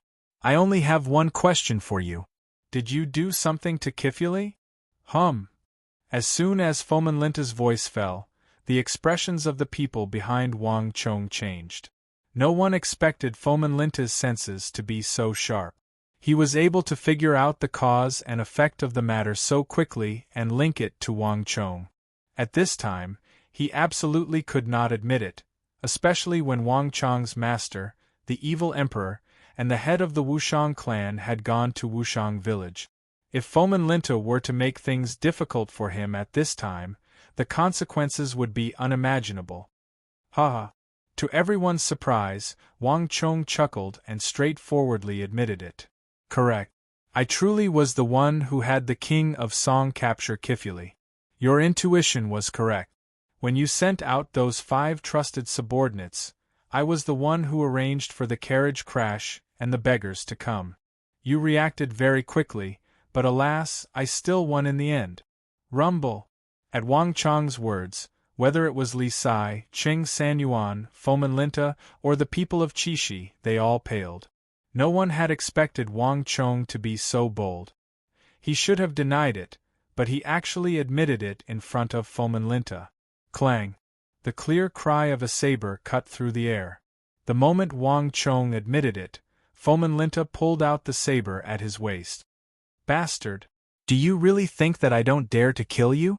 This one has dominated Qixi for 10-some years and killed countless people, but no one has ever dared to oppose me like this. Do you know that with the distance between us, I can kill you with a single thought? Fomenlinta's face was gloomy, his entire body trembling in rage. Although he had long ago guessed that this was the case, when Wang Chong personally said it and confirmed everything, Fomenlinta still felt an indescribable rage. He only had one thought in his mind, and that was to kill the youngest son of the Wang family. Milord, don't waste words with him. Kill him! Behind Fomenlinta, the Hu generals of Qixi also had furious expressions on their faces. Clang clang clang. Following closely behind Fomenlinta, the Hu generals began to unsheathe their weapons. Countless sabers and swords illuminated the air, their cold glints flitting through the air like dragons and snakes. Sensing this killing intent, the soldiers behind Wang Chong also began to unsheathe their weapons. Li Sai, in particular, had unsheathed his Wuzi steel sword that was taller than a man, exuding a mountainous pressure. Who dares to touch Marquis? The Wushang cavalry are here. With a single order, none of you will be able to leave. Everyone was tense, swords drawn, and the atmosphere tense to the extreme. Just when it seemed like the two sides were about to begin a bitter and bloody battle, a light voice rang out in everyone's ears. Put away your sabers and swords. Wang Chong first stopped the soldiers behind him, and then he turned to Fomenlinta and the Qixi generals. Unlike the nervous soldiers, Wang Chong's expression had remained confident and unruffled, causing others to subconsciously relax. Lord Protector General, It is said that courtesy demands reciprocity. At the triangular gap, you borrowed a knife to kill me, using Dusong Mangpo's hand to kill me, and then stealing my credit. I only captured one of your subordinates, so it shouldn't be a big deal, right? Moreover, I'm not boasting, but do you really think you can kill me? You should know why Dusong Mangpo fled, right? Chapter 8:23. Dusong Mangpo and Fomenlinta had fought countless times on the Uzun Plateau, with neither side able to gain the upper hand. But in the Battle of the Triangular Gap, Dusong Mangpo had abandoned his army and fled. To these Chishi generals who viewed Dusong Mangpo and the Uzun Plateau as their greatest foes, this was like an earthquake. All of them clearly remembered how terrifying the auras of those two elders, one black and one white, had been when Wang Chong had walked out of that miniature steel fortress. If those two terrifying elders were still here, none of them would have dared to attack. Fomenlinta took in a deep breath, his eyes subconsciously glancing at the walls behind Wang Chong, a deep apprehension in his eyes as he finally came to his senses. Correct. Now truly was not the time to move against this brat. Since everything had been investigated, a gentleman's revenge was never too late even after 10 years. Let him live for now, and there would always be a time for revenge in the future. Wang Chong, I won't kill you today, but don't get happy too early. I'll remember this matter. Once I return from the capital, there will come a day when I will have you and your Wang clan pay the price. With these final words, Fomenlinta gave Wang Chong a fierce glare, as if trying to carve his image into his mind, and then he turned his horse around and rode back toward the capital. Let's go. At the last moment, Fomenlinta waved his hand and his army flew away. Hiss! As Fomenlinta's figure disappeared, everyone breathed a sigh of relief. That was too dangerous. Milord, you can't take such risks in the future. Fomenlinta is too powerful. That was equivalent to putting your life in his hands. That's right, milord. If Fomenlinta knew that your master and Chief Wushang weren't here, we would have truly been in danger. Everyone said with lingering fear on their faces. When Fomenlinta unsheathed his sword, everyone could smell the strong stench of death. The feeling of facing an imperial great general was difficult to imagine unless one had personally experienced it. Haha, don't worry. Whether Fomenlinta sees through it or not, he won't make a move. Contrary to everyone else's expression, Wang Chong appeared to be quite calm, without a hint of nervousness. Marquis, I also think that you were too rash in this matter. Fomenlinta is too strong, we should be more cautious. Li Sai suddenly said. Ah Sai, don't worry. Wang Chong smiled and patted him on the shoulder. Since Fomenlinta appeared here, he naturally guessed that it was me. If he really wanted to make a move, do you think he would have endured until now and said so much to us? Wang Chong's words left everyone speechless. That was right. Given Fomenlinta's personality, if he had confirmed that it was Wang Chong, he would not have endured until now. If Fomenlinta enters the capital now, as long as he clearly explains himself, there is still hope for him to return to the Chishi Protectorate. But if he kills me now, no matter how the Shuiyang Palace incident progresses, he will still be dead. The great clans aren't as simple as he imagines, and besides, I'm the son of Heaven's disciple. Fomenlinta is a shrewd and astute person, so there's no way he wouldn't understand this. Thus, he never intended to make a move today. This is why I met with him. Wang Chong confidently said, exposing the mystery. But Fomenlinta's thinking is still too simple. He believes that he still has a chance to make a comeback, but he has no idea that I won't give him this chance. With these final words, Wang Chong shook his head. As he gazed in the direction that Fomenlinta had left, a sharp light flashed through his eyes. When the devil grew 1 foot, the Tao grew 10.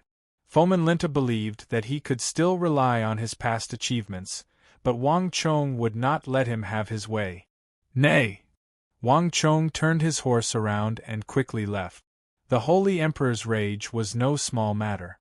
Moreover, Fomenlinta's pledge of allegiance to the fourth prince had already spread throughout the court. 8 or 9 days later, Fomenlinta traveled day and night, finally arriving at the capital with unprecedented speed. "I've finally returned."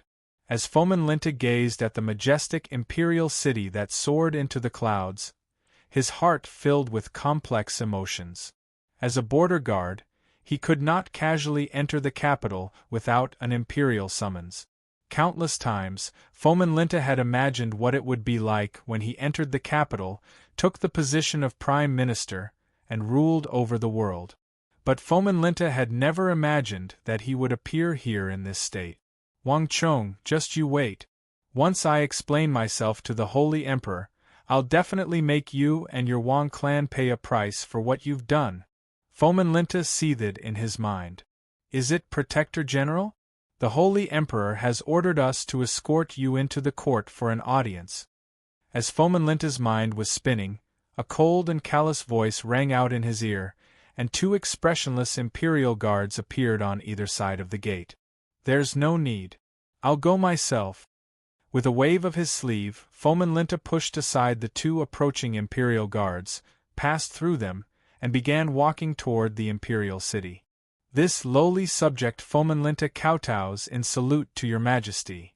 A few moments later, in the depths of the imperial palace in Taiji Palace, in front of all the civil and military officials, Fomenlinta, dressed in martial attire, heavily prostrated himself on the floor of the imperial court. "Haha, Marquis is too interesting." Several days later, while Wang Chong was in his room inspecting a map of the kingdoms of the western regions, Suki was so excited that his face was red. Holding a letter, he strode over the threshold, his mouth unable to close. "A letter from the King of Song?" Wang Chong chuckled as he moved his gaze away from the map to Suki. Wang Chong's focus was increasingly placed on the western regions and Arabia, and Wang Chong was beginning to let go of many of the trivial matters. For example, when Fomenlinta entered the capital, Wang Chong had left the follow-up matters, including those concerning the King of Song, to Suki, essentially giving him full authority to manage them. This could also be considered a kind of tempering experience that Wang Chong had given him. Suki was beginning to display a leadership ability that was not just his strength. This was also why Wang Chong had chosen him. Marquis is wise. He truly is the King of Song." An excited expression on his face, Suki firmly nodded his head and immediately relayed the news from the Song dynasty. It turned out that the moment Fomenlinta entered the capital, he had been summoned to the imperial court. In front of all the officials, Fomenlinta had wept bitterly and confessed to the Holy Emperor all his mistakes. Fomenlinta had repeatedly emphasized his loyalty to the Tang dynasty. Although he had colluded with the fourth prince, he had only wanted to get closer to the Holy Emperor. He had no intention of rebelling. In addition, in front of all the officials, Fomenlinta had spoken of many old matters to the Holy Emperor. He had spoken of his first meeting with the Holy Emperor and the many years of friendship between him and the Holy Emperor. As he spoke, Fomenlinta wept bitterly, and those who heard it would grieve for him. And in the imperial court, Fomenlinta had repeatedly emphasized his identity as a Hu, emphasizing that he was different from the Han who had received the teachings of the Confucian school. The Hu naturally liked to be straightforward, but they had no evil intentions.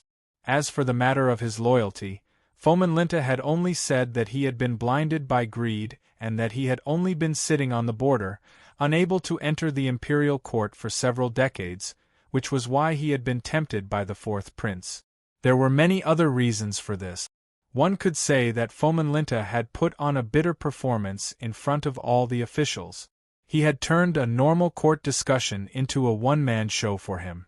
It had to be said that when Wang Chong heard all this, he was truly filled with admiration for Fomenlinta. As the Chishi Protector General and the oldest great general of the Tang dynasty, Fomenlinta truly lived up to his reputation as a cunning and astute old fox. The tactics and methods he had employed were truly exquisite. Even in Wang Chong's eyes, they were flawless. Ginger is spicier with age.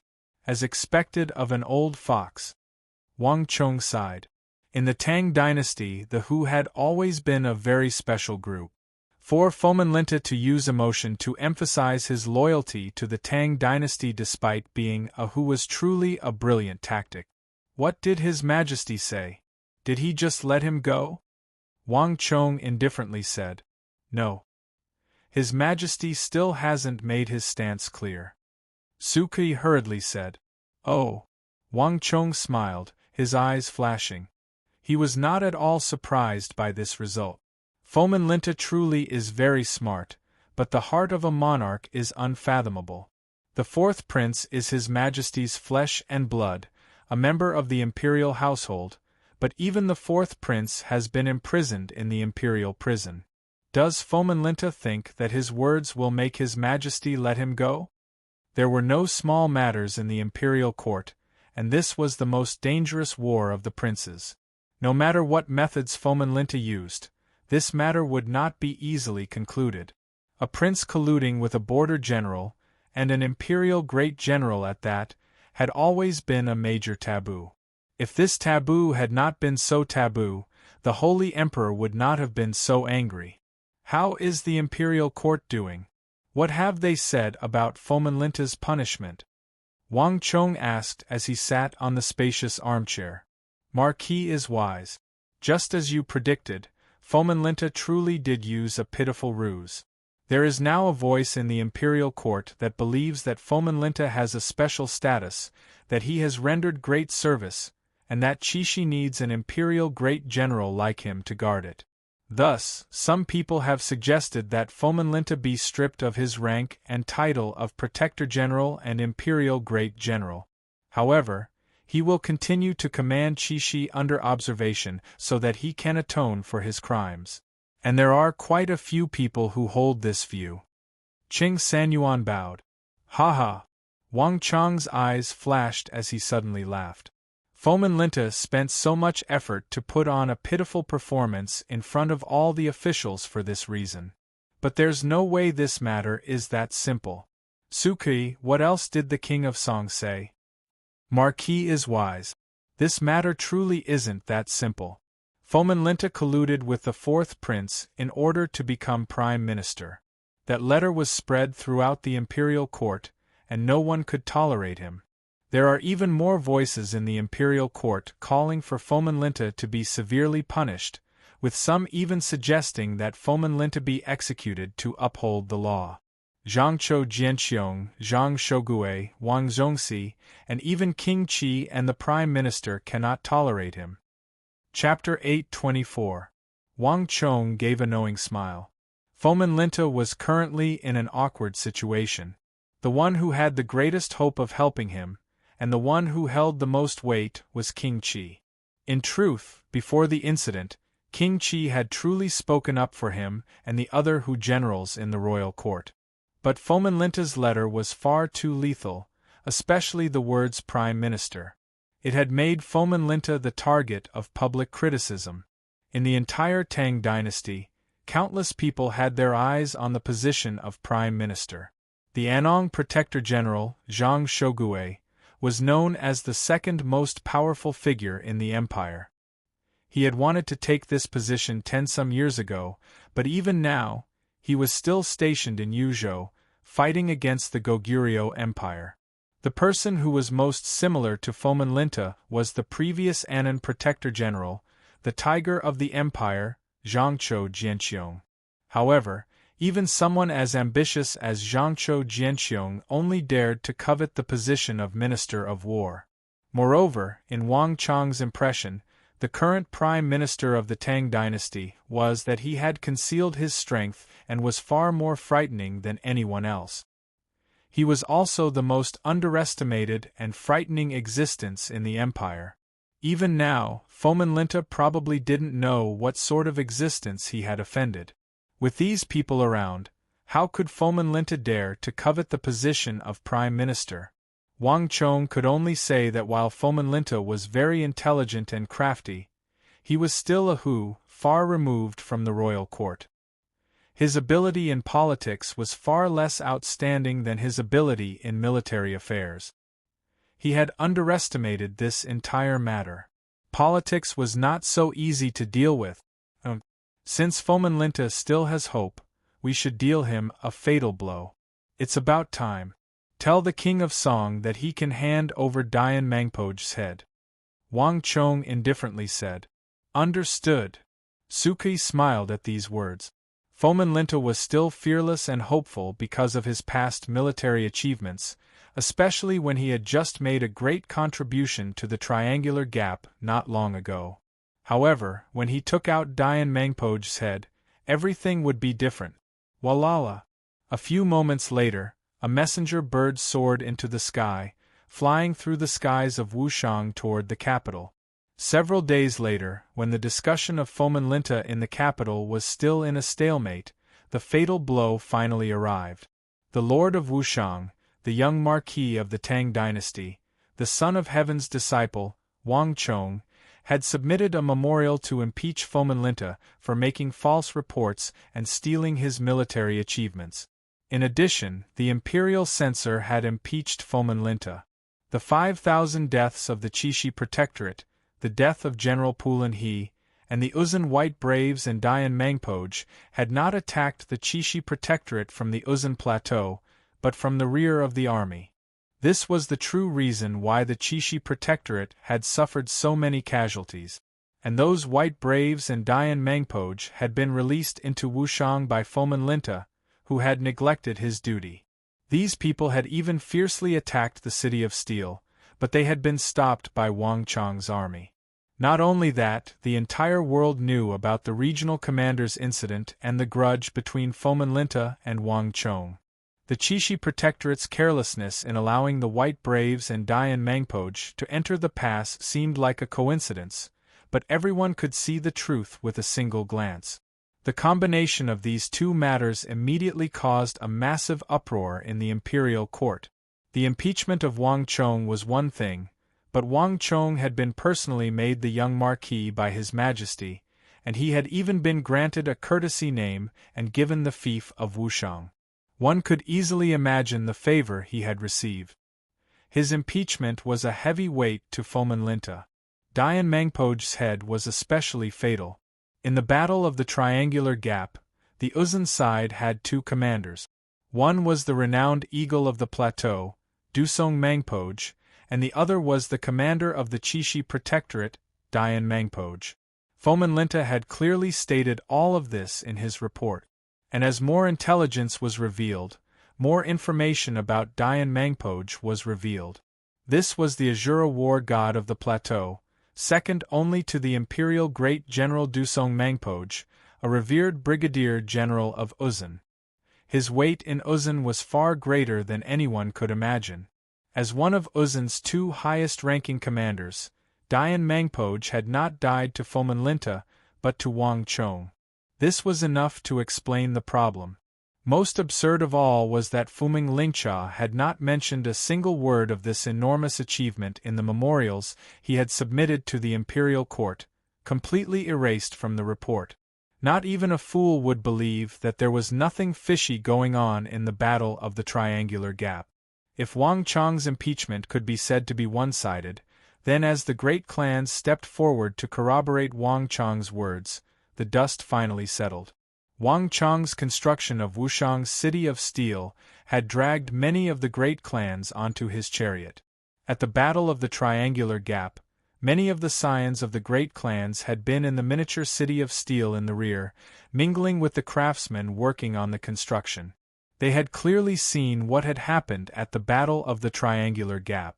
In normal times, when Fomenlinta was still Chishi Protector General, no one would believe their words, but now they had taken Fomenlinta's life. Bastard! When Wang Chong's memorial was submitted to the imperial court, the Holy Emperor finally flew into a rage. The entire capital and all the officials trembled at the Holy Emperor's rage, their faces pale. Fomenlinta knelt on the throne, his face ghastly pale, sweat pouring down his face, his heart like dead ashes. He had never expected that things would take such a turn. Wang Chong, A thought flitted through Fomenlinta's mind. He finally realized that he had completely underestimated that youth in Wushang. He had completely lost this battle. Colluding with the fourth prince to participate in the War of the Princes, stealing military merit and falsely reporting military intelligence, abusing his position to avenge a personal grudge, luring the enemy in. With these three matters added together, his career had been completely ruined. Fomenlinta was swiftly arrested and imprisoned.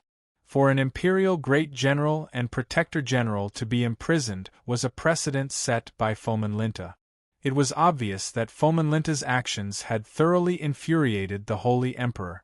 Otherwise, someone of his status would never have been imprisoned. Although Fomenlinta's punishment had not yet been decided, everyone knew that Fomenlinta was truly finished. This matter is finally over. Wang Chong was in Wushang, and it was only a few days later that he received the news.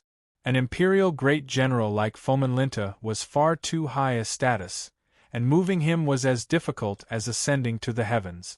In order to move him from the Qixi Protectorate headquarters, Wang Chong had expended a tremendous amount of effort, spending nearly 3 months.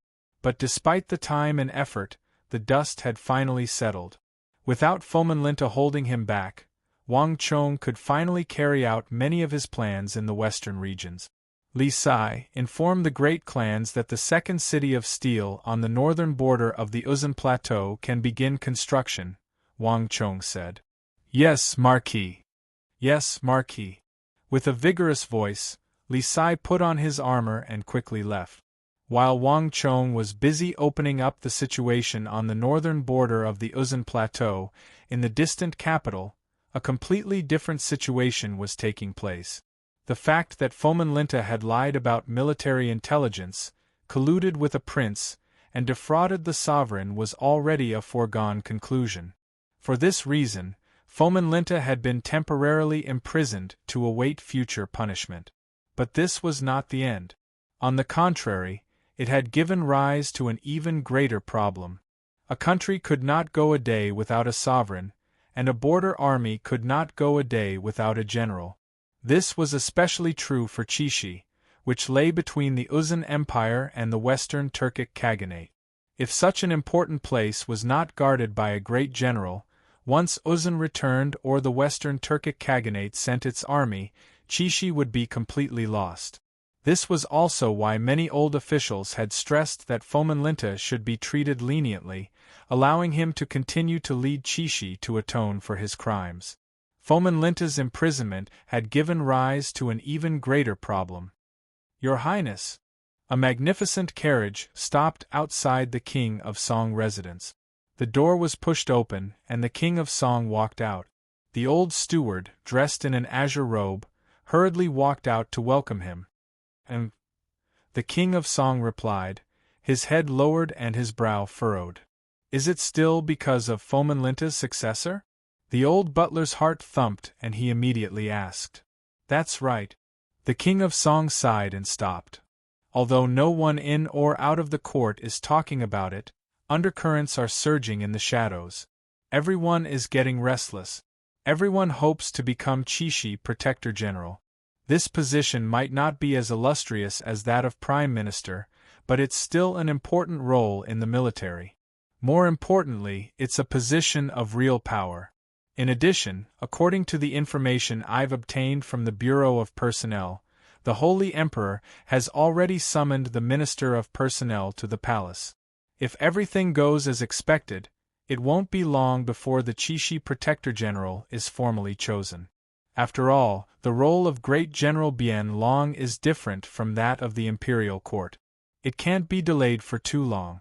Then has Your Highness thought of a suitable candidate? The old steward bowed. If I had, I wouldn't be as vexed as I am right now. The King of Song sighed. The Qixi Protector General is no small matter. This is a high-ranking official on the border, and he commands tens of thousands of elite soldiers. He must resist Uzan to the west and Uzan to the east. This person must have abundant experience in military affairs and be able to hold his own. Wang Yan could have been an honest and straightforward person. His style of battle is extremely steady and solid, and he has led an army for more than 10 years. In the War of the Southwest, if he hadn't arrived early, Eris Lion City would have already fallen, and the tens of thousands of soldiers of the Annam Protectorate would have been completely wiped out. In this aspect, Wang Yan's ability to command is even more outstanding than Xianyu Zhongtong's. One could say that after the War of the Southwest, Wang Yan is completely capable of being used. The old steward frowned. Then what is your highness hesitating for? If only it were that simple. According to the rules of the imperial court, the position of Protector General must be at the peak of the Saint Martial realm, a great general. In this aspect, Wang Yan is far from enough. However, he's skilled in the mighty miracle god formation, so this aspect makes sense. But have you noticed that the army of the Qixi Protectorate is almost entirely made up of cavalry? The King of Song sighed. The old steward froze, momentarily speechless. Qixi was made up of cavalry, but Wang Yan led the army. His defense was steady and steady, combining offense with defense, defending with offense, and attacking at the same time. All of this was built on the foundation of infantry. In truth, if one carefully examined the War of the Southwest, one would realize that the Annam Protectorate had cavalry, but not many of them. The 200,000 soldiers of the Annam Protectorate, including Wang Yan's army, were mostly infantry. Chapter 825. Now you understand, right? The King of Song gave the old butler a profound glance, knowing that he had also understood. Given the relationship between the Song and Wang clans and Wang Yan's outstanding talent as a commander, he should have been the best candidate. But now, he was the most unsuitable. In addition, the majority of the Qixi Protectorate is made up of Hu, and the Hu are obstinate and difficult to subdue. If Wang Yan were to appear out of nowhere, the Han in the Qixi Protectorate would be fine, but the Hu would definitely not submit to him. Wang Gengzhi has always been harsh and strict in his management of the army, but could he really just kill half of the Qixi Protectorate? His Majesty needs to send people to stabilize Qixi and guard against Uzun and the Western Turkic Khaganate, not to cripple ourselves and engage in internal strife before we have even begun to deal with Uzun and the Turkic Khaganate. The old butler fell silent. In terms of politics, he was not a very good partner, and he had no say in this matter, so he could not provide much help to the King of Song. Old butler, help me write a letter and inform him of the situation here. Ask for his opinion. The King of Song thought for a few moments before speaking. Yes, this old servant will do so. The old butler's lips moved as he quickly left. In the entire King of Song's faction, the one who could provide the greatest assistance to the King of Song in every aspect was undoubtedly Wang Chong. Fomin Linta was a formidable protector general with decades of service in the army, a lofty and dignified existence, yet Wang Chong had managed to slowly drag him down from his high horse. In the capital, Wang Chong's reputation had unwittingly reached an extremely high level. Even though Wang Chong was far away at the border and had yet to step into the imperial court, he had no right to participate in politics. However, in the eyes of many nobles and aristocratic families, he was already like the sun in the sky. He was probably even more feared than many of the old officials in the imperial court. Gradually, even the King of Song himself did not realize that he now valued Wang Chong more and more. Unconsciously, whenever he encountered a problem, he would subconsciously think of Wang Chong, hoping to get some advice from him. Several days later, Wushang, City of Steel, after reading the letter from the King of Song, Wang Chong put down the letter and remained silent for a long time. How is it? Have you noticed anything? Su Yiqin sat at the side. Her clothes were as white as snow, and her beautiful eyes were rippling. She blew at the foam on the tea and opened her cherry lip. It's not that easy to choose a candidate for Fomin Linta. When it comes to the position of Imperial Protector General, the Imperial Court has always made the decision. I never thought that the King of Song would ask me about this matter. Wang Chong shook his head. He had to admit that the importance that the King of Song placed on him was far greater than he had imagined. You were the one who moved Fomenlinta away, so you should have a candidate in mind, right? Su Ichin said.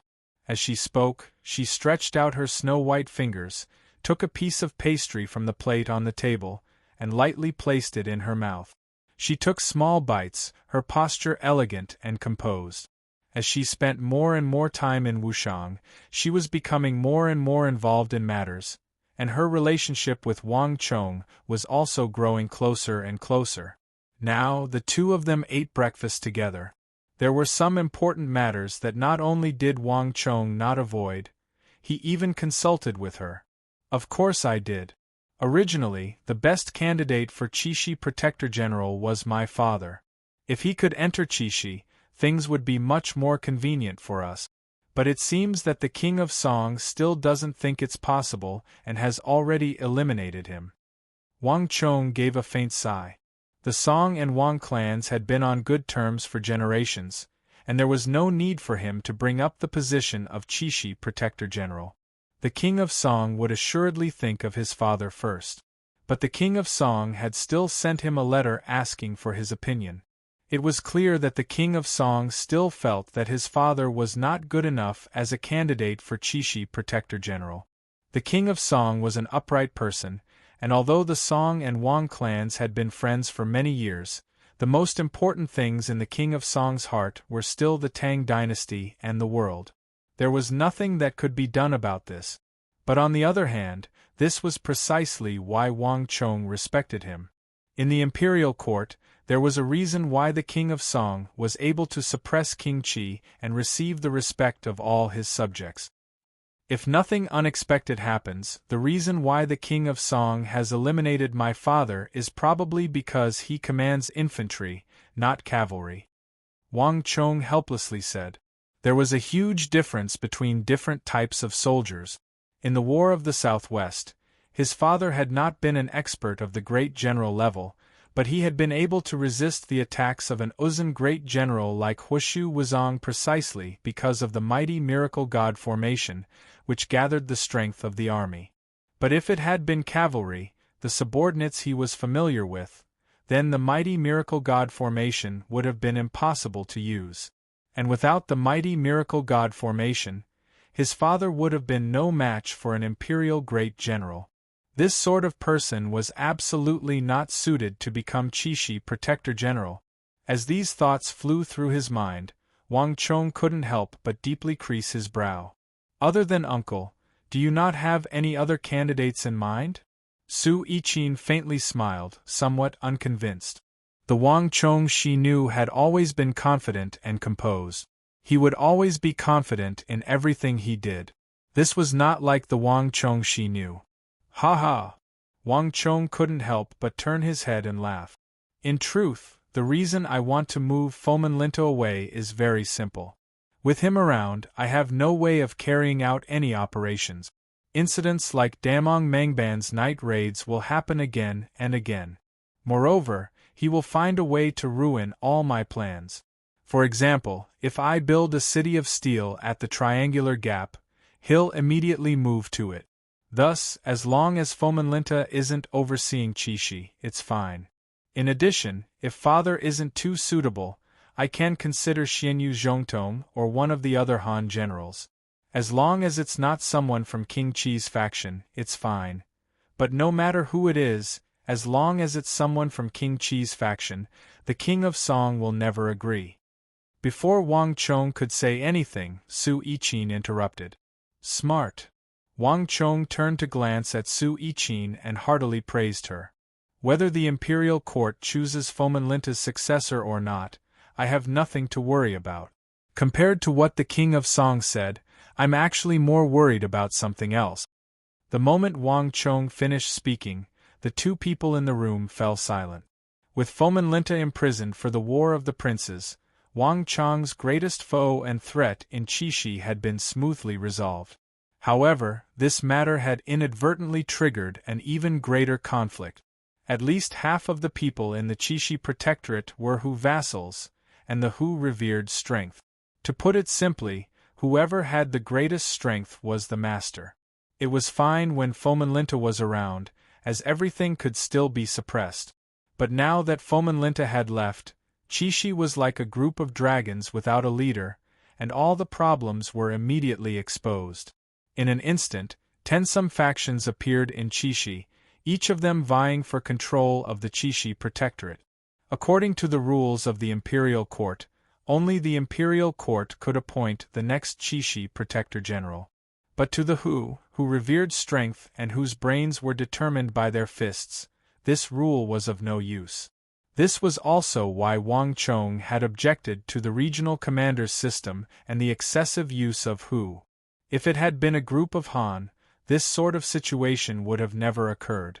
In the current situation, these 10 who commanders were vying for power, and there was a high chance that an internal conflict would erupt in the Chishi Protectorate. Li Sai, what's the situation like in Chishi? Wang Chong suddenly turned his head to the door. Replying to Marquis, we've been monitoring the situation day and night.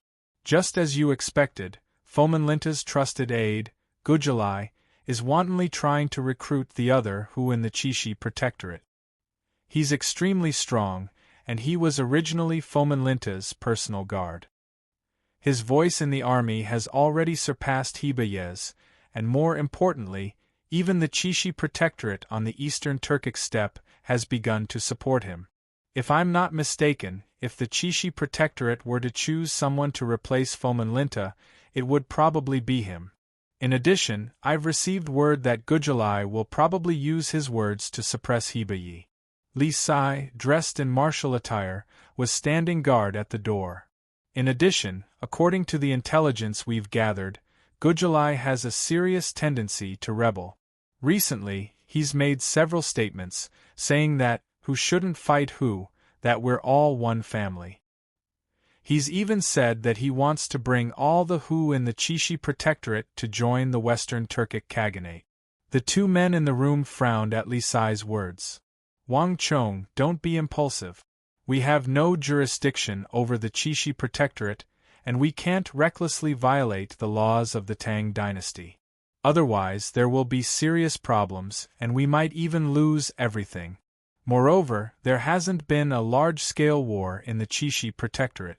Interfering at this time and killing a general of the Chishi Protectorate is a crime punishable by death.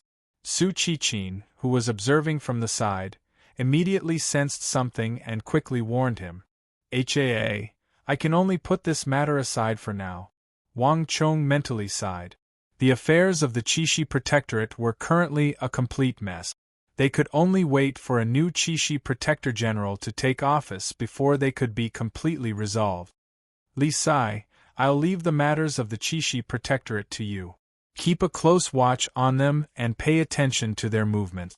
If there's any internal strife, no matter what, you have to get involved and stop them. Yes, Marquis. Li Sai deferentially said. After leaving everything to Li Sai, Wang Chong took a short nap in his room. After enjoying his breakfast with Su Qichin, he quickly left the room. The events in the Chishi Protectorate truly were worrying, but to Wang Chong, they were nothing more than a minor itch. There was another matter far more important than this. Venerable Masters, long time no see. In the City of Steel, in the main hall of the Lord's residence, Wang Chong met with Arloja and Ablonidon. After more than a year, although the two were still thin, their complexions were much better. Young Master Chong pays his respects. I didn't think that young Master would already be made a king and a marquis after more than a year. Young Master is so young and promising. We truly did not misjudge you. Upon seeing Wang Chong, the 2 Sindhi monks immediately stood up from their seats, pressed their palms together, and gave a deep bow. When Sindhu was suffering from a famine, Wang Chong had delivered a large number of cattle, sheep, and provisions to them, alleviating their immediate need. All of Sindhu viewed him as their most important benefactor and honored guest. Moreover, when Wang Chong purchased the Hyderabad ore, he had paid an extremely high price, on a completely different level from the other countries. For this reason, even the high priest of Sindhu viewed him as an honored guest. Chapter 8:26. Haha, venerable ones are too polite. Come, sit. Wang Chong gestured at the seat with his palm. Young master, for what reason did you summon us from Sindhu? The three of them sat down, and after some small talk, Arloja got straight to the point. The two of them were ascetic monks, and their methods were straightforward. In this aspect, they were completely different from the people of the Central Plains. Haha, to tell you the truth, I wish to purchase another batch of Hyderabad ore from Sindhu. Wang Chong smiled, took a sip of tea, and said straightforwardly. But young master, if I remember correctly, the time we agreed on is just a little while away. Young master doesn't need to find us, much less give any orders. The second batch of Hyderabad ore will be delivered soon. Both of them were puzzled. Haha, it is indeed as venerable ones say, but it is different this time. However, I wish to bring forward the date of this transaction. In addition, I wish to change the amount of the transaction, from 1,000 June of Hyderabad ore to 6,000. Wang Chong said to the two. The price of Hyderabad ore had risen from the Wuxi steel swords forged by Wang Chong to fame, and the price had also soared. The price of Hyderabad ore had already risen from several hundred taels to 1,000. 6,000 June of Hyderabad ore was equivalent to 6 million taels of gold. This number was close to an astronomical figure. At the very least, to Sindhu, this was an unprecedented transaction. Young master, are you serious? Like a bolt of lightning, the two of them trembled as they stared in shock at Wang Chong. They had traveled a great distance and crossed mountains, but they hadn't expected Wang Chong to propose such an enormous transaction. 6 million taels of gold was enough to sustain Sindhu for an entire year.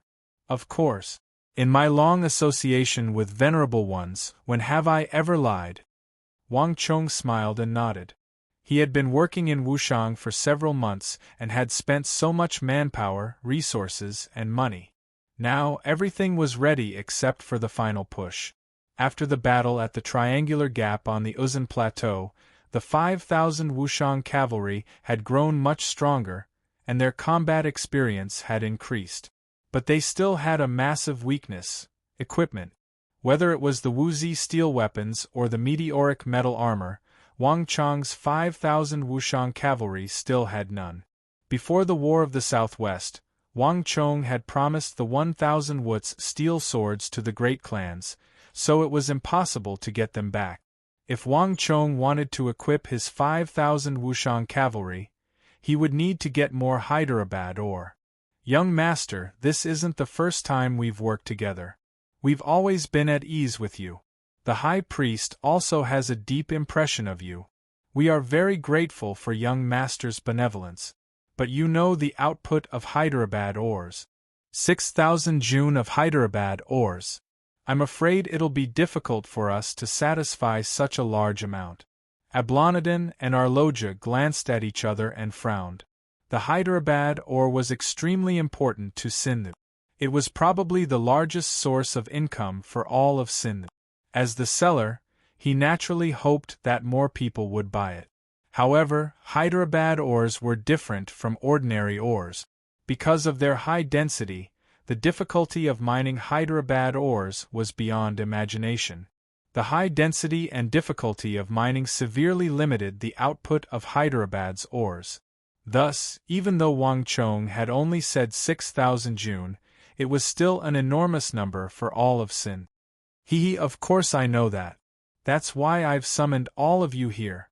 I hope that when Sindhu sells Hyderabad ores, you can greatly favor the Tang dynasty of the Central Plains. For the time being, you can sell the ores to other factions to me. You also know about the current Hyderabad ores.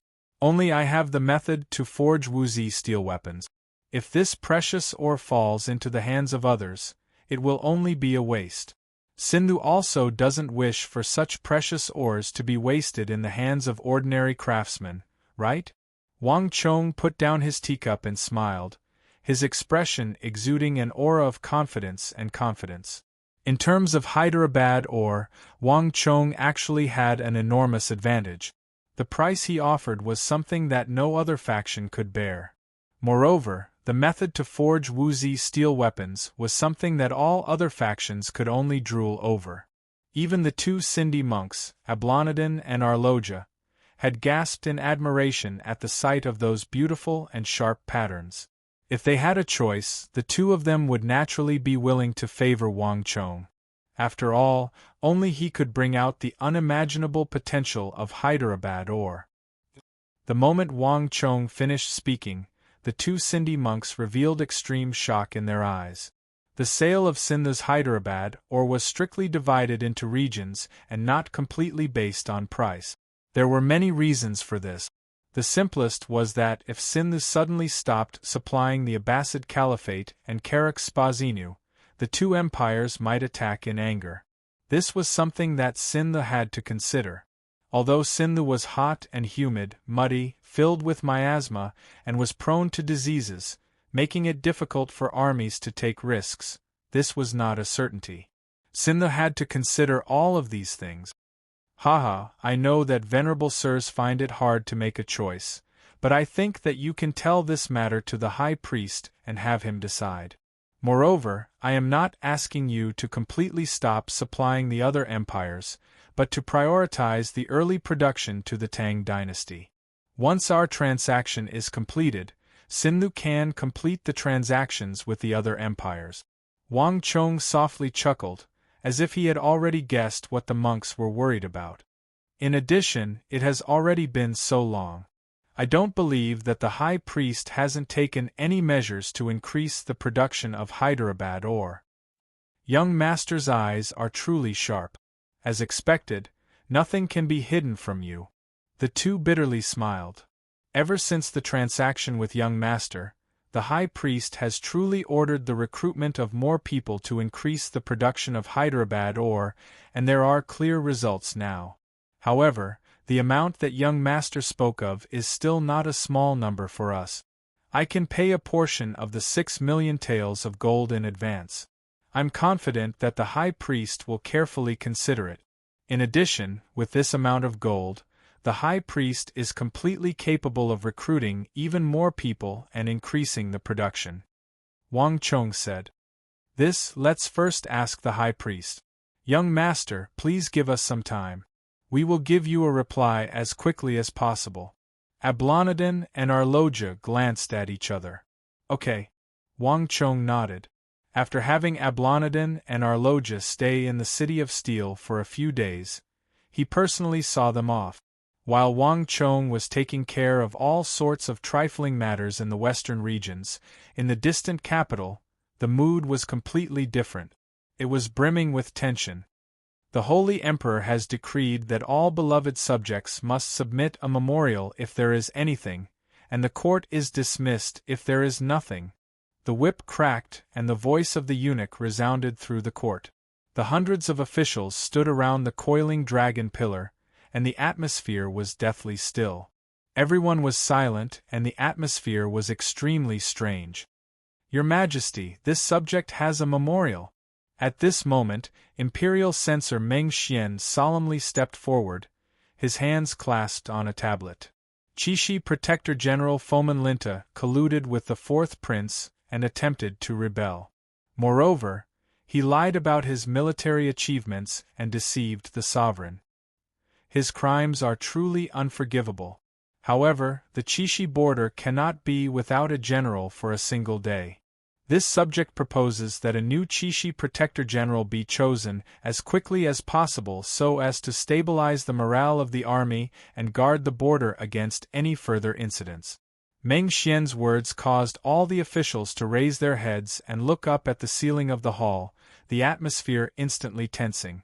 Although they remained calm on the surface, all of them were inwardly restless, and undercurrents were surging through the hall. Chishi Protector General. Ever since Foman Linta had been imprisoned, this position had been left vacant, and all the factions were eager to take it. All humans had ambitions, and there were very few people in the Empire who could surpass the position of Imperial Protector General. But no one had mentioned it before, so no one had said anything. But now that someone had taken the lead, everything was different. Your Majesty, this subject proposes Yao Guangyi for the post of Qixi Protector General. Yao Guangyi was born to a prestigious clan, and when the old eunuch Yao was prime minister, he had both ability and integrity. He was deeply respected by all the ministers, and even His Majesty had nothing but praise for him. Yao Guangyi was deeply influenced by the old eunuch Yao, and as the saying goes, a tiger father does not beget a dog's son. Moreover, Yao Guangyi is both brave and astute, a master of both the pen and the sword. He is truly the best choice for Qixi Protector General. Before anyone else could speak, King Qi, dressed in his imperial robe, stepped forward and loudly declared, "No!" The King of Song's voice came from the other side, and he immediately stepped forward. The position of Qixi Protector General requires at least the cultivation of an imperial great general. Yao Guangyi's talent is only above average, still extremely far from the great general level. He's simply not qualified to be Qixi Protector General. If even Yao Guangyi isn't suitable, then I'd like to know who you think is more suitable than him. King Qi coldly sneered. If I had to choose Yao Guangyi, I would rather recommend Wang Yan. At the very least, Wang Yan is more talented, and in the War of the Southwest, his accomplishments are unquestionable. In any case, he's better than Yao Guangyi for the position of Qixi Protector General. The King of Song said to King Qi, "Nonsense. Since Yao Guangyi isn't suitable, is Wang Yan suitable? You yourself said that the position of Qixi Protector General requires the cultivation of an imperial great general. Do you think Wang Yan is enough?" King Qi harshly rebuked. "Your Majesty, this subject believes that neither Yao Guangyi nor Wang Yan is suitable." As King Qi and the King of Song were fiercely debating, a grating voice rang out in their ears. Upon hearing this voice, all the officials, including King Qi and the King of Song, paled. All of them turned their heads in search of the source of the voice. Imperial Censor Hao. The sight of that white-haired, incorruptible, and thin figure left all of them stunned. Imperial censors inspected the world and impeached all officials, and they were known to speak bluntly, and Imperial Censor Hao was an outstanding figure. He was over 60 years old and extremely experienced, already at the age of one's grave. Imperial Censor Hao spoke without restraint, from monarchs and princes to high officials and county officials. Chapter 8:27. This subject proposes that Great General Tongluo Great General Abusi assume the post of Qixi Protector General. Great General has worked hard and rendered great service, and his strength is not one bit inferior to Fomenlinta's. This subject believes that with him, Qixi will forever be safe and sound. Imperial Censor Hao sternly said as he stepped out of the ranks. Buzz! Great General Tongluo had been coldly watching from the sidelines, but Imperial Censor Hao's words were like a bolt from the blue, and his entire face paled. He had been listening to the argument between the King of Song and King Qi, but he had never imagined that the flames of war would burn him. "Your Majesty, no." Albus knelt on the floor with a thud and lowered his head. Ever since His Majesty became Protector General, the Tongluo clan has always stood guard at His Majesty's side. Abusi is willing to stand guard at His Majesty's side and never leave. This lowly subject appreciates Imperial Censor Hao's kind intentions. As he spoke, Abusi's face paled. Although the position of Qixi Protector General was extremely prestigious and lofty, it had already become the target of public criticism. Countless ambitious people were vying for this position. Even members of the imperial family, like the King of Song and King Qi, were involved. For Imperial Censor Hao to recommend him at this time was no different from throwing him over a fire rack to roast. Moreover, although the Protector General was a high position, how could it compare to the Emperor's personal attendant? Fomenlinta had spent so much effort to sneak into the capital and get close to the Emperor. Was he going to do the exact opposite and run all the way to Qixi?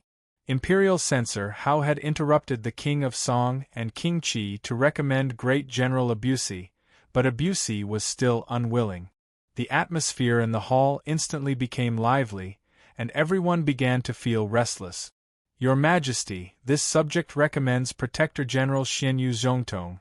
At this moment, Yang Zhao suddenly stepped forward, a stern expression on his face. But before he could finish, he was interrupted. Lord Yang, are you joking? Xianyu Zhongtong was already the Protector General of the Southwest. Was that not enough? Did he still want him to hold multiple posts? Based on this line of thought, can I also recommend Anong Protector General Zhang Shogue, Biting Protector General in Sishun, and Anxi Great General Gao Xianji? Assistant Minister Liu Xiao of the Ministry of Personnel said with a cold expression as he stood beside a huge coiling dragon pillar. How could Xianyu Zhongtong be like the other Protector Generals? In the southwest, the Mengshi Zhao Empire had completely submitted, while the Uzun Empire's Ngari royal faction had also completely collapsed.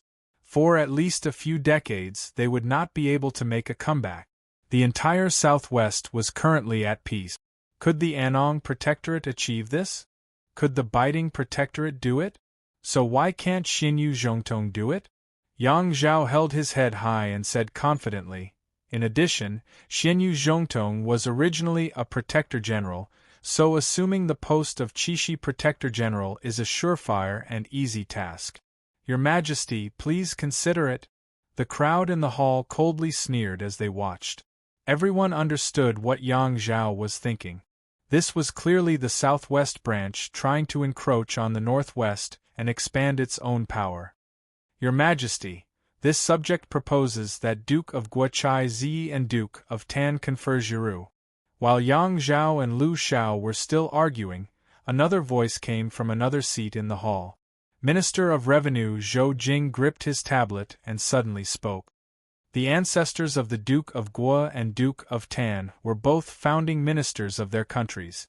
Their ancestors followed Emperor Gaozong and Emperor Taizong in conquering the world, and they are loyal and devoted to the Tang dynasty. Moreover, both of them are clans of ministers and generals, and the art of war and martial arts have been passed down from generation to generation. With them as Qixi Protector General, Your Majesty will have nothing to worry about. The hall fell silent at Zhou Jing's words. Even Yang Zhao, who was eager to expand his influence, shut his mouth, a look of apprehension in his eyes. Founding dukes. The appearance of these three words in any place would assuredly lead to a thorny problem, and all the parties involved would be filled with apprehension. The reason was very simple. In the Tang dynasty, founding dukes did not refer to just one or two clans, but a group of ancient and powerful factions. They had been operating since the founding of the Tang dynasty, and they had a long history and flourishing root. They had taken root in the Tang dynasty and were inextricably linked to the imperial household. Although these founding dukes were slowly declining, no longer able to live up to the glory of their ancestors, no one in the Tang dynasty dared to look down on them. Zhou Jing had recommended the Duke of Guo, Chai Zi, and the Duke of Tan, Feng Jiru. No one would believe that he didn't have someone backing him. What everyone found very difficult to grasp was whether Zhou Jing had the intentions of just one or two clans or the entire group of founding dukes of the Tang dynasty behind him.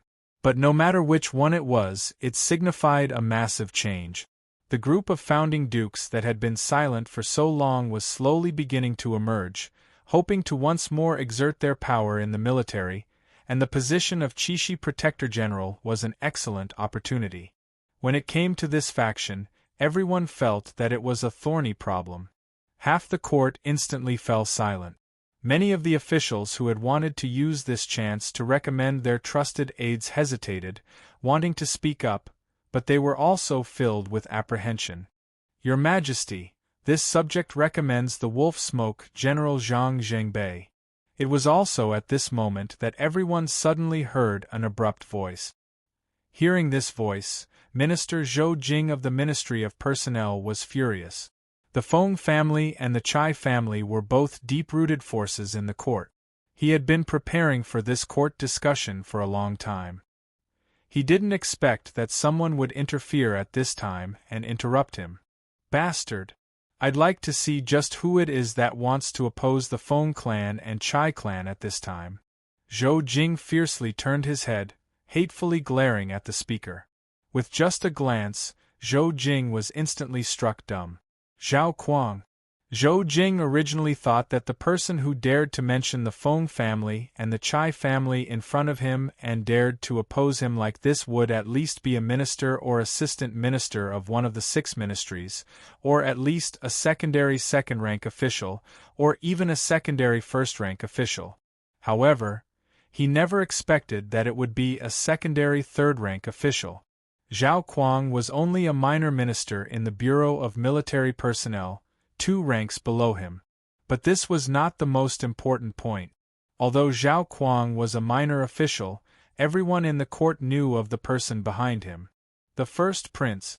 As this thought flashed through Zhou Jing's mind, his face paled.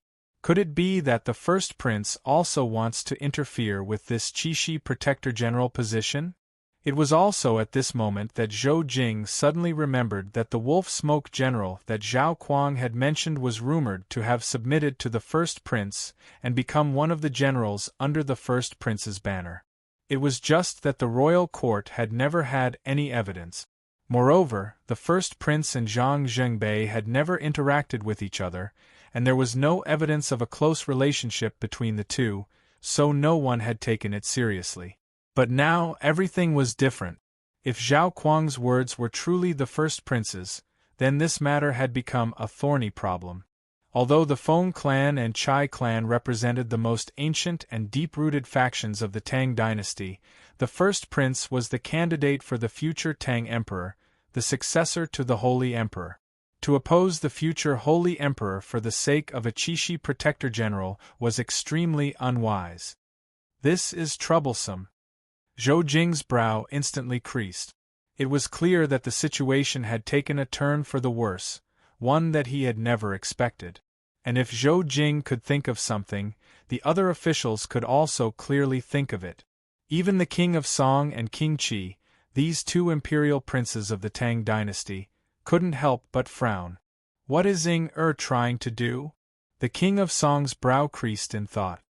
He heard Zhao Kuang's voice continue. Zhang Zhengbei has guarded the border fortress for 7 or 8 years, always taking the initiative in biting. In a year, he has repelled 70 or 80 Turkic assaults, both big and small. In addition, he has been very active in providing reinforcements to the other fortresses. Under his watch, the Turks are extremely apprehensive, and even now, they do not dare to take a single step forward. Moreover, in the crusade launched by Biting Protector General and Sishun last year, Zhang Zhengbei also made great contributions, killing the most soldiers of the Western Turkic Khaganate and capturing the most. He is an active supporter of war against the Western Turk.